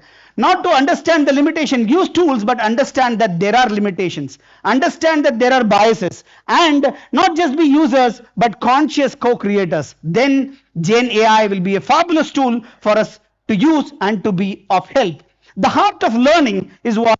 Yes, AI gives us speed. It gives us efficiency. It also gives us personalization. Fantastic. But is that the heart of learning? The answer is no. Why? It is about presence, empathy, and meaning, purpose, and the pause between thoughts. Right? The silence in which a lot of learning happens. That's the place where I think universities, educators kindle the interest of students and make them creative, make them think. That's where a lot is there, where education can happen and a university can do a good job. Ena manasana manute, that which the mind cannot comprehend, due to which the mind comprehends. Looks confusing. That which the mind cannot comprehend, due to which the mind comprehends. It's about not getting illuminated and seeing, but understand the illumination itself. No, that is the problem, biggest problem of education today. This is the fundamental problem in modern education, where we are, it's perfect at going ahead and getting answers, looking at the vessel, filling it, but not knowing why it is being done. Let me explain a little further. We teach students on what to think, but not about the nature of thinking itself. This is the biggest problem, and that's carried on to the corporate as well. I need people to solve today's problem. Give me coolies for the corporate world is 9 out of 10 companies which are asking. I want them to employ them. Are they trained? Do they have skills? Come on, go. I am training drivers for cars. What about mobility solutions? I think that's the place where university educators and universities have got a role to play. Of course, we need to go and create drivers for them to drive the cars. But that is solving current problems. What about mobility solutions? I think that's the place where universities have to go and play a role. That is the place where educators have to go and make people think. And that's what not many are focusing today. And that's a pain. And that thinking, AI cannot do it. Reason, because it's filled with biases. So when you talk about Aham Bramhasmi and the invitation in the age of AI, it is about, I'm not separated from the world, I'm not powerless, but I create meaning and not the machine. Where I go and talk about this, AI is powerful, no doubt about it. But the human conscious is limitless. AI can answer questions, it can compute patterns, but it is about the humans who can ask the right questions. It is only human can see the possibilities. I think that should be clear. We are vulnerable because tools are evolving rapidly. Yes, we are vulnerable, but we are powerful because we are the authors of those tools as well. So having said that, the future of education, 3 shifts that we must take is what is my take. First, from knowledge to wisdom, right? Knowledge is all available there, but yes, with biases, of course, when you're going to depend on a Gen AI tool, right? Facts are abundant, wisdom is rare. Teachers must become facilitators of judgment, ethics, and balance. I think teachers should inculcate the habit of asking right questions. That is about making the right prompts. Slowly, universities will shift of making people think and ask the right questions, which is not happening to that extent today, but AI will force us to do that. If not, universities and teachers will become irrelevant. We should encourage people to ask the right questions. It's about going and giving the right prompts, if you are asking me. Next, from competition to collaboration. Unfortunately, in this country, it is all working in silos. Engineering, medicine, liberal arts, all these silos. We're not talking about collaboration that's happening. Thanks to NEP, that collaboration is happening. Someone wants to take history, physics, mathematics, and economics. It's possible today. It was not possible about 5-6 years back. Thanks to NEP, we are talking about collaboration and not competition. I think that's one area where education should go ahead and do it more. The last but not the least is from fear to conscious use. I go and listen to debates of faculty members or even university leaders telling we should ban AI. No, that's not the way. If you're going to ban AI, students will find more and more ways to use it in a smart fashion. It's not about fear of AI, but students should learn how to work with AI and not hide from it. Going and empowering them, making them understand the right way of usage, I think is the role of educators and universities to do. So let me again quote from Gita. It says, Nahi jnanena sadrisham pavitram iha vidyate. Where we are talking about the true purified knowledge of the world is the true knowledge. Here today, we talk about the knowledge. Is not the knowledge, it's not about data, it is about discernment. It's about ability to judge. I think that's what is a true knowledge, where we have to empower students to go ahead and judge. Discernment is the power that we need to go and inculcate in students. What is right? What is wrong? how to go ahead and judge things is something which has to be learned not only at the postgraduate and undergraduate level, but right from the school education level itself.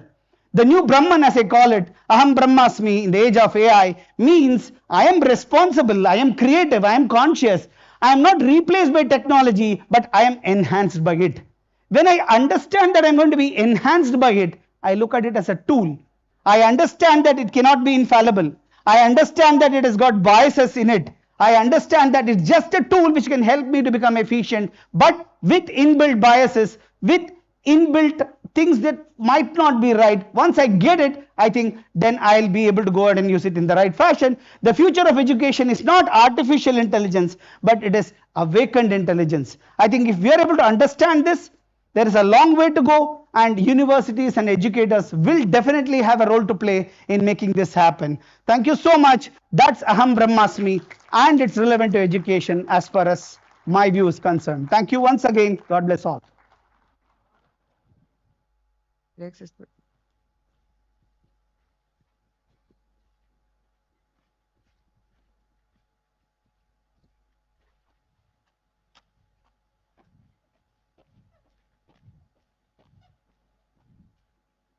A heartfelt thanks to Dr. Raman for sharing such enlightening perspectives on education and consciousness, from knowledge to wisdom, from competition to collaboration, insights that will resonate with us long after today. And now, the final chapter, the final speaker of our journey begins.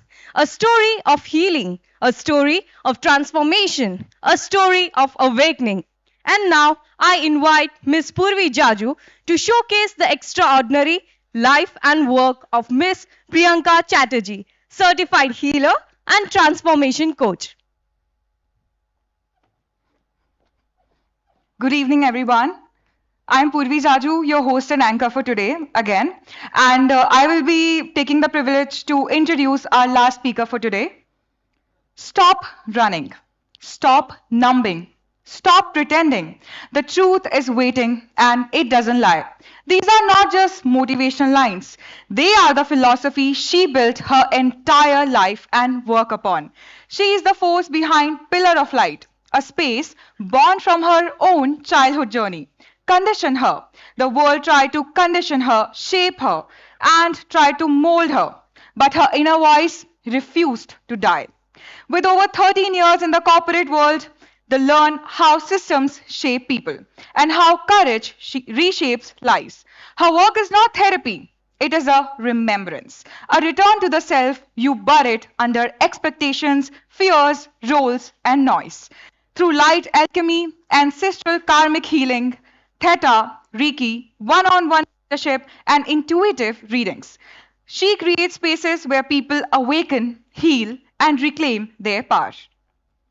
She asks people one thing: you have two choices in life. Keep walking the path that numbs you, or step into the truth that frees you. People come to her not for healing, but for awakening, not for answers, but for the permission to be who they really are. And today, she brings that authenticity to this stage, that rawness, that depth, and that unapologetic personality. Ladies and gentlemen, prepare for the woman who doesn't speak to the mind, but she will speak you to your soul. Please welcome Ms. Priyanka Chhattaji, ma'am. Thank you so much. Good afternoon, everybody. 2 years back, I woke up to a dream where I saw myself as a speaker creating an impact. The tears that rolled out of my eyes, the palpitations I felt in my heart, and the goosebumps all around my body were so magical, as if I had shifted to a completely different reality, especially when I was at the rock bottom of my life in all aspects possible. Emotional, physical, mental, personal, professional. My life was in total chaos. And in spite of being a healer, having the wisdom and the tools, I did not know how to take the next steps of my life. Surprisingly, having a very strong spiritual backbone concepts like Aham Bramhasmi, the law of relativity, law of manifestation, law of attraction, these are the concepts were not something that was unknown to me. But I lacked the practical ability to incorporate that in my daily life, in spite of having all the certifications, all the knowledge, all the background I needed, especially when my life was in total chaos. I'm sure we all have come across situations where we reach the rock bottom of our lives, and then we are left with two typical choices. Some people fall into traps like adultery, then having addiction towards food, alcohol, suicidal thoughts, depression, anxiety, and then there are certain people who wanted to become their best version. I wanted and I chose to become my best version. But what next? The thought was good, but we are a human after all. We have consciousness. So then, again, I got frozen because the memories of people telling me, you are not good enough.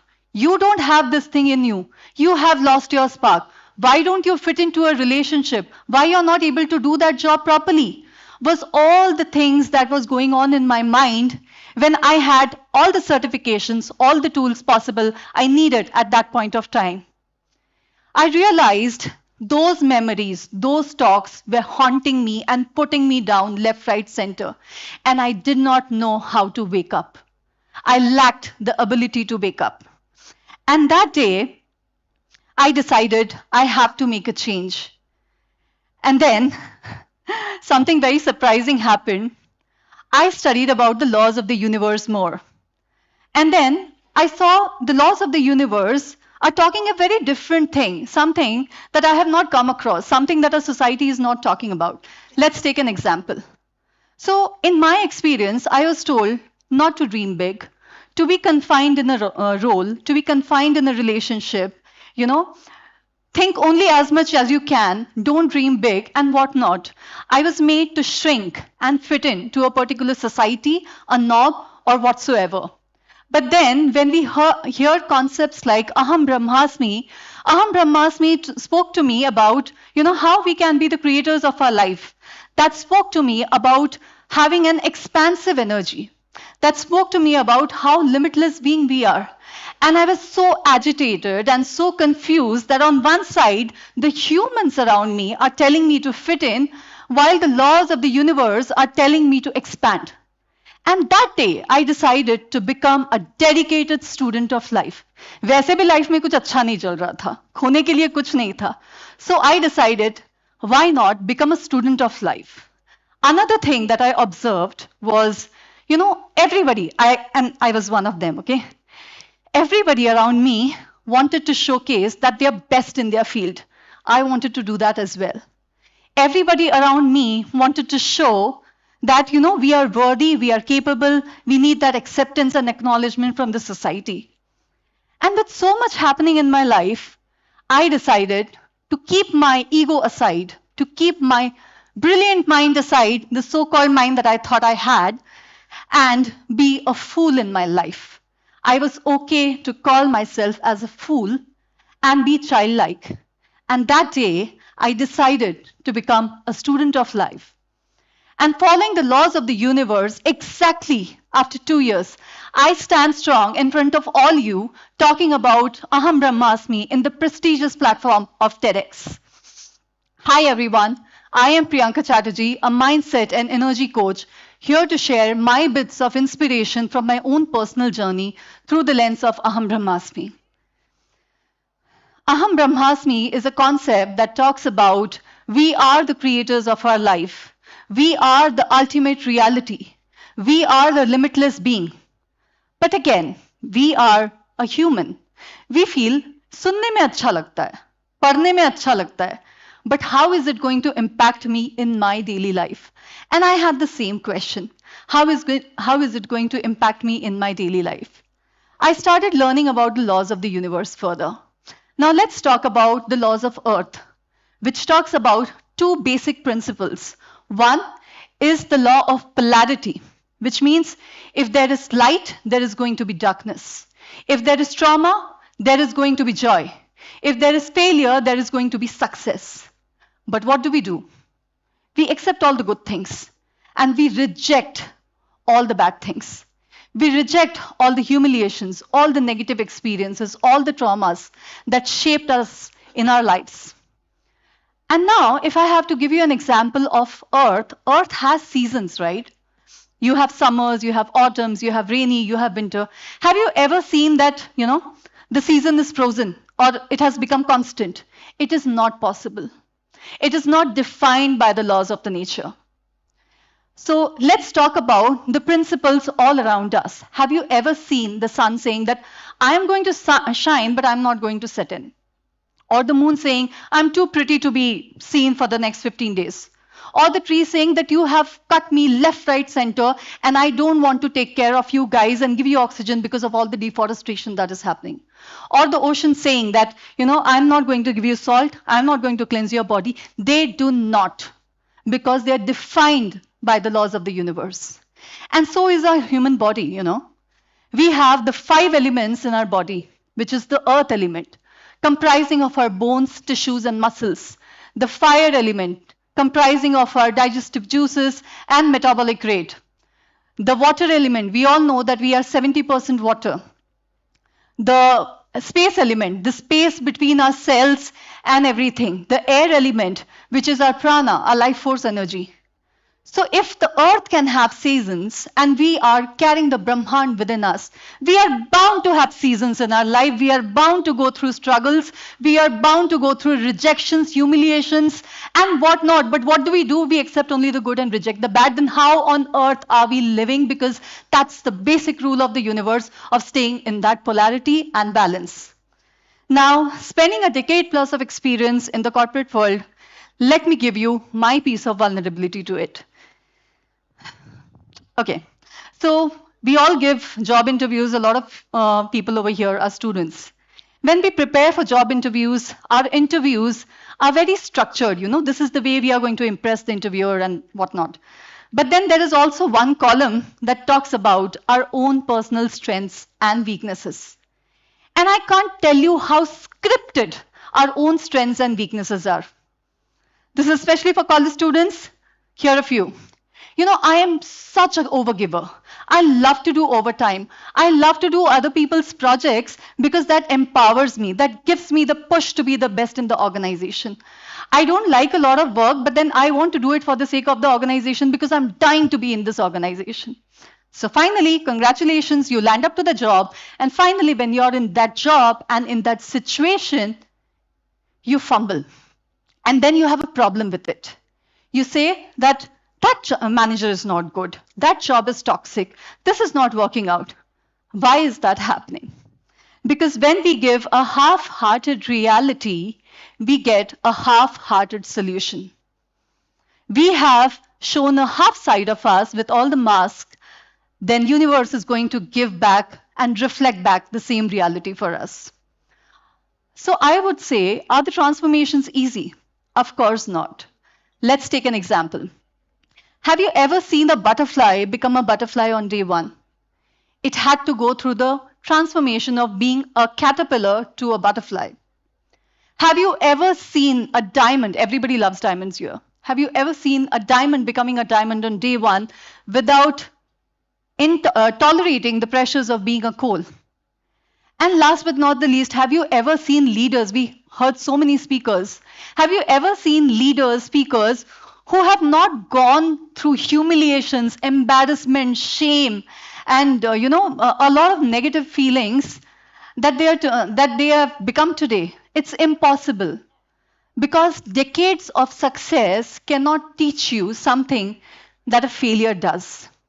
And it is very important to know that the more we accept ourselves, the more we are aligned with the concept of Aham Bramhasmi. In the world of a fast-paced environment of AI, let's understand the universe within us. We often tell people, this is a common problem we all deal with, but we reject ourselves. How? You went to a housewarming party and you say, oh wow, what a lovely house. But deep inside, you feel, I wish I had that house. You have those feelings of insecurity. If a girl is looking pretty, you say, oh, wow, you're looking so pretty. But then deep inside, you feel that I wish I could be like her, or why is she pretty? But then what vulnerability does is, and unfortunately today, vulnerability is often portrayed as a weakness. We all wanted to show or want to show that we are perfect.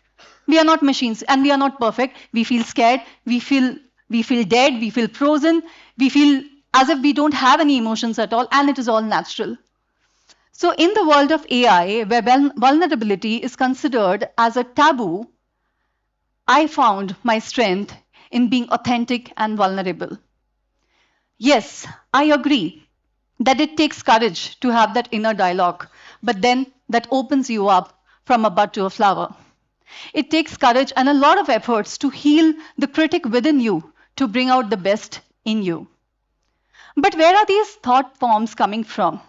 We all are focused on introducing ourselves, right? For example, if we have to introduce ourselves, we say that, you know, we are this, we are from this country, we have this kind of a lineage and all that thing. But then what is important is, okay, let's understand this from the example of a baby, okay? When a baby is born, people say, oh, wow, the baby has gone on the mother or father or the grandparents.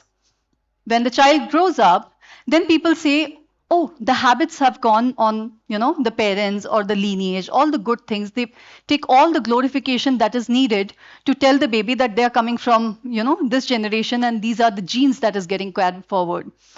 But then my question to all of you is, if the genes of good habits are transferring from one generation to another, so are their curses, their thoughts, their beliefs, their programming, their conditioning, their oaths, vows, commitments, diseases, everything. So it is about total acceptance. And the more you reject your negative side, the more you reject your, you know, dark side, you cannot reach the state of Aham Bramhasmi. Because that's the law of nature, that's the law of learning. That's the reason we are here on earth, to learn our lessons of life of polarity. And hence, I would like to sum up with the 5 A's to reach the Aham Bramhasmi, which I figured out in my learnings. The first A is the attitude. What is the attitude you have towards a particular problem, person, or situation? It can be good or it can be bad. The second aspect is the awareness. Are you having the awareness to think whether the attitude is a positive attitude or a negative attitude? The third thing is acknowledgement. Acknowledge your things the way it is. How crystal clear waters are, you have to see yourself just the way it is. The fourth is acceptance. Sometimes when we see the dark reality of ours that, oh, we have jealousy, we have trust issues, we have betrayal issues, we have a lot of issues, it becomes very difficult to accept us as individuals. So the fourth stage is very important, which is the acceptance. And when you are at the fourth stage, your life starts to change and your life starts to collapse as well. And then finally, the fifth A comes into being, which is your stage of awakening to Aham Bramhasmi. And that's the beginning of your life. And it can happen the moment you decide to change. You don't have to think about how old you are or your life has gone. Your life is not ready for a recalibration right now. It happens the moment you shift your consciousness and you think that I am done. And now I want to incorporate and integrate the creator within us. Because let me tell you all, Aham Bramhasmi is not something that we can learn. It is something that we have to integrate and embody and live as if we are living that reality. So in the world of AI, let's step into Aham Bramhasmi, the creator within us, by accepting ourselves the way we are. Yes, I agree. We might lose that friendship, that relationship, that job, that social circle, which we faked it. But then the universe will also align you with the right people, place, and situation for you to step into your power. And last but not the least, the only reason, which I figured out is stopping us from reaching to our truest potential are 2 things. One is the mindset that you cannot change. And second is the courage to face the unseen. And here, I request you all to release every negative thought of yours and step into the potential of Aham Brahmasmi. Aham Brahmasmi. Thank you.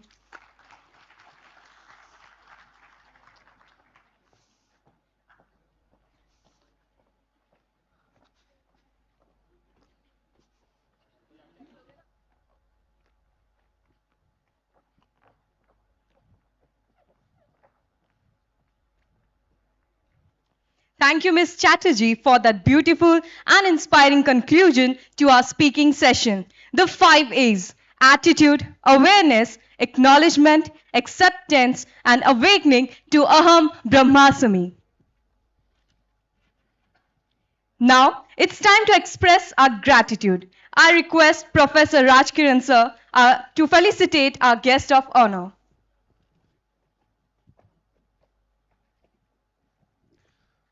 Very good evening, all of you. I request all my team members, curation committee team, to please come up on the stage. Dr. Manisha Shukla ma'am, Dr. Rajeshwari Patil ma'am, Iyer sir, Dr. Dilpreet ma'am.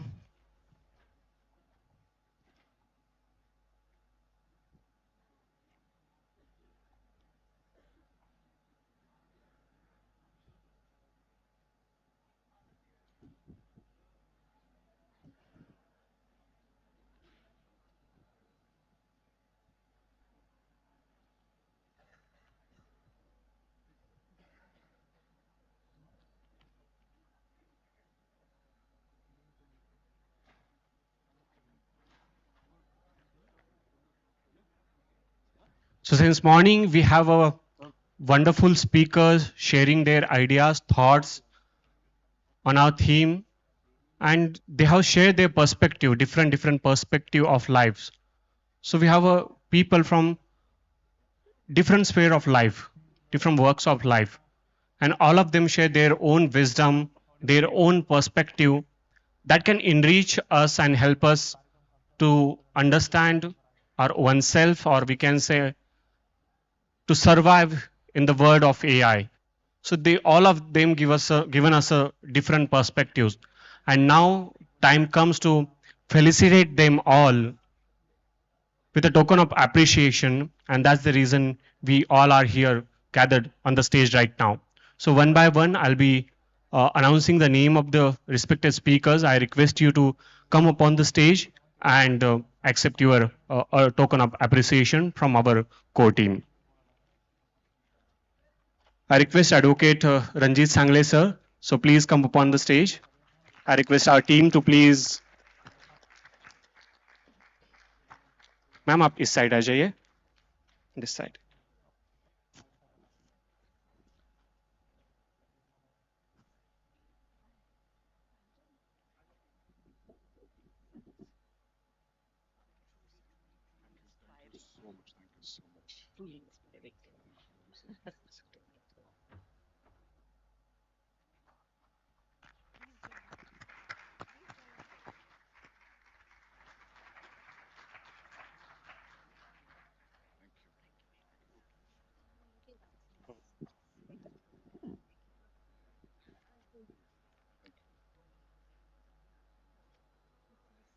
This is my favorite part. बिल्कुल थोड़ा आगे आ जाइए.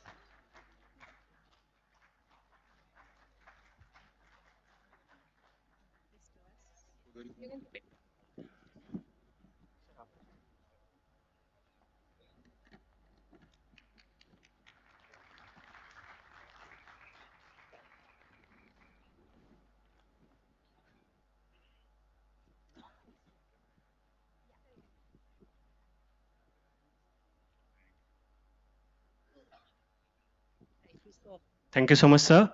I request Miss Disha Pandya to please come up on the stage. Give a big round of applause.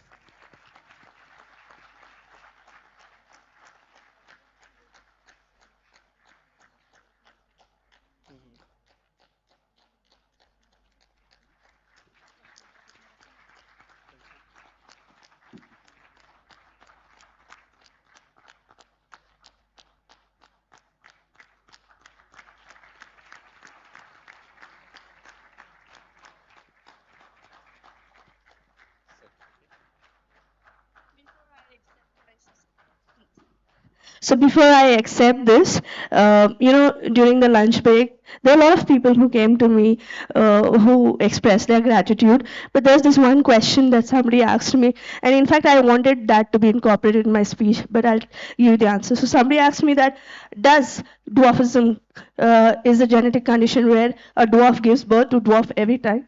No. So my parents were born to average size. And this is what happens.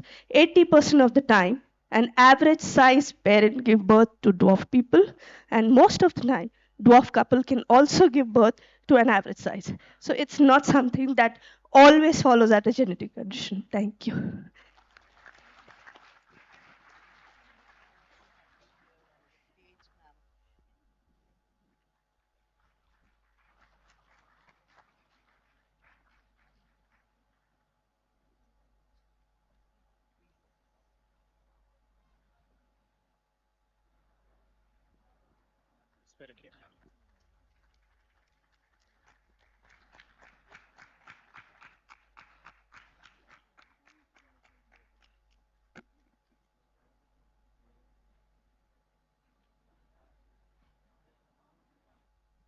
Now I request Dr. Yash Mahesh to please come up on the stage. हम पीछे पीछे आ रहे हैं थोड़ा सा side में जाना centre में आ जाते हैं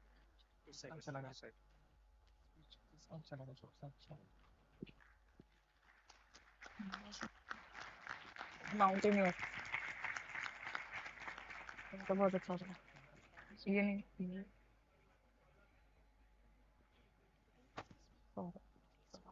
इनका बहुत अच्छा thank you very much sir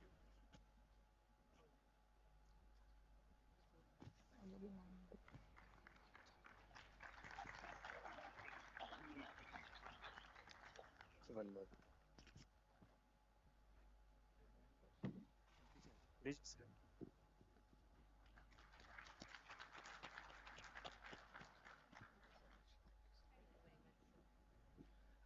I request Dr. R. Sujata ma'am to please come up on stage.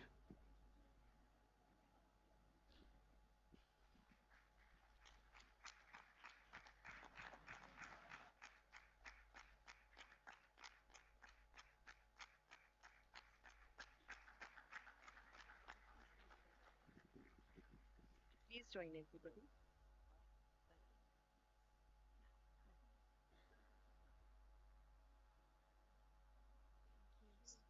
Thank you for gracing the stage, sir, ma'am.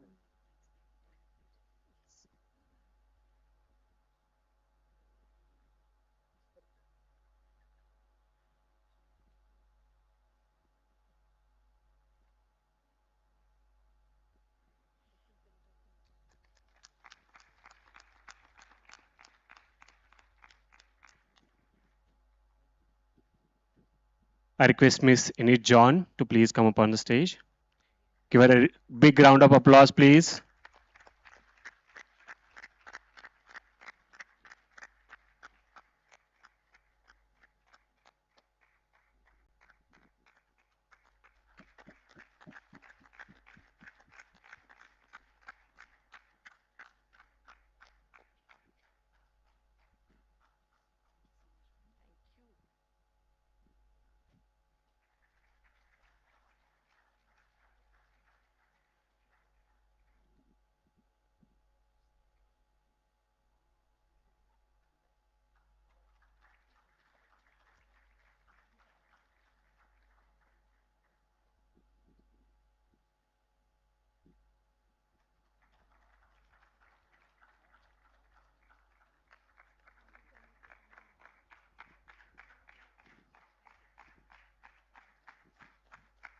I request Miss Ritvika Mar to please come up on stage. Give her a big round of applause, please.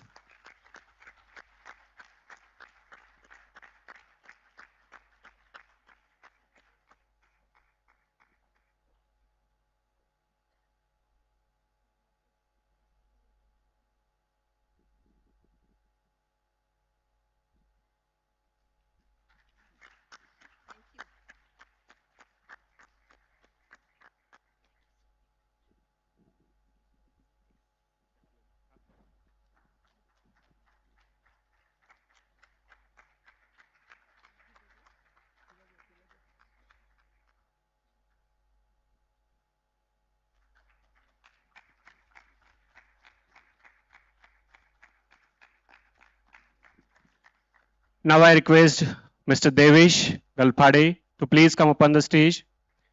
Give him a big round of applause.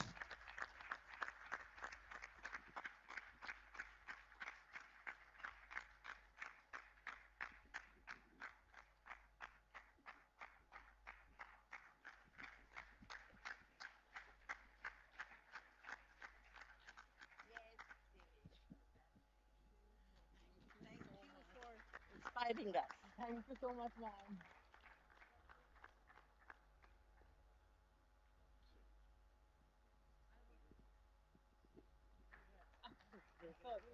You should be taking it from sir. And before I call upon to next speaker, I request Dr. Sanjit Kumar Das sir to please come up on the stage. Dr. Archana Srivastava ma'am, please come up on the stage, join us on the stage.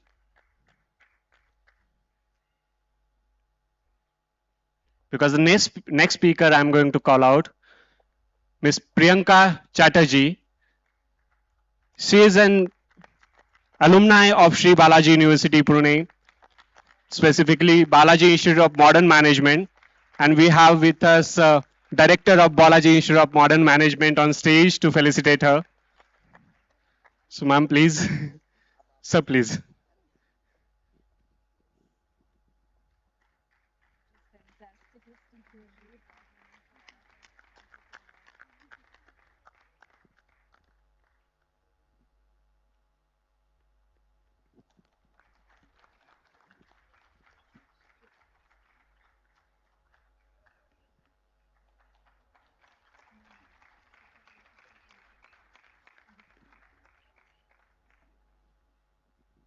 And now I request Mr. Jagdep Singh. Please join us on the stage.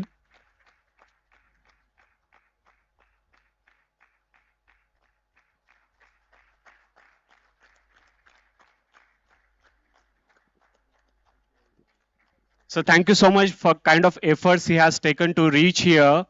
We booked his flight from Jammu to Pune. Flight got cancelled last moment. He booked a train ticket by himself. He came to Jammu to Delhi, and again we have to book another ticket from Delhi to Pune. At 2 a.m. we booked that ticket, and finally sir is here. So he has taken a lot of efforts to be here. A big round of applause to sir.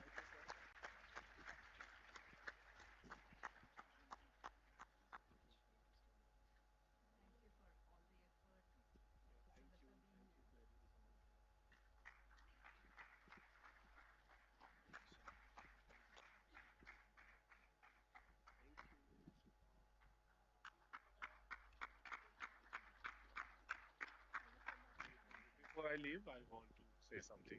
Before I leave, just a small chant. Jaikara Sheh Walida, Bol Sanche Darbar ki. Thank you.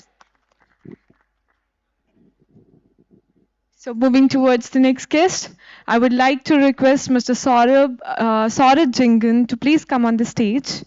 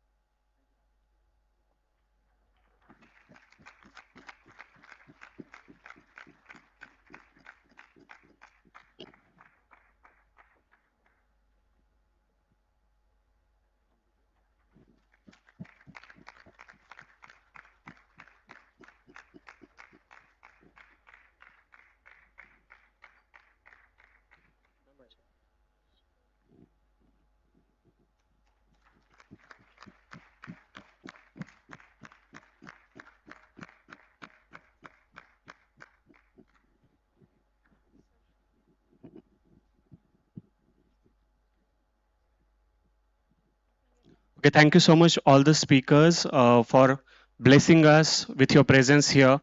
And we will be indebted to you throughout our life for blessing us with your words of wisdom. Because the kind of ideas, inspirations, inspirational thoughts you have shared with us, that is going to be with us throughout our life. So thank you so much, all of you. we almost a month back, we got this license of TEDx Sri Balaji University, Pune, and we all started working on it. And there are many people behind the success of this event. Not only the success, but the inviting different speakers, curation committee, and curating the speakers. We got so many applications. So there are many people those work day and night to make this event successful, and that is our team. And I would like to felicitate them, all of them. But before that, I would like to invite Dr. Manisha ma'am to speak a few words and give you a gist about how we worked about this event. Ma'am?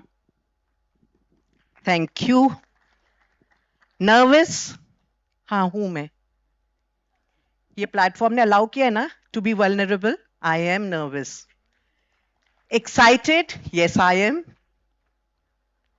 So allow me to be very honest, very authentic, because I need to justify the stage. The last few hours, amazing speakers has graced this stage. So I genuinely need to value this stage.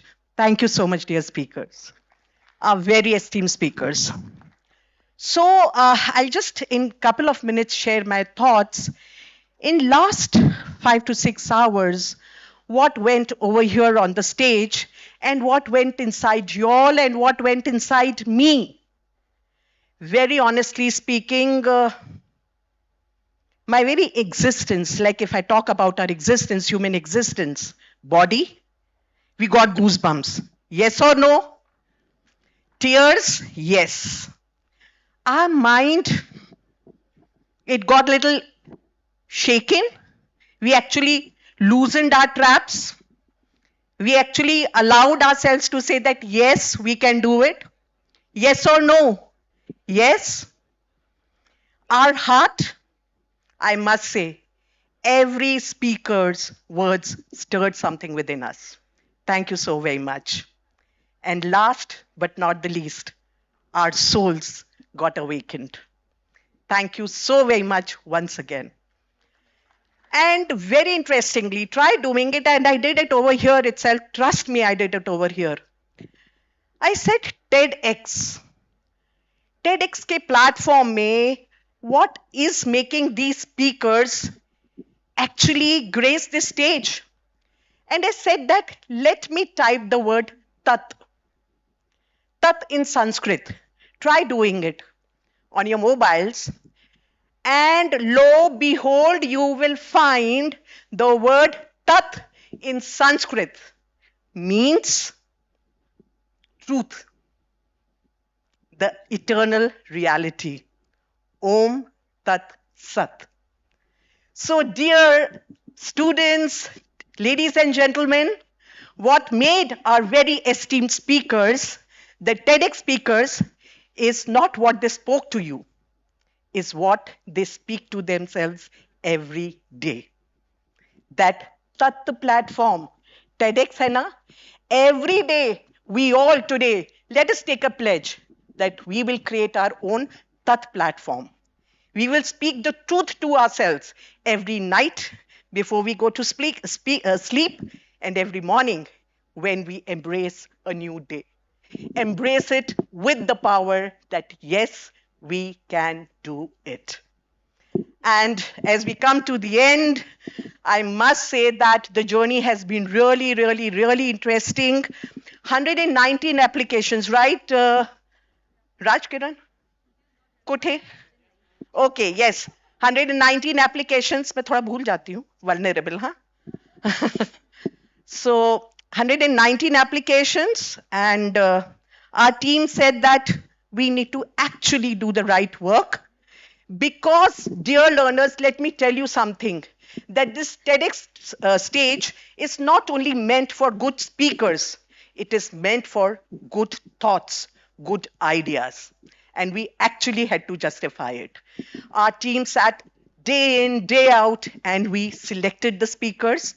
And we also ensured that we also need to invite esteemed speakers, those who have changed perspectives not only through this stage, but also there in the courtrooms, there in their different arenas where they are working. So thank you so very much. And as a teacher, let me tell you, the best learning takes place when after vision, we have revision. So I call my very dear colleague, Dr. Iyer, to give you all a glimpse of what our amazing speakers have said and what the TAT platform we need to whisper to ourselves every day. Thank you, and may God bless everyone. Thank you so much, Manisha ma'am. It was wonderful listening to you, as well as the day as it began. I should definitely say that we had an amazing plethora of knowledge served. As madam just said, it was not only for good speakers. The day was made for good listeners who could take so many things by a single word. And that shows the vastness of knowledge that has been there in our Upanishads. So without wasting much time, I should say, I'm just referring to mobile because I generally say my students also, when you are on stage, not to look at the things. But since I have to share what has been told more correctly, it cannot be my view. So I'm just referring to this. So the day started by a huge 6 by our advocate Ranjit Singh Sanglay Sarji, and Haribau will be with all of us, where a human is definitely required rather than an AI, and he serves the purpose.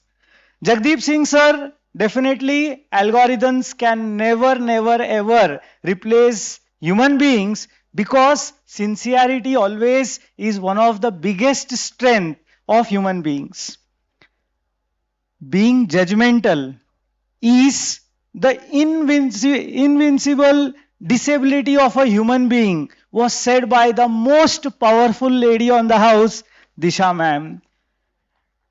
Gurukul sir, definitely I would accept the fact that warriors are what human beings are for, and definitely society needs warriors not only within but also outside.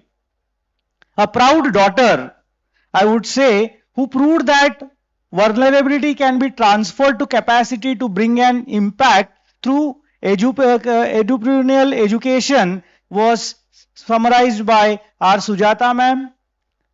And a lady who I should say definitely changed 6 professions so beautifully, so powerfully, and getting the title of Mrs. India. I think that journey stilled something emotions and make everyone bold to take decisions at each point of life.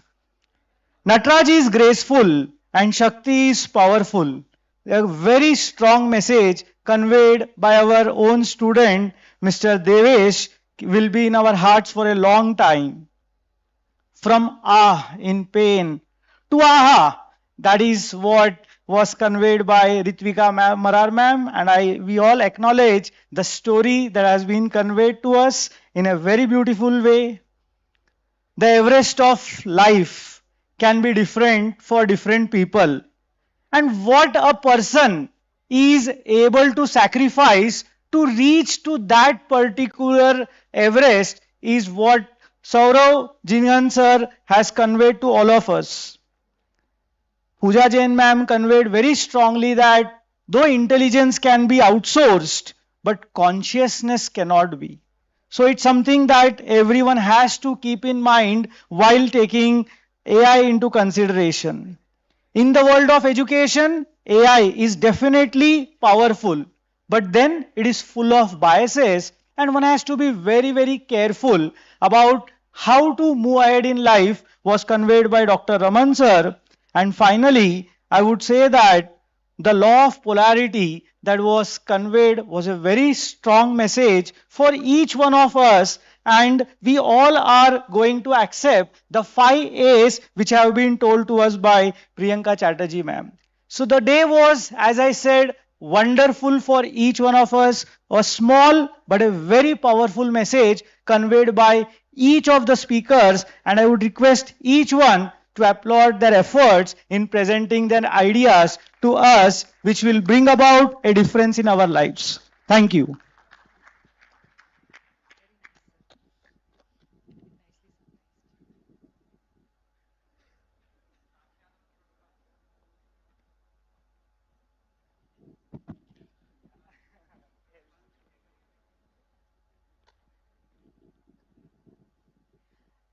So we would like to appreciate and acknowledge our sponsors for the day.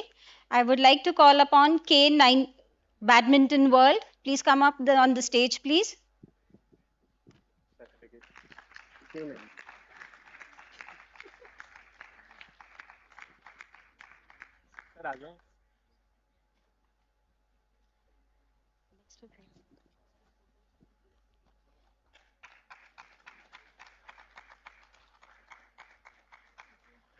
I request the team from Blissful Buddies to come on the stage, please.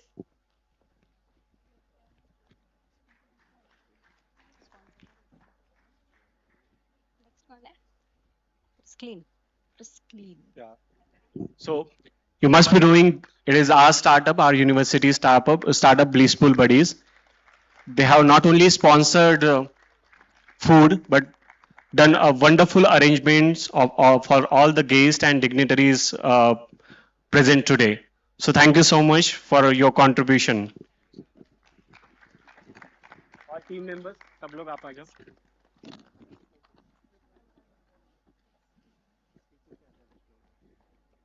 बहुत अच्छा काम किया.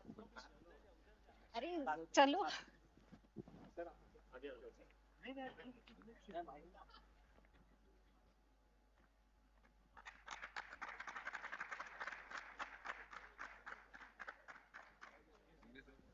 Thank you. I would now request Brisk Clean to come on the stage, please.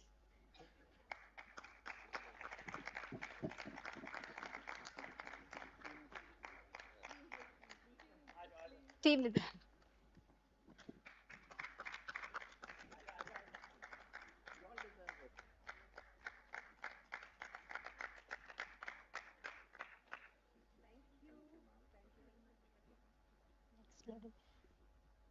Our next sponsor is Next Level.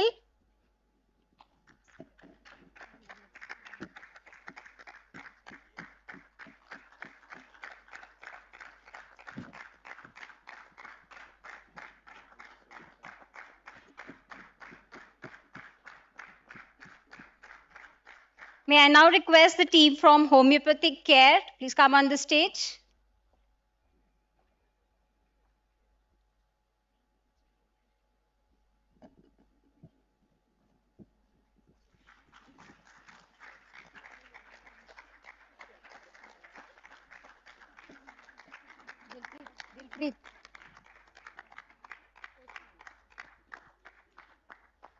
Can I have the team from Koshio on the stage, please?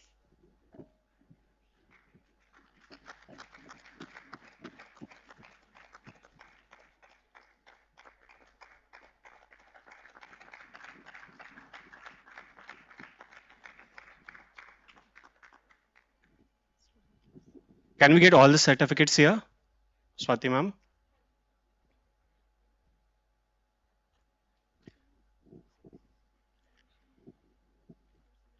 It's time.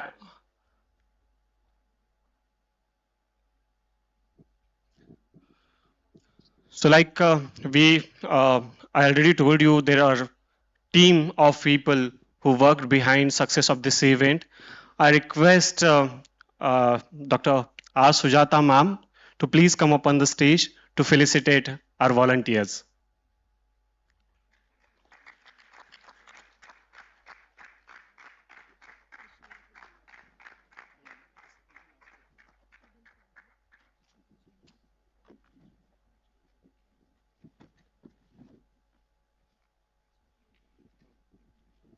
Dr. Swati Upeja ma'am.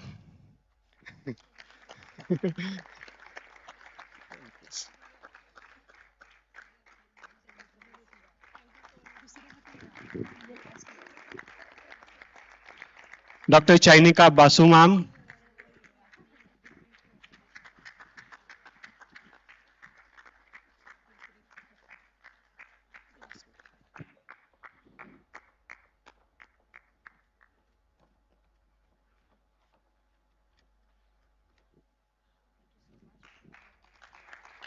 I request Ms. Tanmay Shekatkar ma'am to please come on the stage. Part of Sri Balaji. Yes, ma'am, you are. Savita Patil.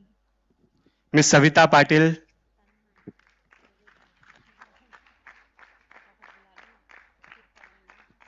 Mr. Vivek Sen.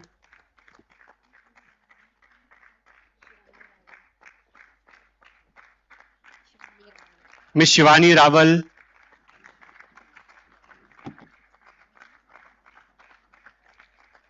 Mr. Vivek Sen.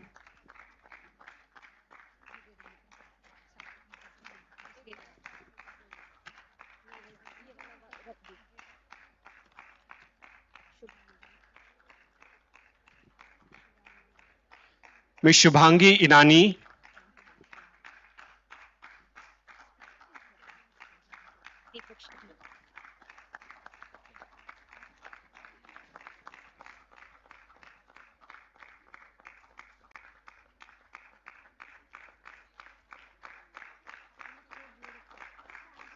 Thank you so much, ma'am. Thank you for joining us here.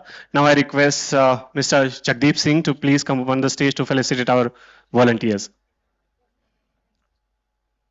I request Mr. Deepak Sharma to please come up on the stage.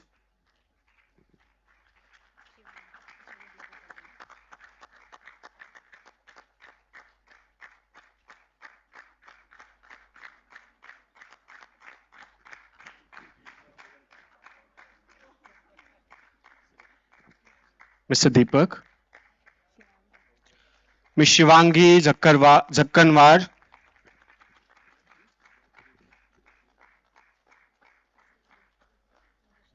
Ms. Neha Shinde. Sir.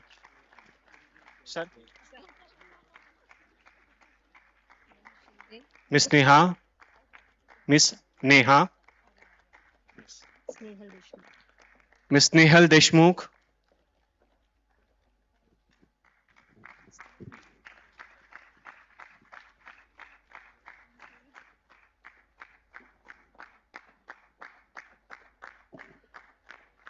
And Snehal is also celebrating her birthday today. So many happy returns of the day to Miss Snehal. Give her a big round of applause, please.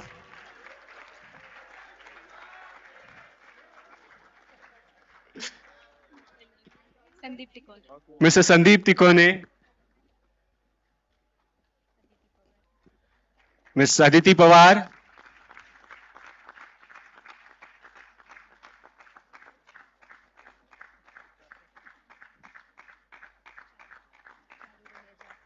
Ms. Charu Raheja.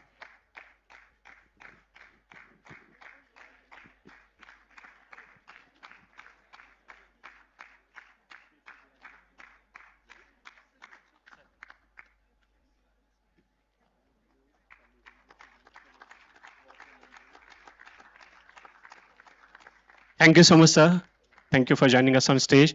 Now I request Advocate Ranjit Sanglay, sir, to please come up on the stage to felicitate our volunteers and team members.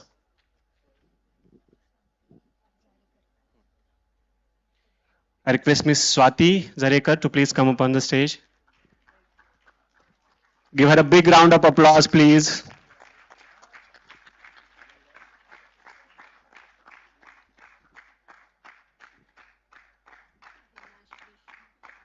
Mr. Avinash Deshmukh, sir, please come up on the stage.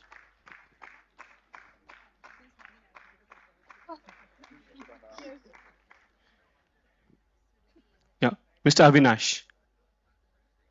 नहीं है. Miss Surbhi Agarwal. Ma'am, are you there? Can someone from her behalf accept this? Anyone from UG? Right. Ramma ma'am. And next is Ramya ma'am.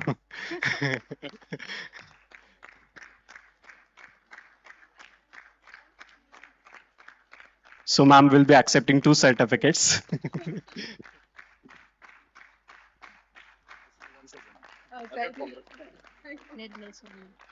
I request Dr. Nirmal Soni sir, so please come join us on stage.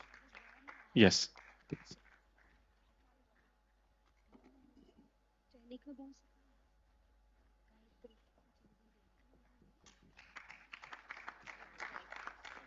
I request Dr. Gayatri ma'am to please come up on the stage.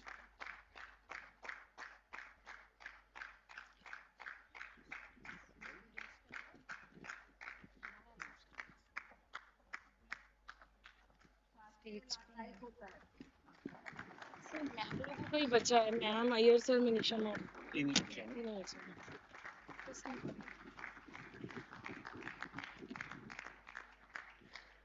Now I am taking this honor to felicitate very senior members of my team curation committee. So I'm the youngest of all the team members, and they keep scolding me and guiding me as well. So I request sir to felicitate Dr. Vishwanathan Iyer sir. Sir is also Assistant Deputy Head of Academics Department of Sri Balaji University, Pune.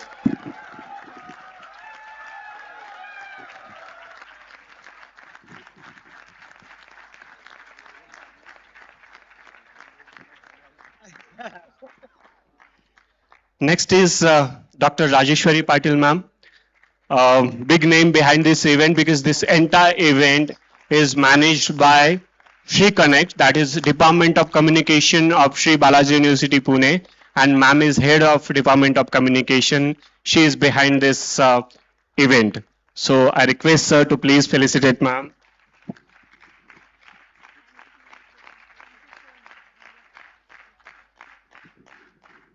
Sir पे हो गया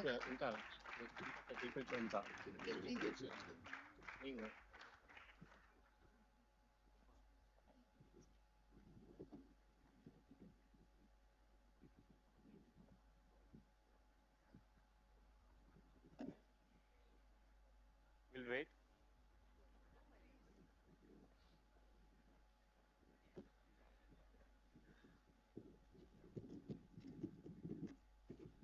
Next is Dr. Dilpreet Kaur. She is heading Department of Sports, Wellness and Recreation of Sri Balaji University, Pune. And she is, yeah, she is besides me throughout this event, guiding me, supporting me. She is also one of the sponsors. So thank you so much for being there, ma'am.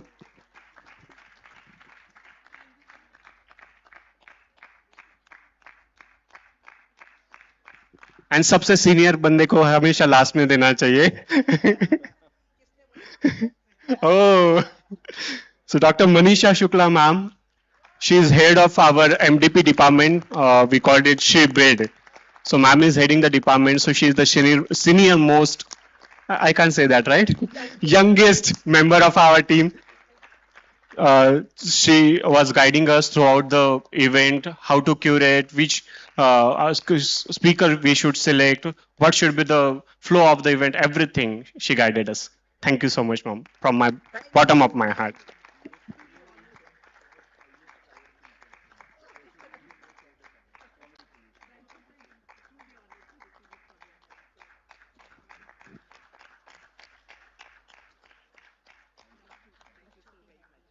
Yes, thank you, sir. Thank you for joining us. No. I'm the organizer. So thank you so much, all of you, for being there throughout this event and making this event a success. Now I request all the student managers, those participated in this event, our anchors, then Blissful Buddy teams, and all the hall committee, stage committee, please come up on the stage. Please join us on stage. Give them a big round of applause. In Balaji University, we always say this university is by the students, for the students, and for the benefits of the students. And all events are managed by students only. I also consider myself as a student. So this is a wonderful team of Sri Balaji University's Pune's students, they work day and night to make this event a success. So give them a big round of applause.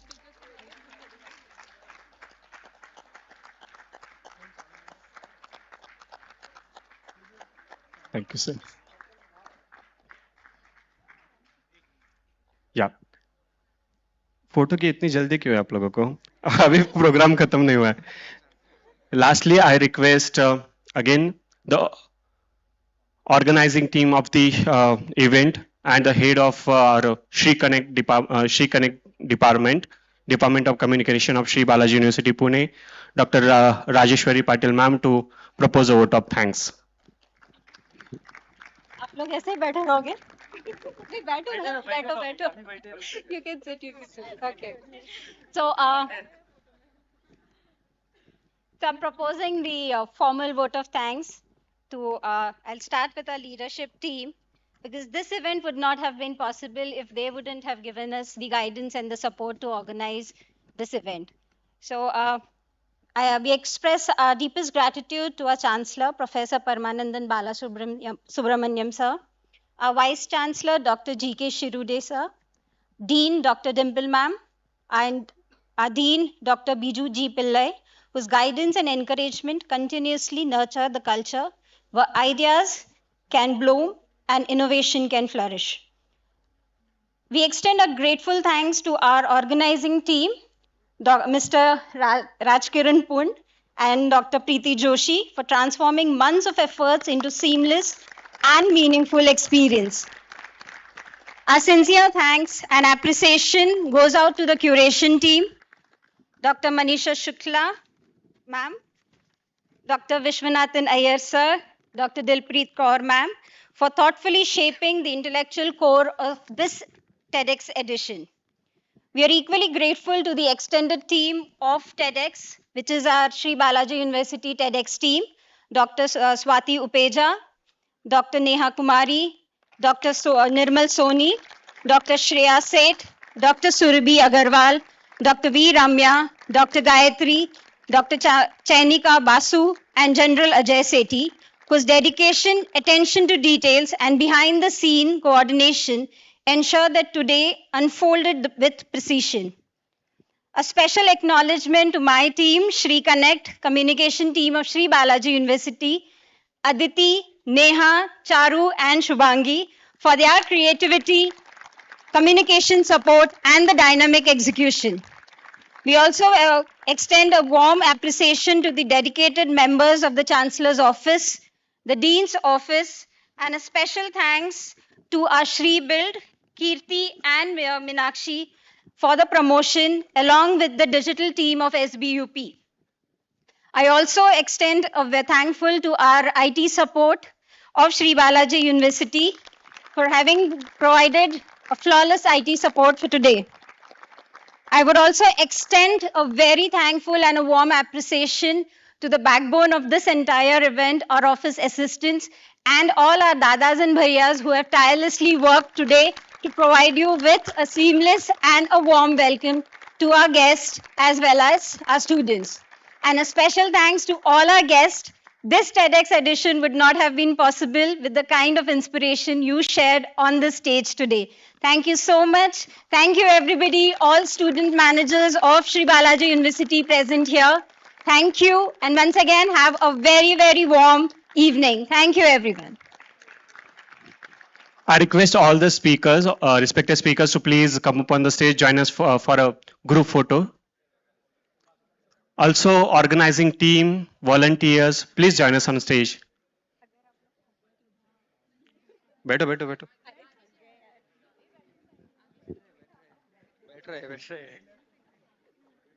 Exercise karo.